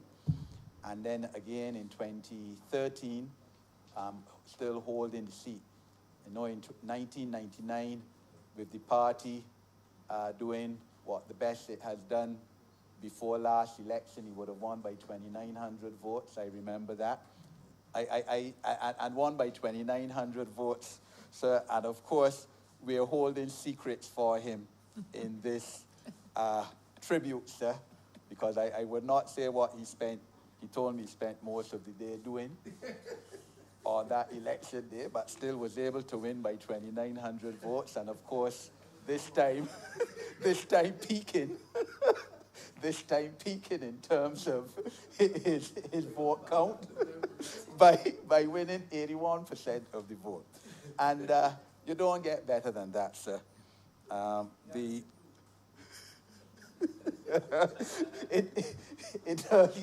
Some of us did better than that, but I mean, in terms of St. George North, some of us did better than that. I got 84, but I mean, within the context, we're talking about St. George North, sir. The honourable member is going to Canada, and as the Honourable Prime Minister has said, he will be going back to where he started his public service to this country, based in Ottawa. I know he will do extremely well. I know Ottawa, having been a student there, 36, 35 years ago, the Barbadians there will love him. I'm sure that many of them know him, or certainly know of him already. There's a strong Barbadian community there. The Barbadian Canadians who have done quite well in terms of their socio-economic position, and of course Canada being one of the main friends of Barbados among the countries in the developed world. And you know, I know he will do well and serve well. Time has come for His Honour to pass on the baton. I always say that politics is like a relay race. You do your best for the 100 meters that you run in the 4 by 1, then you pass on the baton. And that time has come. You can't run all the race yourself. He would have done tremendous work for his constituency of St. George, especially within the ministries with which he would have been given responsibility for, housing and public works, transportation, but also not only for St. George North, within the context of the whole nation.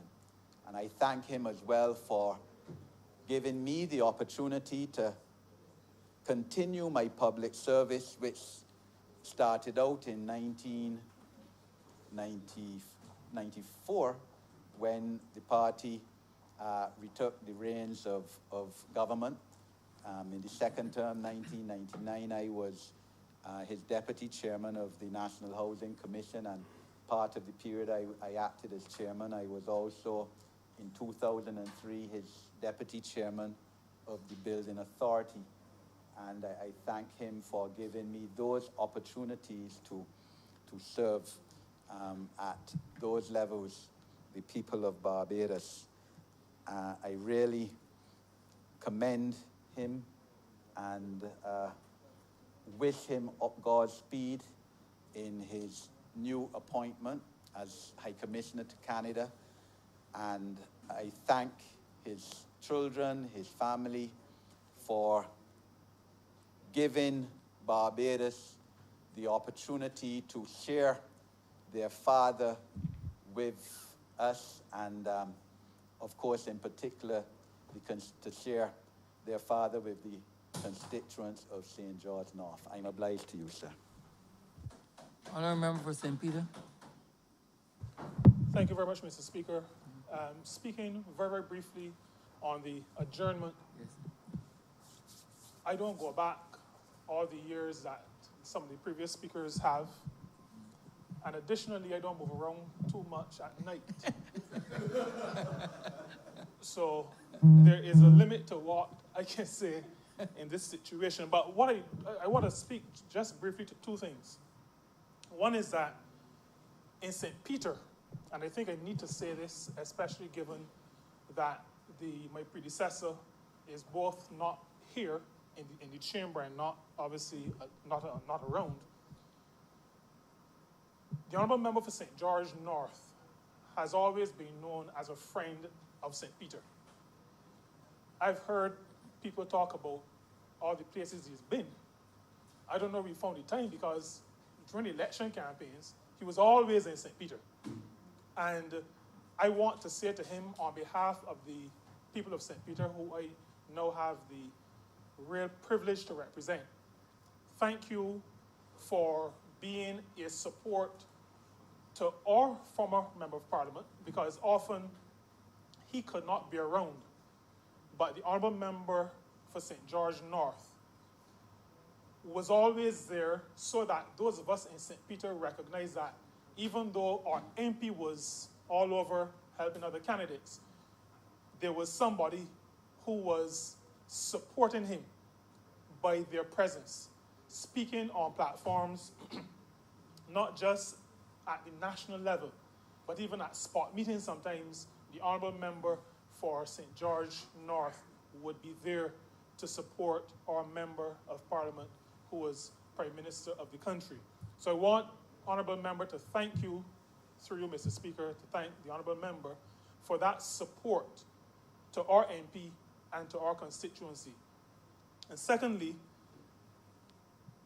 the Honourable Member has spoken to me often about his work while acting as liaison in Canada. And I want, on behalf now of my ministry, to say to the Honourable Member that we look forward to the benefit of his experience as he takes on a new role, not as counsel, but as the person overall responsible for the relationship with Canada. As the Honourable Member for St. James North just said, one of our most reliable allies, a country that recognizes that it needs to help us and bring us along and work with us as equal nations in the world and on the world stage. And we are sure, and I'm speaking on behalf of the ministry, that the honourable member in his new capacity will bring to bear the benefit of his experience and now the benefit of his new role, so that the great relationship that our ministry has in the seasonal agricultural workers program, as well as the temporary farm workers program, we expect to be able to develop that more. We expect to be able to intensify the relationship and ultimately to bring significant benefits to the people of Barbados who are interested in going to Canada to explore opportunities for work. And so with those words, Mr. Speaker, I congratulate the honourable member for 26 years of unbroken service, and I, like all other members, honourable members who spoke, believe that he leaves a tremendous legacy of what real representation is. It is true, like the honourable member for St. Michael West, based on what I heard my predecessors say, I believe it is true that he, under the shadow of night maybe, did a lot of work in St. George North that my predecessor, the former Honourable Prime Minister, did not know about. But it speaks to the interest he has had and has in seeing his constituency develop. And I want to take from that lessons for myself in terms of looking out for those who send me here, to make sure that at the end of the day, whenever that day is, people can look back, and I can look back, and like a person named Glenn Clark could say, I have done work to improve the lot of the people of the constituency. I'm obliged to you. I remember for St. George. You want to turn on your mic? Mr. Speaker, I perhaps speak from a unique position in this chamber. I believe, though I can be corrected, that I am the only member of Parliament who has the Honourable Member for St. George North as his Member of Parliament. My association with... Always. I vote for Member for St. George North before you go in St. Joseph. My association with the Honourable Member goes really far back, but it is in fact a multi-generational relationship. My parents have been ardent and vigorous supporters of the Honourable Member from the time he first ran in the constituency of St. George North. And that association has continued into another generation of marshals. And I want to commend the Honourable Member for the nature in which the manner in which he has represented the people of St. George North. I have not had to complain to him too much about roads or buses or any things of that sort, but I have seen firsthand how Glenn has related, how the Honourable Member has related to all of his constituents. He, like the Honourable Member for St. Andrew, I think, are among the few members of Parliament who receive individuals from far and wide beyond their own constituency.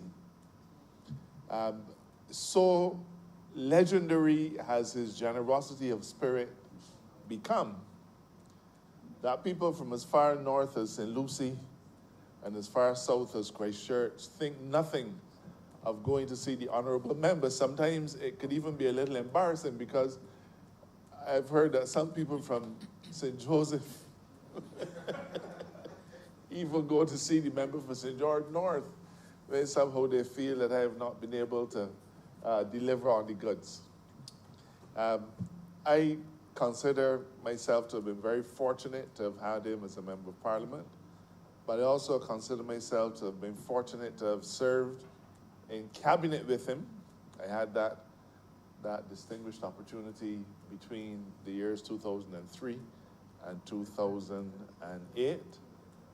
I've served with him in opposition, and I'm serving with him now in government. I think that the honorable member has set a trend for politicians that we should all follow. Well, at least in some respects. I had planned to begin this short commentary by referring to a quotation. One day a son will follow his father's example and not his advice. But I worry now that there is fear in following both his example and his advice. But be that as it may, the honorable member has certainly been an inspiration to all of us as members of parliament, particularly those members of parliament who have now come into these hallowed halls. And his inspiration is one that I'm convinced will long be with us, as long as we follow, in terms of the representation of the people, the footsteps of the Honorable Glenn Clark. All of us would do well by our constituents. I'd like to congratulate and thank the honorable member for 26 solid years of serving the constituency in which I live and in which I have always lived. But I also want to thank him for being an inspiration to a whole host of Barbadians who recognize that in a man like the member for St. George North, you can come to serve in the highest office of the land, even though your origins might be modest. He certainly serves as an inspiration to me, and I wish him Godspeed, and I have every confidence that he will continue to represent Barbadians and Barbados wherever he may go. And no matter what, no matter where, the Honorable Glenn Clark will continue to be an example that we should all follow. I wish him well, and I wish him Godspeed.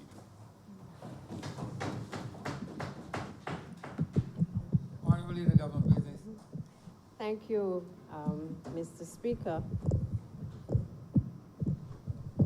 When I saw the resignation letter just last week, it really hit home what was to come in relation to the resignation of a man that I have called Uncle Glenn, and I think I'm okay to call him that this evening as well, sir.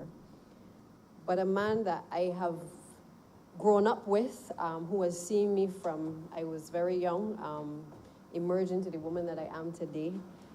I consider myself to be one of the children, one of the many children that he has.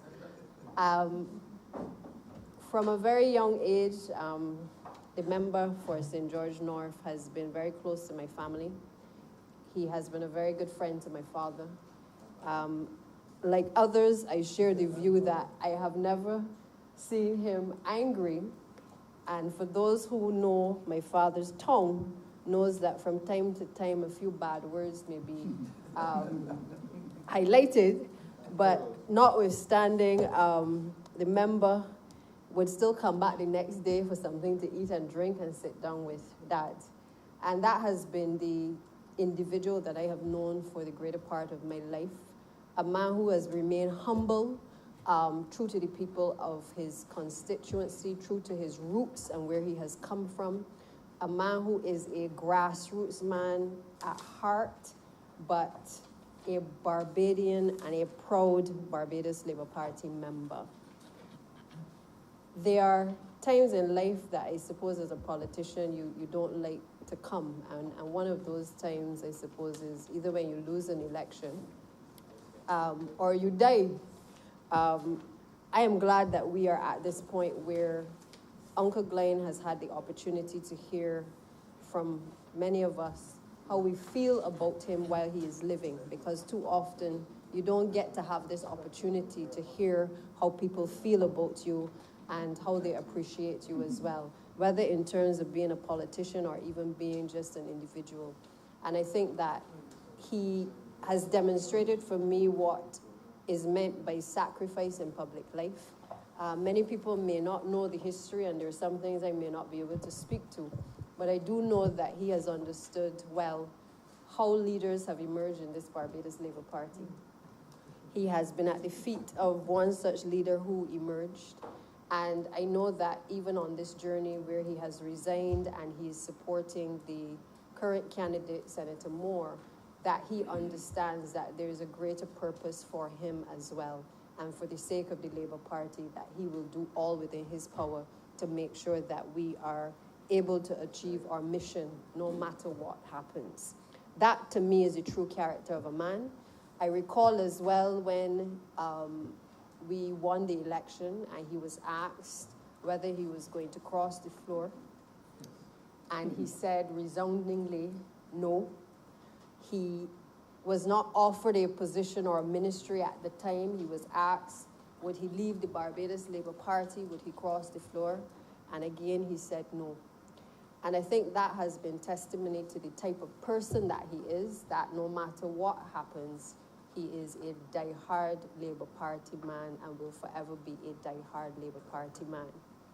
For that, I say thank you to the honourable member, to his family, because for me, I know how it is being a child of a politician, where the politician is often not at home and giving their all to the constituency and to the people of Barbados. And I know it could not have been easy for any of his children to have had him away from them, and certainly his extended family for the amount of time that he was. He was busy making lots of family to look after him in his old age. But I am grateful that they have given him to us, and that he is going on now to another journey where yet again he can represent this country and represent Barbados proudly. Canada is, as has been said before, is no stranger to him. I know that the people there really do love him and really respect him as well. He's done a lot in Canada. Many of my early days going to Canada was spent in his home at the time when he was holding the post there also. And so it is interesting that I have the opportunity to speak today as he is departing this chamber and moving on, because he has been there from the time I entered politics, whether that was in the Senate, whether that was recommendations for statutory boards to give me the opportunity to understand how government works, whether that was as leader of government business, or even being able to be elected as a member of the House of Assembly. Uncle Glenn has always been there and will continue, I believe, to be there until the bitter end. He is a spirit that I don't think anyone can hold a grudge against for too long. A man that has spoken his mind, and that I think for me is what I love about him, because at every opportunity that he's been given, he has made it clear that he has his views, and whether you like it or not, these are his views, and he's going to come in here and he's going to say how he feels about a particular issue. He's been passionate about education, and with me as Minister of Education, has often shared his views on education, always wanting to offer counsel and guidance, but perhaps most importantly, always reiterating that you just got to love the people. And that is the type of representation that he has given, and I think that we really totally appreciate. So I just want to say again, thank you and well done on behalf of all of the honorable members of this chamber that have spoken, and we look forward to great things for you in Canada. The Prime Minister has set the tone for what is to come for people in the diaspora, being able to give back to Barbados, and I believe you have a perfect opportunity and a wicket to bat from when you go to Canada, to be able to drum up the necessary support that is required for us to take Barbados forward. So again, good luck and God blessings to you. I remember for St. Michael East. Thank you. Thank you, Mr. Speaker. It is a must. I have to say a few words. Glenn is an inseparable friend. Unlike all of us, this is my 4th term as a member of this House, 5 before that. And in the Senate. But all along, Glenn Clark has always been my buddy. But it means more than that to me. I feel honored when I see a village boy like Glenn emerge to become a parliamentarian. There are very few of us sometimes that come up through the ranks from the village to become part and parcel of what is called a political class, which I really don't know what that is. But that is some concoction that a few people want you to believe that there's some special class of people called a political class. You are a village boy. I know you are a parliamentarian. I regret knowing that what you represent, there will be a void. And I hope that those, or whoever replace you, would also be symbolic of the representation of that specific class of persons. Because we have to hold to the values that represent who we are. And I like the things that you've said over the years. I always describe you to my colleagues in the Pan-Africanist group as a crazy Pan-Africanist. Whatever that's supposed to be. You were not absolutely committed to the rigidities of the philosophy of Pan-Africanism, but at times there were little remarks. He was very sympathetic to, and I remember you running into a battering on one occasion in relation to strongly supporting the policies of Mugabe. And for quite a while in the House Assembly, I would hear the members of the House Assembly referring to you as Mugabe in a very disparaging manner. Well, I admired you very much for what you were saying. So I knew that you had some credible groundings in those circumstances. But Glenn must be respected because as a boy from the village, Glenn also set about to explore the frontiers of knowledge before he became a parliamentarian. Glenn was a teacher. Obviously, Glenn went on to the University of the West Indies as an outstanding student in the area of colonial history and elements of economics and so on. And Glenn has used that in helping to shape the kind of individual he has been.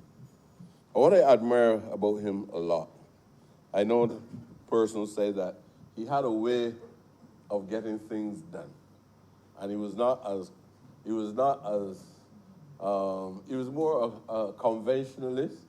So when people was keeping a very close look on him because they believe this is how structures and systems run in today's world, Glenn would always produce a community center somewhere. And when you ask, he was, I don't know how to describe you, Glenn, but Glenn would produce a community center somewhere, and nobody ever had any discussions about the community center. But the checks and balances were in place, but the community center would be there.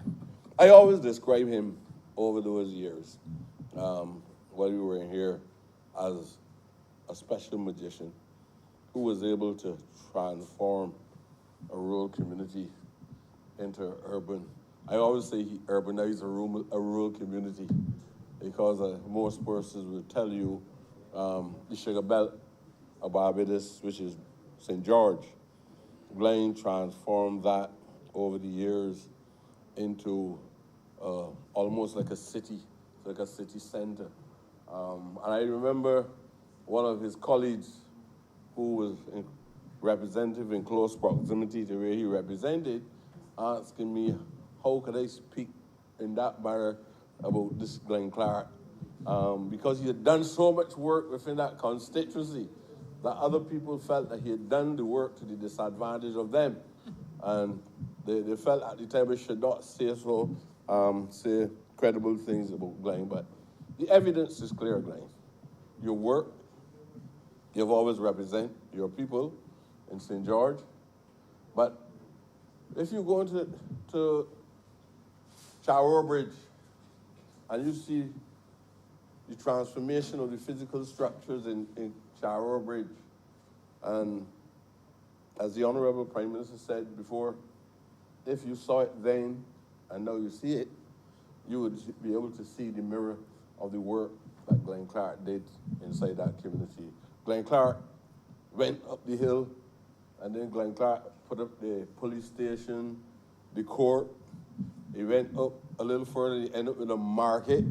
Then Glenn Clark turned and went to Flat Rock, and you see a housing development emerge on Mushroom, and then there's a network of roads across St. George.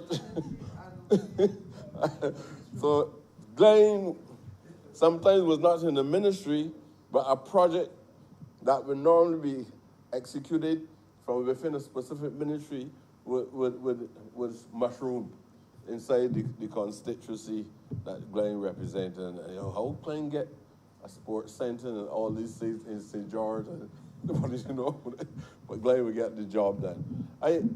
I believe that credit should be given to him for being a visionary. Some people may not want to put it as that, but he was able to get around all the administrative encumbrances sometimes that stop people from moving as swiftly as they ought to. Fully supportive of the view as well that Glenn was an amicable individual. It is an amicable individual. And honest with you, totally devoid of almost emotion. Even in recent times when I was facing all different forms of, I can't say that. I can't say that. All the different challenges, Glenn in a very passive way. When I get to my house over here, Glenn was here. And then when I see Glenn would say, man, listen, man, you can't operate with that kind of contempt. The voice of reason. The voice of reason. Yes, he was able to resolve things. He said you can't operate with all of that contempt in your heart because of these challenges. When you come into the political world, these things happen. He said, allow love to prevail. Let us resolve these things, man. These things are not beyond you. And he would probably expand it to say, look, countries went through wars, you know? And then one day, two leaders would get them and shake hands, and these things will resolve. We don't have to go through this, and then a lot of battles, as though you're in Grenada. It is Bernard Cord versus Morris Bishop, or you have the battles going ahead between Trotsky and Lenin in the Soviet Union, and Glenn I can imagine Glenn Clark talking to me, and I fire up. I totally irrational sometimes about these things, and Glenn Clark, this pacifist can hold me down, console me, and actually tell me, look, this is the way forward. Do A, B, C, and D. And these are special endowments. Look, you don't get trained at the university for that. I don't even know if you get trained at home for that, but I would like to believe that if your parents has imparted something to you. But this is a special endowment. All of us don't possess those specific qualities, right? And if you don't know that about yourself, I tell you that now about you, right? That you have those special endowments, that you, even when people are ruffled on circumstances, in your calm, cordial manner, you can bring them down to feel a sense of comfort. And you're unique in those circumstances. And so you're not just a politician, but I think you're a human being.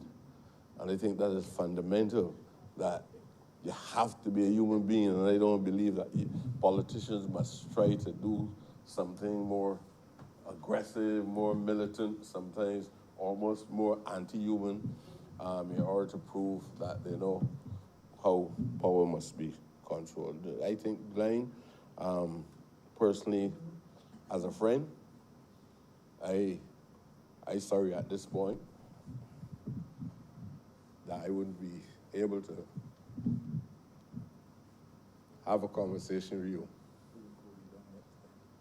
I hope that I don't have to face. I don't know. I really respect him, probably a lot more than any of you could fully appreciate, especially within the last month or so. And what I'm saying, that's what I'm saying to you is that Glenn, sometimes it takes a man like you being in the right place at the right time. Never underestimate the importance of a person who is endowed with those riches that lots of persons in here do not possess. Trust me. The honorable leader of the opposition would suggest to me that he's hoping that there will be someone like you who you have actually passed on something to, right? Or somebody else who will replace you, who, when these difficulties occur, normally I would expect an elder. And I have great respect for the African model of the importance of the elder as a person of wisdom and a person of experience. And you bring those two collectives together, and those people can resolve many problems. I also fully appreciate, and the Honorable Prime Minister don't mind to go off track sometimes, that I'm a man strongly believing in Ubuntu faith. And I believe that love is fundamental, right? I strongly believe that, and we're not talking about love as how some people would distort the definition of love, and you gave a lot of love in life, right? But I'm not talking about love in the manner in which it was distorted. I'm talking about I am because you are, right? I am because you are. And to me, you are a brother. When I come to St. George, I look for a Glenn Clark. I look for Dwight Sullivan. And I know that, you remember that speech I gave, it was so special to the people in St. George. Some people felt it was not as special as it ought to be. But the reality is, when I knock on any door in St. George, and I speak to any black man or black woman in that house, I feel as though I'm speaking to Glenn Clark. So every household in St. George can feel a sense of confidence that they were well represented. Well represented. And look, people are not stupid. People who were older than you, people who were wiser than you, people who know your mother, people who probably know your grandmother and grandfather, these are the people who said, this is my choice. Nobody could not change that. So the people of St. George, as a result of their honoring you at every election that you went before them, tells you exactly how they felt about you. I am telling you that I also feel the same way about you as a brother. It is going to be, I'm going to be very conscious of your absence from these chambers. But I believe because of these fine characteristics, you will go on to continue to perform, because I like to believe that you're a very versatile man. And there's lots of evidence. You're a very versatile man with many different skills. And when you go off, yes, no, I'm making that. You want to mislead me, man. And I'm sure that when you go up to Canada, we will all be receiving positive reports about you. All I want to do at this point is to wish you all the best. Hope that you continue to keep in contact with your dear friend, so that if I am in troubled waters at any time, I still know that I can reach out. 7 digits, Glenn Clark. There's just a way 7 or so digits. Say, oh my God, I don't know one. And we will make contact. I wish you all the best in your new endeavors.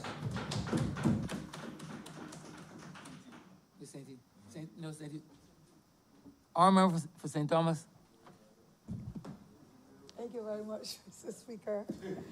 I just want to add my brief comments to my colleague and friend, His Honor, the former Deputy Speaker of this Honorable Chamber, and to indicate that I would have known him for quite some decades now, him being in the teaching system for a long time and then entering the political arena. I've always admired his cool, calm, and collective demeanor. Despite whatever is happening, I don't see him get angry for a joke over all those years. I really envy him because I'm totally the opposite. And I believe having to work with him has caused me to temper a bit as well. I know that he has been a community practitioner for many years, and I believe sometime in the late 70s, early 80s, I would have met him and quite a couple of other young men from St. George, including Bull and the Crowd and all the volleyball and those community activities they were always engaged in, some of them being persons who would have been at Erdeston Teachers Training College with me, and they were glued together like a real St. George team. And so we developed a great relationship, and I want to say that though he has come from very humble origins and has climbed to the highest heights, he still remains extremely humble. And there are very few people who can do that with any ease. It is a trait that I believe more of us should hold on to, because despite wherever you come from, I believe humility really takes everything, and people gravitate towards you because of that humble way in which you present yourself and the paying of attention to issues that might seem insignificant to him or to us, but he will make sure that he gives a calming word and an easy response that will help to make that person feel more relaxed and more collective. And so it is a special gift that few people have, but I know that the colleague, former member of St. George North, has possessed all of those wonderful traits. Of course, he was a family man, and I had the privilege of going to Canada other 2 or 3 times and met his brothers who were there, who were just as affable as he in respect of the relationships that they had with people, making others feel comfortable in their presence. And I believe that that still continues, even though I would not have seen them for quite a while now. I know too, Mr. Speaker, that he is a wonderful father of his children.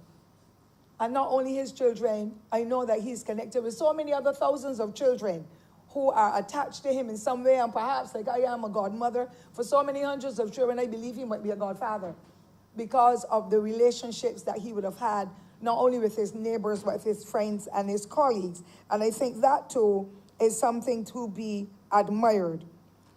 I also want, Mr. Speaker, to speak to that easygoing manner that he has. He moves quietly, smoothly, without any fanfare. To me, it reminds me of a swan that is swimming. It is moving on the water, but the feet are paddling gently and moving on. I really admire that aspect of him, Mr. Speaker, and I pray that he will continue to be in that vein despite whatever challenges may befall him in life. I believe that he will continue to be the man that he is. I am proud of his stewardship because I know a large number of people from St. George North, having been moving around in the constituencies for so many years.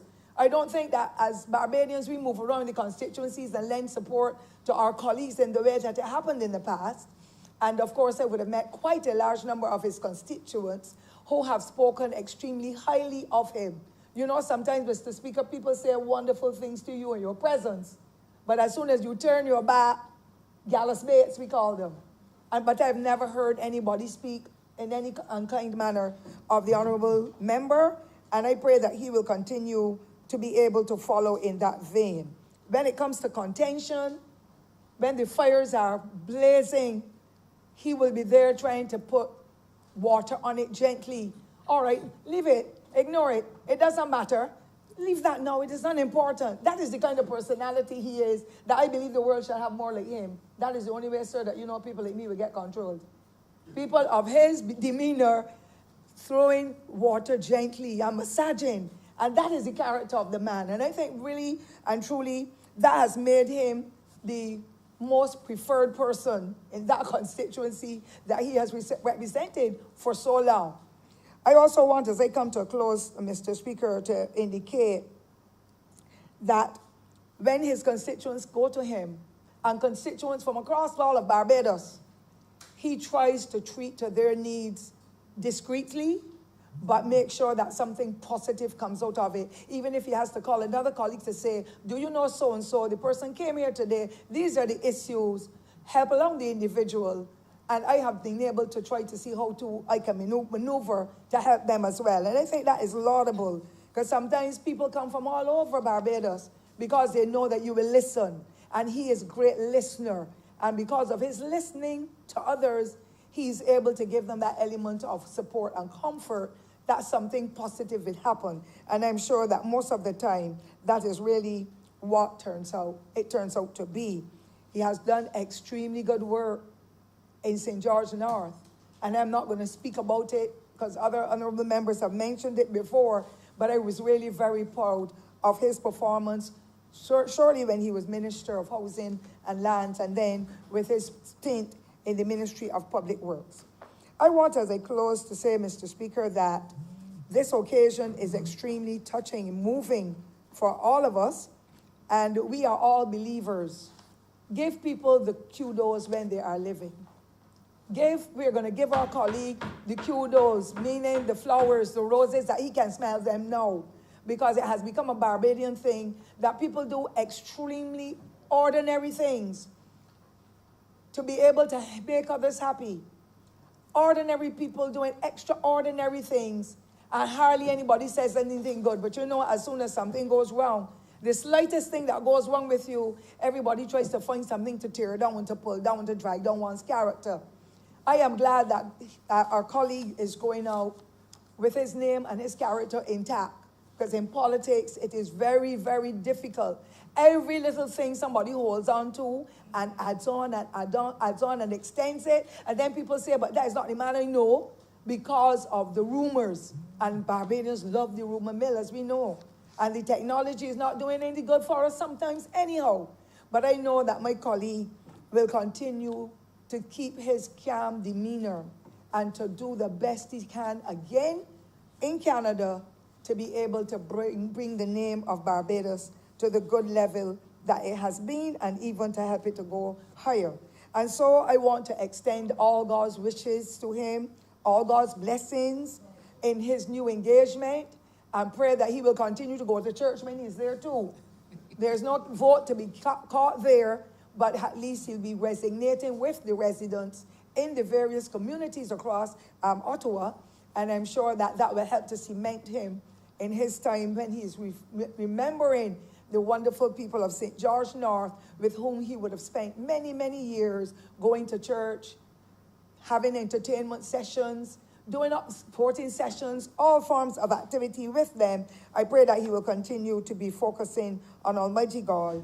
I know that he will be sorely missed, but I'm happy that he has been able to make that indelible mark in St. George North and in Barbados, and I pray that he will continue to have great health and strength as he goes to further his contribution to this wonderful country, Barbados. I wish him all God's blessings in all his undertakings. Congratulations to you, Comrade. Honourable Member for St. George North. Speaking on the adjournment, Mr. Speaker. I ever mindful of the rules, Mr. Speaker. I want to say from the outset, Mr. Speaker, that I was brought up in the Nazarene Church, Newbury Nazarene Church. My father was a Christian gentleman from the Brethren Church.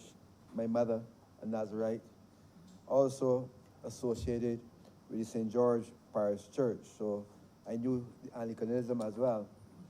And I was always minded of Isaiah chapter 40, verses 31. They that wait on the Lord shall renew their strength. They shall mount up with wings like eagles. They shall run and not be weary. They shall walk and not faint. Mr. Speaker, I believe all members of Parliament and all people should be minded of that particular verse, because it teaches us to be patient. It teaches us to wait. It teaches us that everything was never born or made in a hurry. So that for years now, that is the verse that I keep near to my pillow.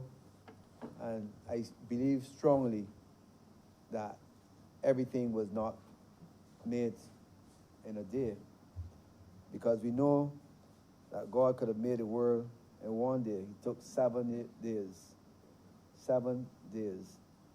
And that 7 days to God may be 700 years to man, or 7,000 years to man. But Mr. Speaker, I must say to you that my father was very kind to me. I was born at 7 months, and my father I had some disabilities in my early years. You know, he would put me on his lap many days when the others go to sleep, and he would be there talking to me, and I listened very carefully. I grew to listen. I think listening is very important. I think most of the time politicians like to talk, which is true, but we must always listen. And I once told the former Prime Minister, I heard you. He said to me one day, we were going to St. Peter. He said, I'm going to do whatever I can to develop St. Peter. Whatever I can to develop St. Peter. Now, listening. And I said to myself, okay, I heard you. And I took his words. And I said, I represent St. George. I'm going to do whatever I can to represent and to do and help the people of St. George. I didn't say any word to him. When he gave me the ministry, I did exactly that. But of course, he was the Minister of Finance, and he supplied all the needs. Whenever he said he did not know, I think he knew, but he did not want to bother me. And that was the nature of the Prime Minister. But from the outset, I always had good favor with leaders. I never had problems with leaders, from Tom Adams right down to the present Prime Minister. I had good relationship. I had good relationships with members of the Democratic Labour Party too, as well. In fact, former Prime Minister Fundell Stewart called me almost 2 weeks ago when this matter was announced, and said to me, it's the greatest thing ever happened. And he was very supportive. Mr. Speaker, I want to say too that my children, they're here. My family are around, they're listening. Most of them are listening, either here or abroad. And they're very supportive of what we are doing here. And I want to say to them, thanks for their help. Thanks to the people of St. George North who have been electing me over and over again. Many of the people across the diaspora. I have a friend in Georgia, Dr. Clement Allen, who will come back every year to help me. And most of the other persons, whether they support the B or D, they will come to support my campaign in terms of helping me to canvass and asking for support, because in this day of technology, people do not have to travel. And I want to thank all those persons living abroad throughout the world who would send messages to their family to support me over the years. I want to thank also former parliamentarians and colleagues, Nigel Barr, who brought me to politics. Nigel Barr would have helped us, and of course the Prime Minister knows the days spent by Nigel Barr when we were youngsters trying to get into politics. Nigel Barr was very helpful in terms of helping us to write. There was a time when I used to write on the other side, Prime Minister, and when we were in opposition, and I always said to young parliamentarians, write, read. And then for years, I wrote the column myself on Prime Minister and Nigel Barra, and occasionally Bishop, yes. We had a number of young persons, Ronald Coppin, a number of young people wrote that column, and that is one of the things that I think young parliamentarians need to do, people who get into politics. But we have inspiration from Nigel Barra, and I will want to see him before we leave. Also, Jack Hodel and Lindsey Bolden. Lindsey Bolden was a tower of strength to me in those days. In fact, Mr. Speaker, Lindsey Bolden gave me all of his equipment, and he was a man with a lot of equipment in those days. When he first entered politics in 1991, he gave me all of his equipment. And of course, my friend, my dear friend, Deli Bradshaw, my good friend, my buddy, he fought for me like I was his son. He fought for me when we were at school. When he went to federal, he taught me history. But we always had that relationship. And I want to say thanks to him because I remember when we entered the race in 1991, he fought for my election as my nomination. It was very close to me. And it is true that through his voice that we won that nomination unopposed. So it was from 1991 then we had that relationship. Also, I had special relationship with leaders. The leaders of the party, the Barbesdale Party, was very helpful to me. Sir Henry Ford. I admired him because he writes verbatim. He writes and writes and writes and writes. Everything he writes. I think I learned that from him. So Henry Ford writes everything, every sentence he writes. I learned that from him. He once said to me that I was using something like how he used his pencil. I remember that for sure. I said to him, I did not say much, but he said he knew he's going to pass that on to me. Bernard St. John was also my friend and colleague. Bernard St. John, I admired him because of his brilliance. Bernard St. John. And of course, PM Arthur, who once said to me he was going to treat me like Ruth and Naomi. And we became friends. In fact, I must say for the first time that I actually had a key to Ilara Court, that we were so close. And he gave me all his ties. Every trip that when Arthur traveled abroad, wherever, he liked ties, and he would bring a bunch of ties for me. I wish I have ties that he gave that I have never opened, bags of ties, I don't know.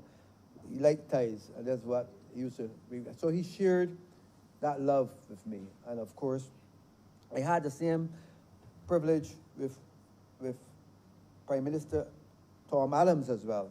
Tom Adams was very close to me in those days. When I was there in Canada, he visited me, and I remember that trip. We went to the CN Tower. I still remember the trip to the CN Tower, and then we spent a lot of valuable times in Toronto during those years. Also, to the persons on the other side, David Thompson and his children, found us in recent times. And of course, my relationship also with our Prime Minister Motley is one of love. And she's like a special sister. I know that she will do well because she has a special vision for Barbados, and I would want the parliamentary group to be inspired by what she does.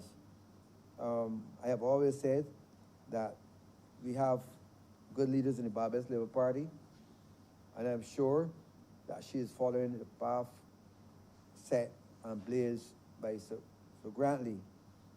I believe, Mr. Speaker, that, you know, there are many persons now who would want to ask themselves questions, which you should ask of your leaders. You must always ask questions of your leaders. You must sit, listen carefully, and ask questions. At the end of the day, we have to follow our leader, and that's important. Follow the leader. It's very important that, because sometimes, I said to her some time ago, this is your time. I remember the problem that we had in 2010. I wrote her at the time. I told her then, this is not your time. You could not have saved the party at that time. I don't know if she remember that, but I told her this. I was coming back. I used to work with CXC at the time. And I told her, this is not your time. Let it go. When her time comes, I told her, this is your time.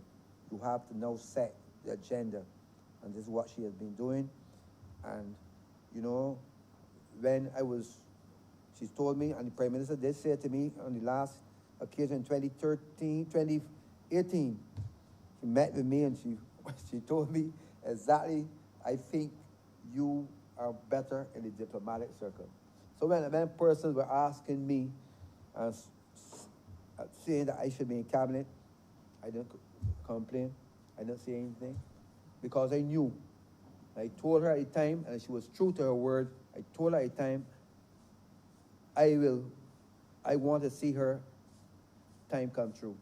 I wanted to do well for her and for the Prime Minister in 2018. I set out to win that election, and of course, my colleagues at the time in St. George were saying to me, now we know you're going to win. I remember Teddy Howard saying to me, we know you're going to win, but we want the man to lose his deposit. That's what they were saying. And I told her, I will run this election. I will ensure that the Barbès Labour Party is returned to victory, and then any number can play. So I never fuss. When persons on the other side, I got calls from Democratic Labour Party, from whatever source, but I said to them, I will always remain faithful to the Barbès Labour Party. I will remain faithful to what I have been committed to. And that's what it is important. And therefore, I would want to say to members of Parliament that over the last 26 years in this chamber, I've come across some good people who remain my friends. And I can tell you that one of the greatest advisors they have is Sir Richard David Simmons, who is a member of my constituency.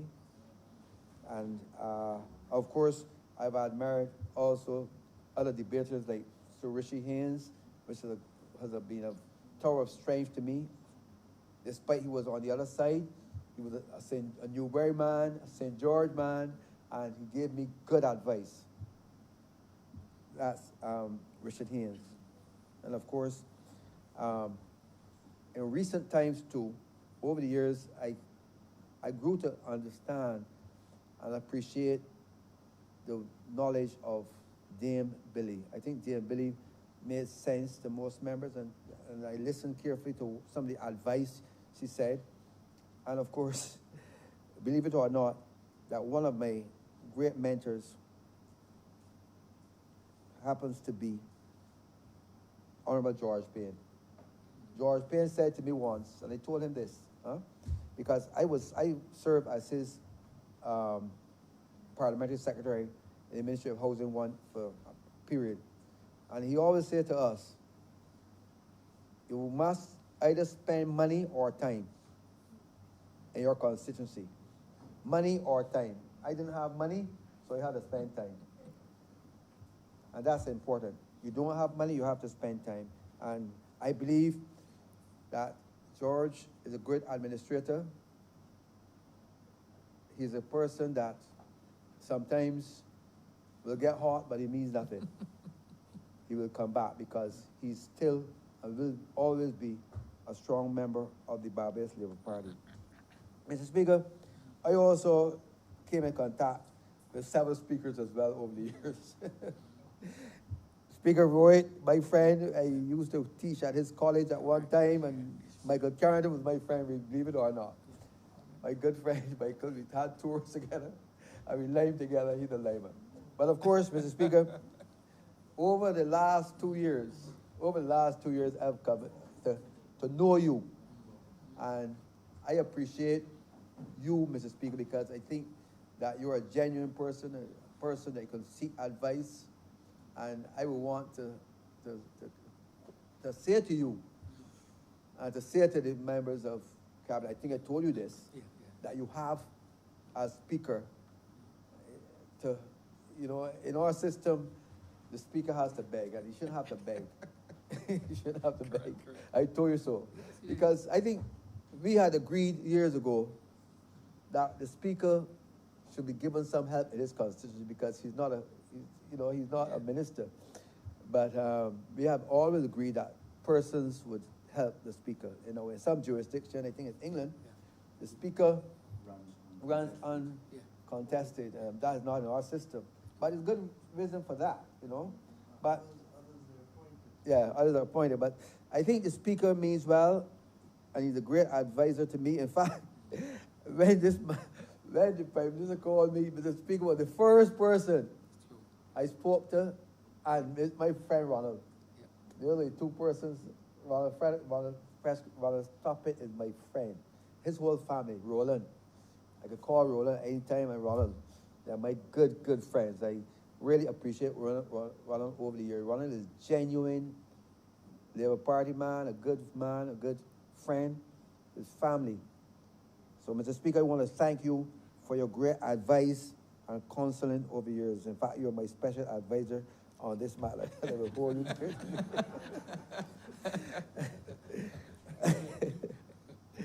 So that I believe, Mr. Speaker, that we have in this present Parliament good people. Of course, my friend Edmund Hinkson, you know, we went back far and wide. Trevor Prescott, a good man who has worked with me over the years. I know that he has his belief in, you know, he's a Pan-Africanist. I believe also in some of the philosophy, but of course I do not necessarily wear the clothes. But I believe, though, that he is a great and good guy. I believe that we have a number of young parliamentarians. I think young parliamentarians that we have now mean a lot. They're brilliant people, like their constituents. I spoke to Ryan recently. I like Ryan. There's something about Ryan and Wilford that I believe this party must hold these two young men, and not only. I remember the clerk was reminding you, even though it might be your swan song, that the privilege that I am giving you, I'm giving you privilege. Right. I'm giving you even beyond absolute privilege. Even though this chamber, in this chamber you have absolute, I'm actually even giving you absolute privilege. In that you ought not to be given, in fact, no, in addition to having done 26 years and being the deputy speaker, I think you're most familiar with the rules. Yes. That you ought to, you know, you're saying Ryan, I don't really know who Ryan is. Yeah, the member for Christchurch. Member for Christchurch East Central. At Christchurch East. Christchurch East Central, Christchurch East. I think that these two members are well educated, bright, and they mean well for their constituencies, and we want to see them in Parliament for a long time. I hope that they will go on and better this 26 years. I'm looking forward for good work. Also, a member for St. Michael's South. Member for St. Michael's South, I think that he has a lot to offer. In fact, I believe all these youngsters, all these young parliamentarians can do well in their constituency if they follow the simple advice that they must wait on the Lord, they must do the things that are important, and that at the end of the day, listening waiting, and of course they will be as inspired by the work of other persons who have gone by before them. I also want to say, Mr. Speaker, to my great niece, Santia, sorry, the member for for St. Michael Sophie's. St. Michael Sophie's. In her, I once said to her father, I will not leave Parliament until she climbed the step with me. And she will go, in those days, she will go left and not right. In those days, I said to her father this, and I have seen it all. I know that she is now a seasoned senior member of the cabinet, member of this party, and I want to wish her the very best in the years to come. I want to say too, I want to also single out my friend William, who is the member for Christchurch East, Christchurch West, William, Mr. Christchurch West, who is now trying his best to grapple with the housing program. We will work together to see how we can develop a program to fast-track housing. And of course, my friend and colleague, member for St. Joseph, he has been around for a long, long time, and he and his family has been extremely helpful to the Barbers Labour Party, and we hope that, I know recently his mother lost her husband, and you lost a father. And I know that in recent times he has been more closer to the family, and I want to wish him the very best in the years to come. Also, my friend and who have known the member for St. Thomas, I must say that to her, she has been a tower of strength. In fact, there was a time when we were the only young persons in the Barbers Labour Party at the time, and she we are moving on in age, and I know that God will give you strength to carry on over the next couple of years, and I want to wish you all the best. I want to say to all members that we in the Barbers Labour Party, we have a good future, but we have to play the game safely. We have to do the things that are necessary to uplift our constituents. We have to do the things to uplift Barbados. And I want to say to members that we have only one leader. Let's rally behind her. Let's do the things that will inspire her and help her to go forward as we go forward with her. Mr. Speaker, I too will want to salute the clerk Pedro Eastman, who has been my friend for over 20 years. I met him 20 years. I'm sure that he has developed from strength to strength, and he is well respected throughout the Commonwealth. And I want to thank him for all the things that he has done to help me along the way. And of course, to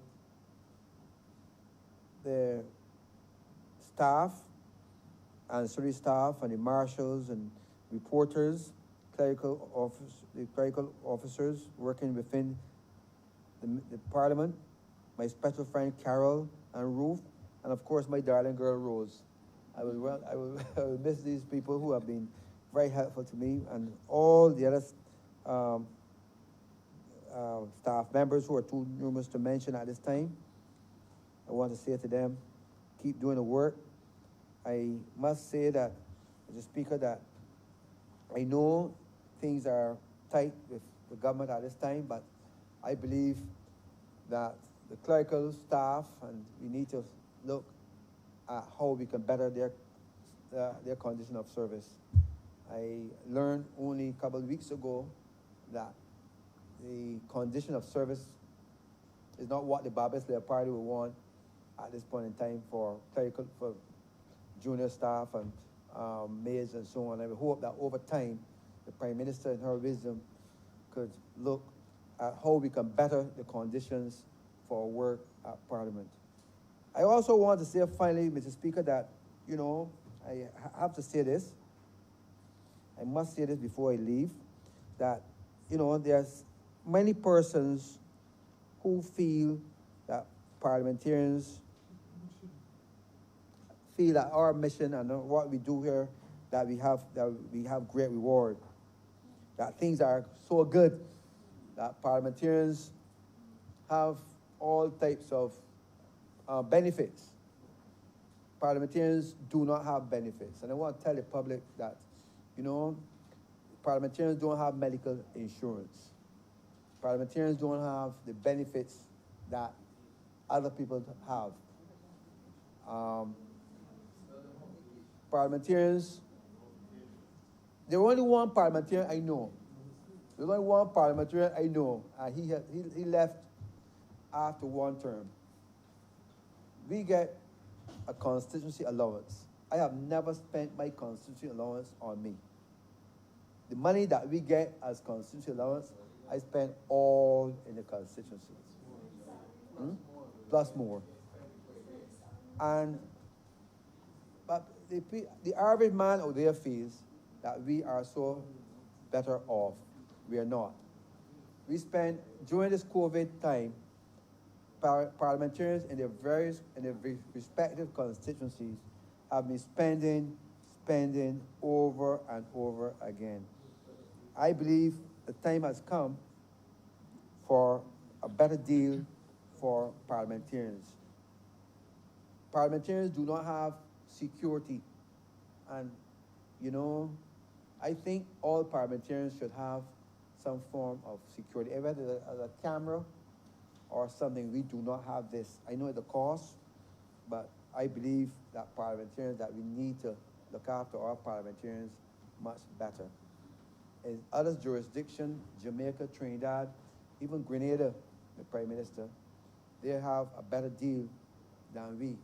And I believe that we have to do something for our Parliament and parliamentarians, from the junior staff right up, because we have a good Parliament. Now, over the last 26 years, I must say to you, Prime Minister, that I have never had a problem with this Parliament and my Parliament. I love Parliament. We have a good staff, but I think the time has come for us to look at how we can better the life of a parliamentarian. Not necessarily more resources, because we won't be able to give resources, but condition of service needs to be improved at this time. Mr. Speaker, I want to say a final goodbye to the members of Parliament and to all staff and to my constituents that will be here, because I will be around for the by-election.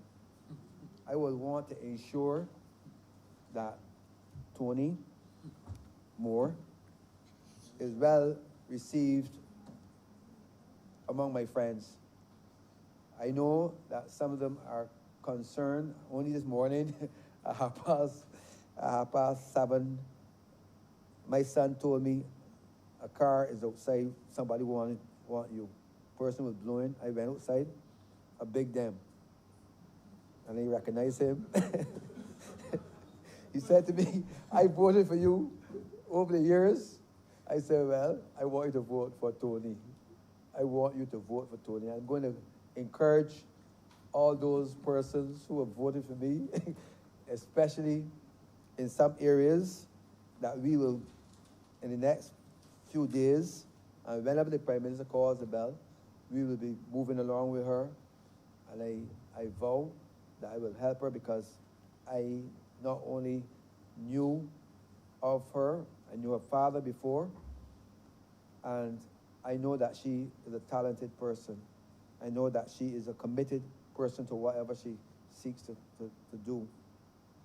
So I want to encourage all members of this Parliament, all members of the Barbados Labour Party family, to rally behind Tony and give her that support.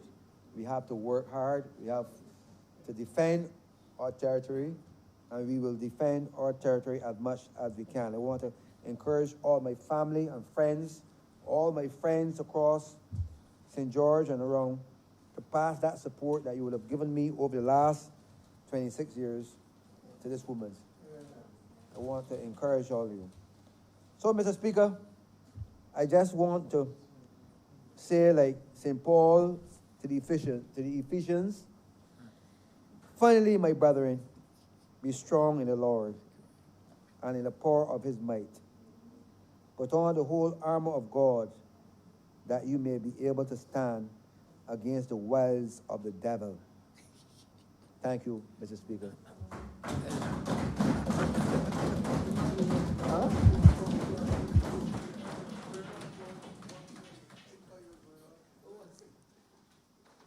Honorable members, just want to close this resolution, close this tribute to you, so that I have to speak on the adjournment also.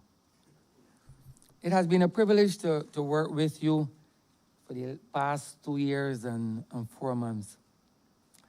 I remember how every Tuesday you would call to ask me if everything is all right, if I need any help in the chair and stuff like that. Normally, I'm sure that some deputy speakers wouldn't do that, so I want to thank you for that. You have learned me a lot in the past 2 years and 4 months. I think a lot of young parliamentarians don't know that much about you. I have learned a lot from you in the past 2 years and 4 months. I do not know where you find the resources from. I thought that I can beg, but there are not many parliamentarians, trust me, members, that can beg like the honorable member for St. George North. In many ways, he finds resources from areas that you wouldn't believe that he can. I don't know how his hands stretch. I do not know, but business people are very receptive to the honorable member for St. George North. And he shares, but I don't know if it's you, but he has shared with me some things that he receives. So I'm very grateful to him, especially in these COVID times. He has been the benefactor of good tidings from sources that, as I said, I thought I knew sources, from people that you would not believe. And he, as I said, he shares. This is why he has been able to win so handsomely in St. George North, that he goes about his way with a great degree of humility. Very unnoticed, but effective.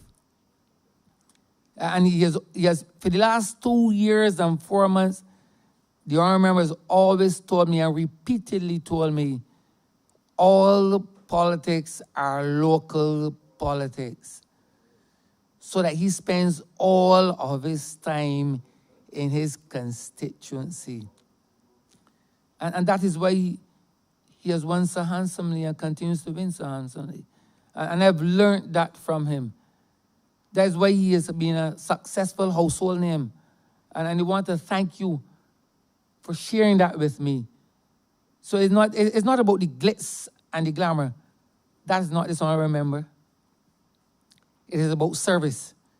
And he has done yeoman service to St. George North for 26 unbroken years. And many persons would really be asked and to take note so as to do this, just these small, finer things, but effective things. And honorable member, I want to thank you for being, as I said, a very supportive person, even in my constituency. And you would sometimes call me on mornings for people from my constituency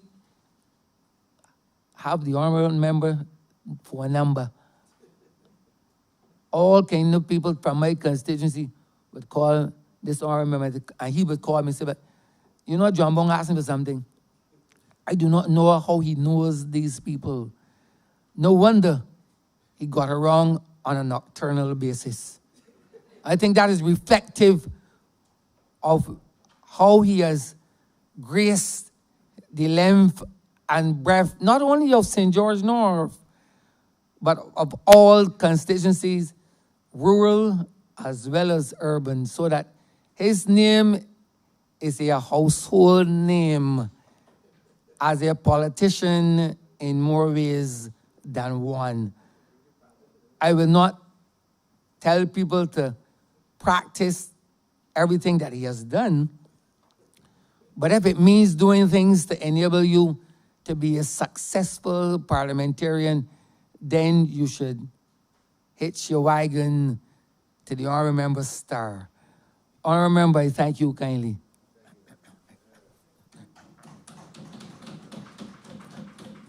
I think it's just a matter of the adjournment. You didn't state the time nor date. I did, though.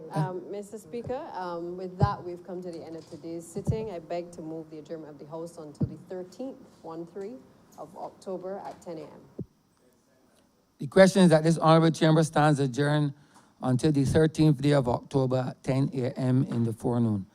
All honorable members in favor, please say aye. Those against, please say no. Me think the ayes have it. This honorable chamber stands adjourned until the 13th day of October at 10 a.m. in the forenoon.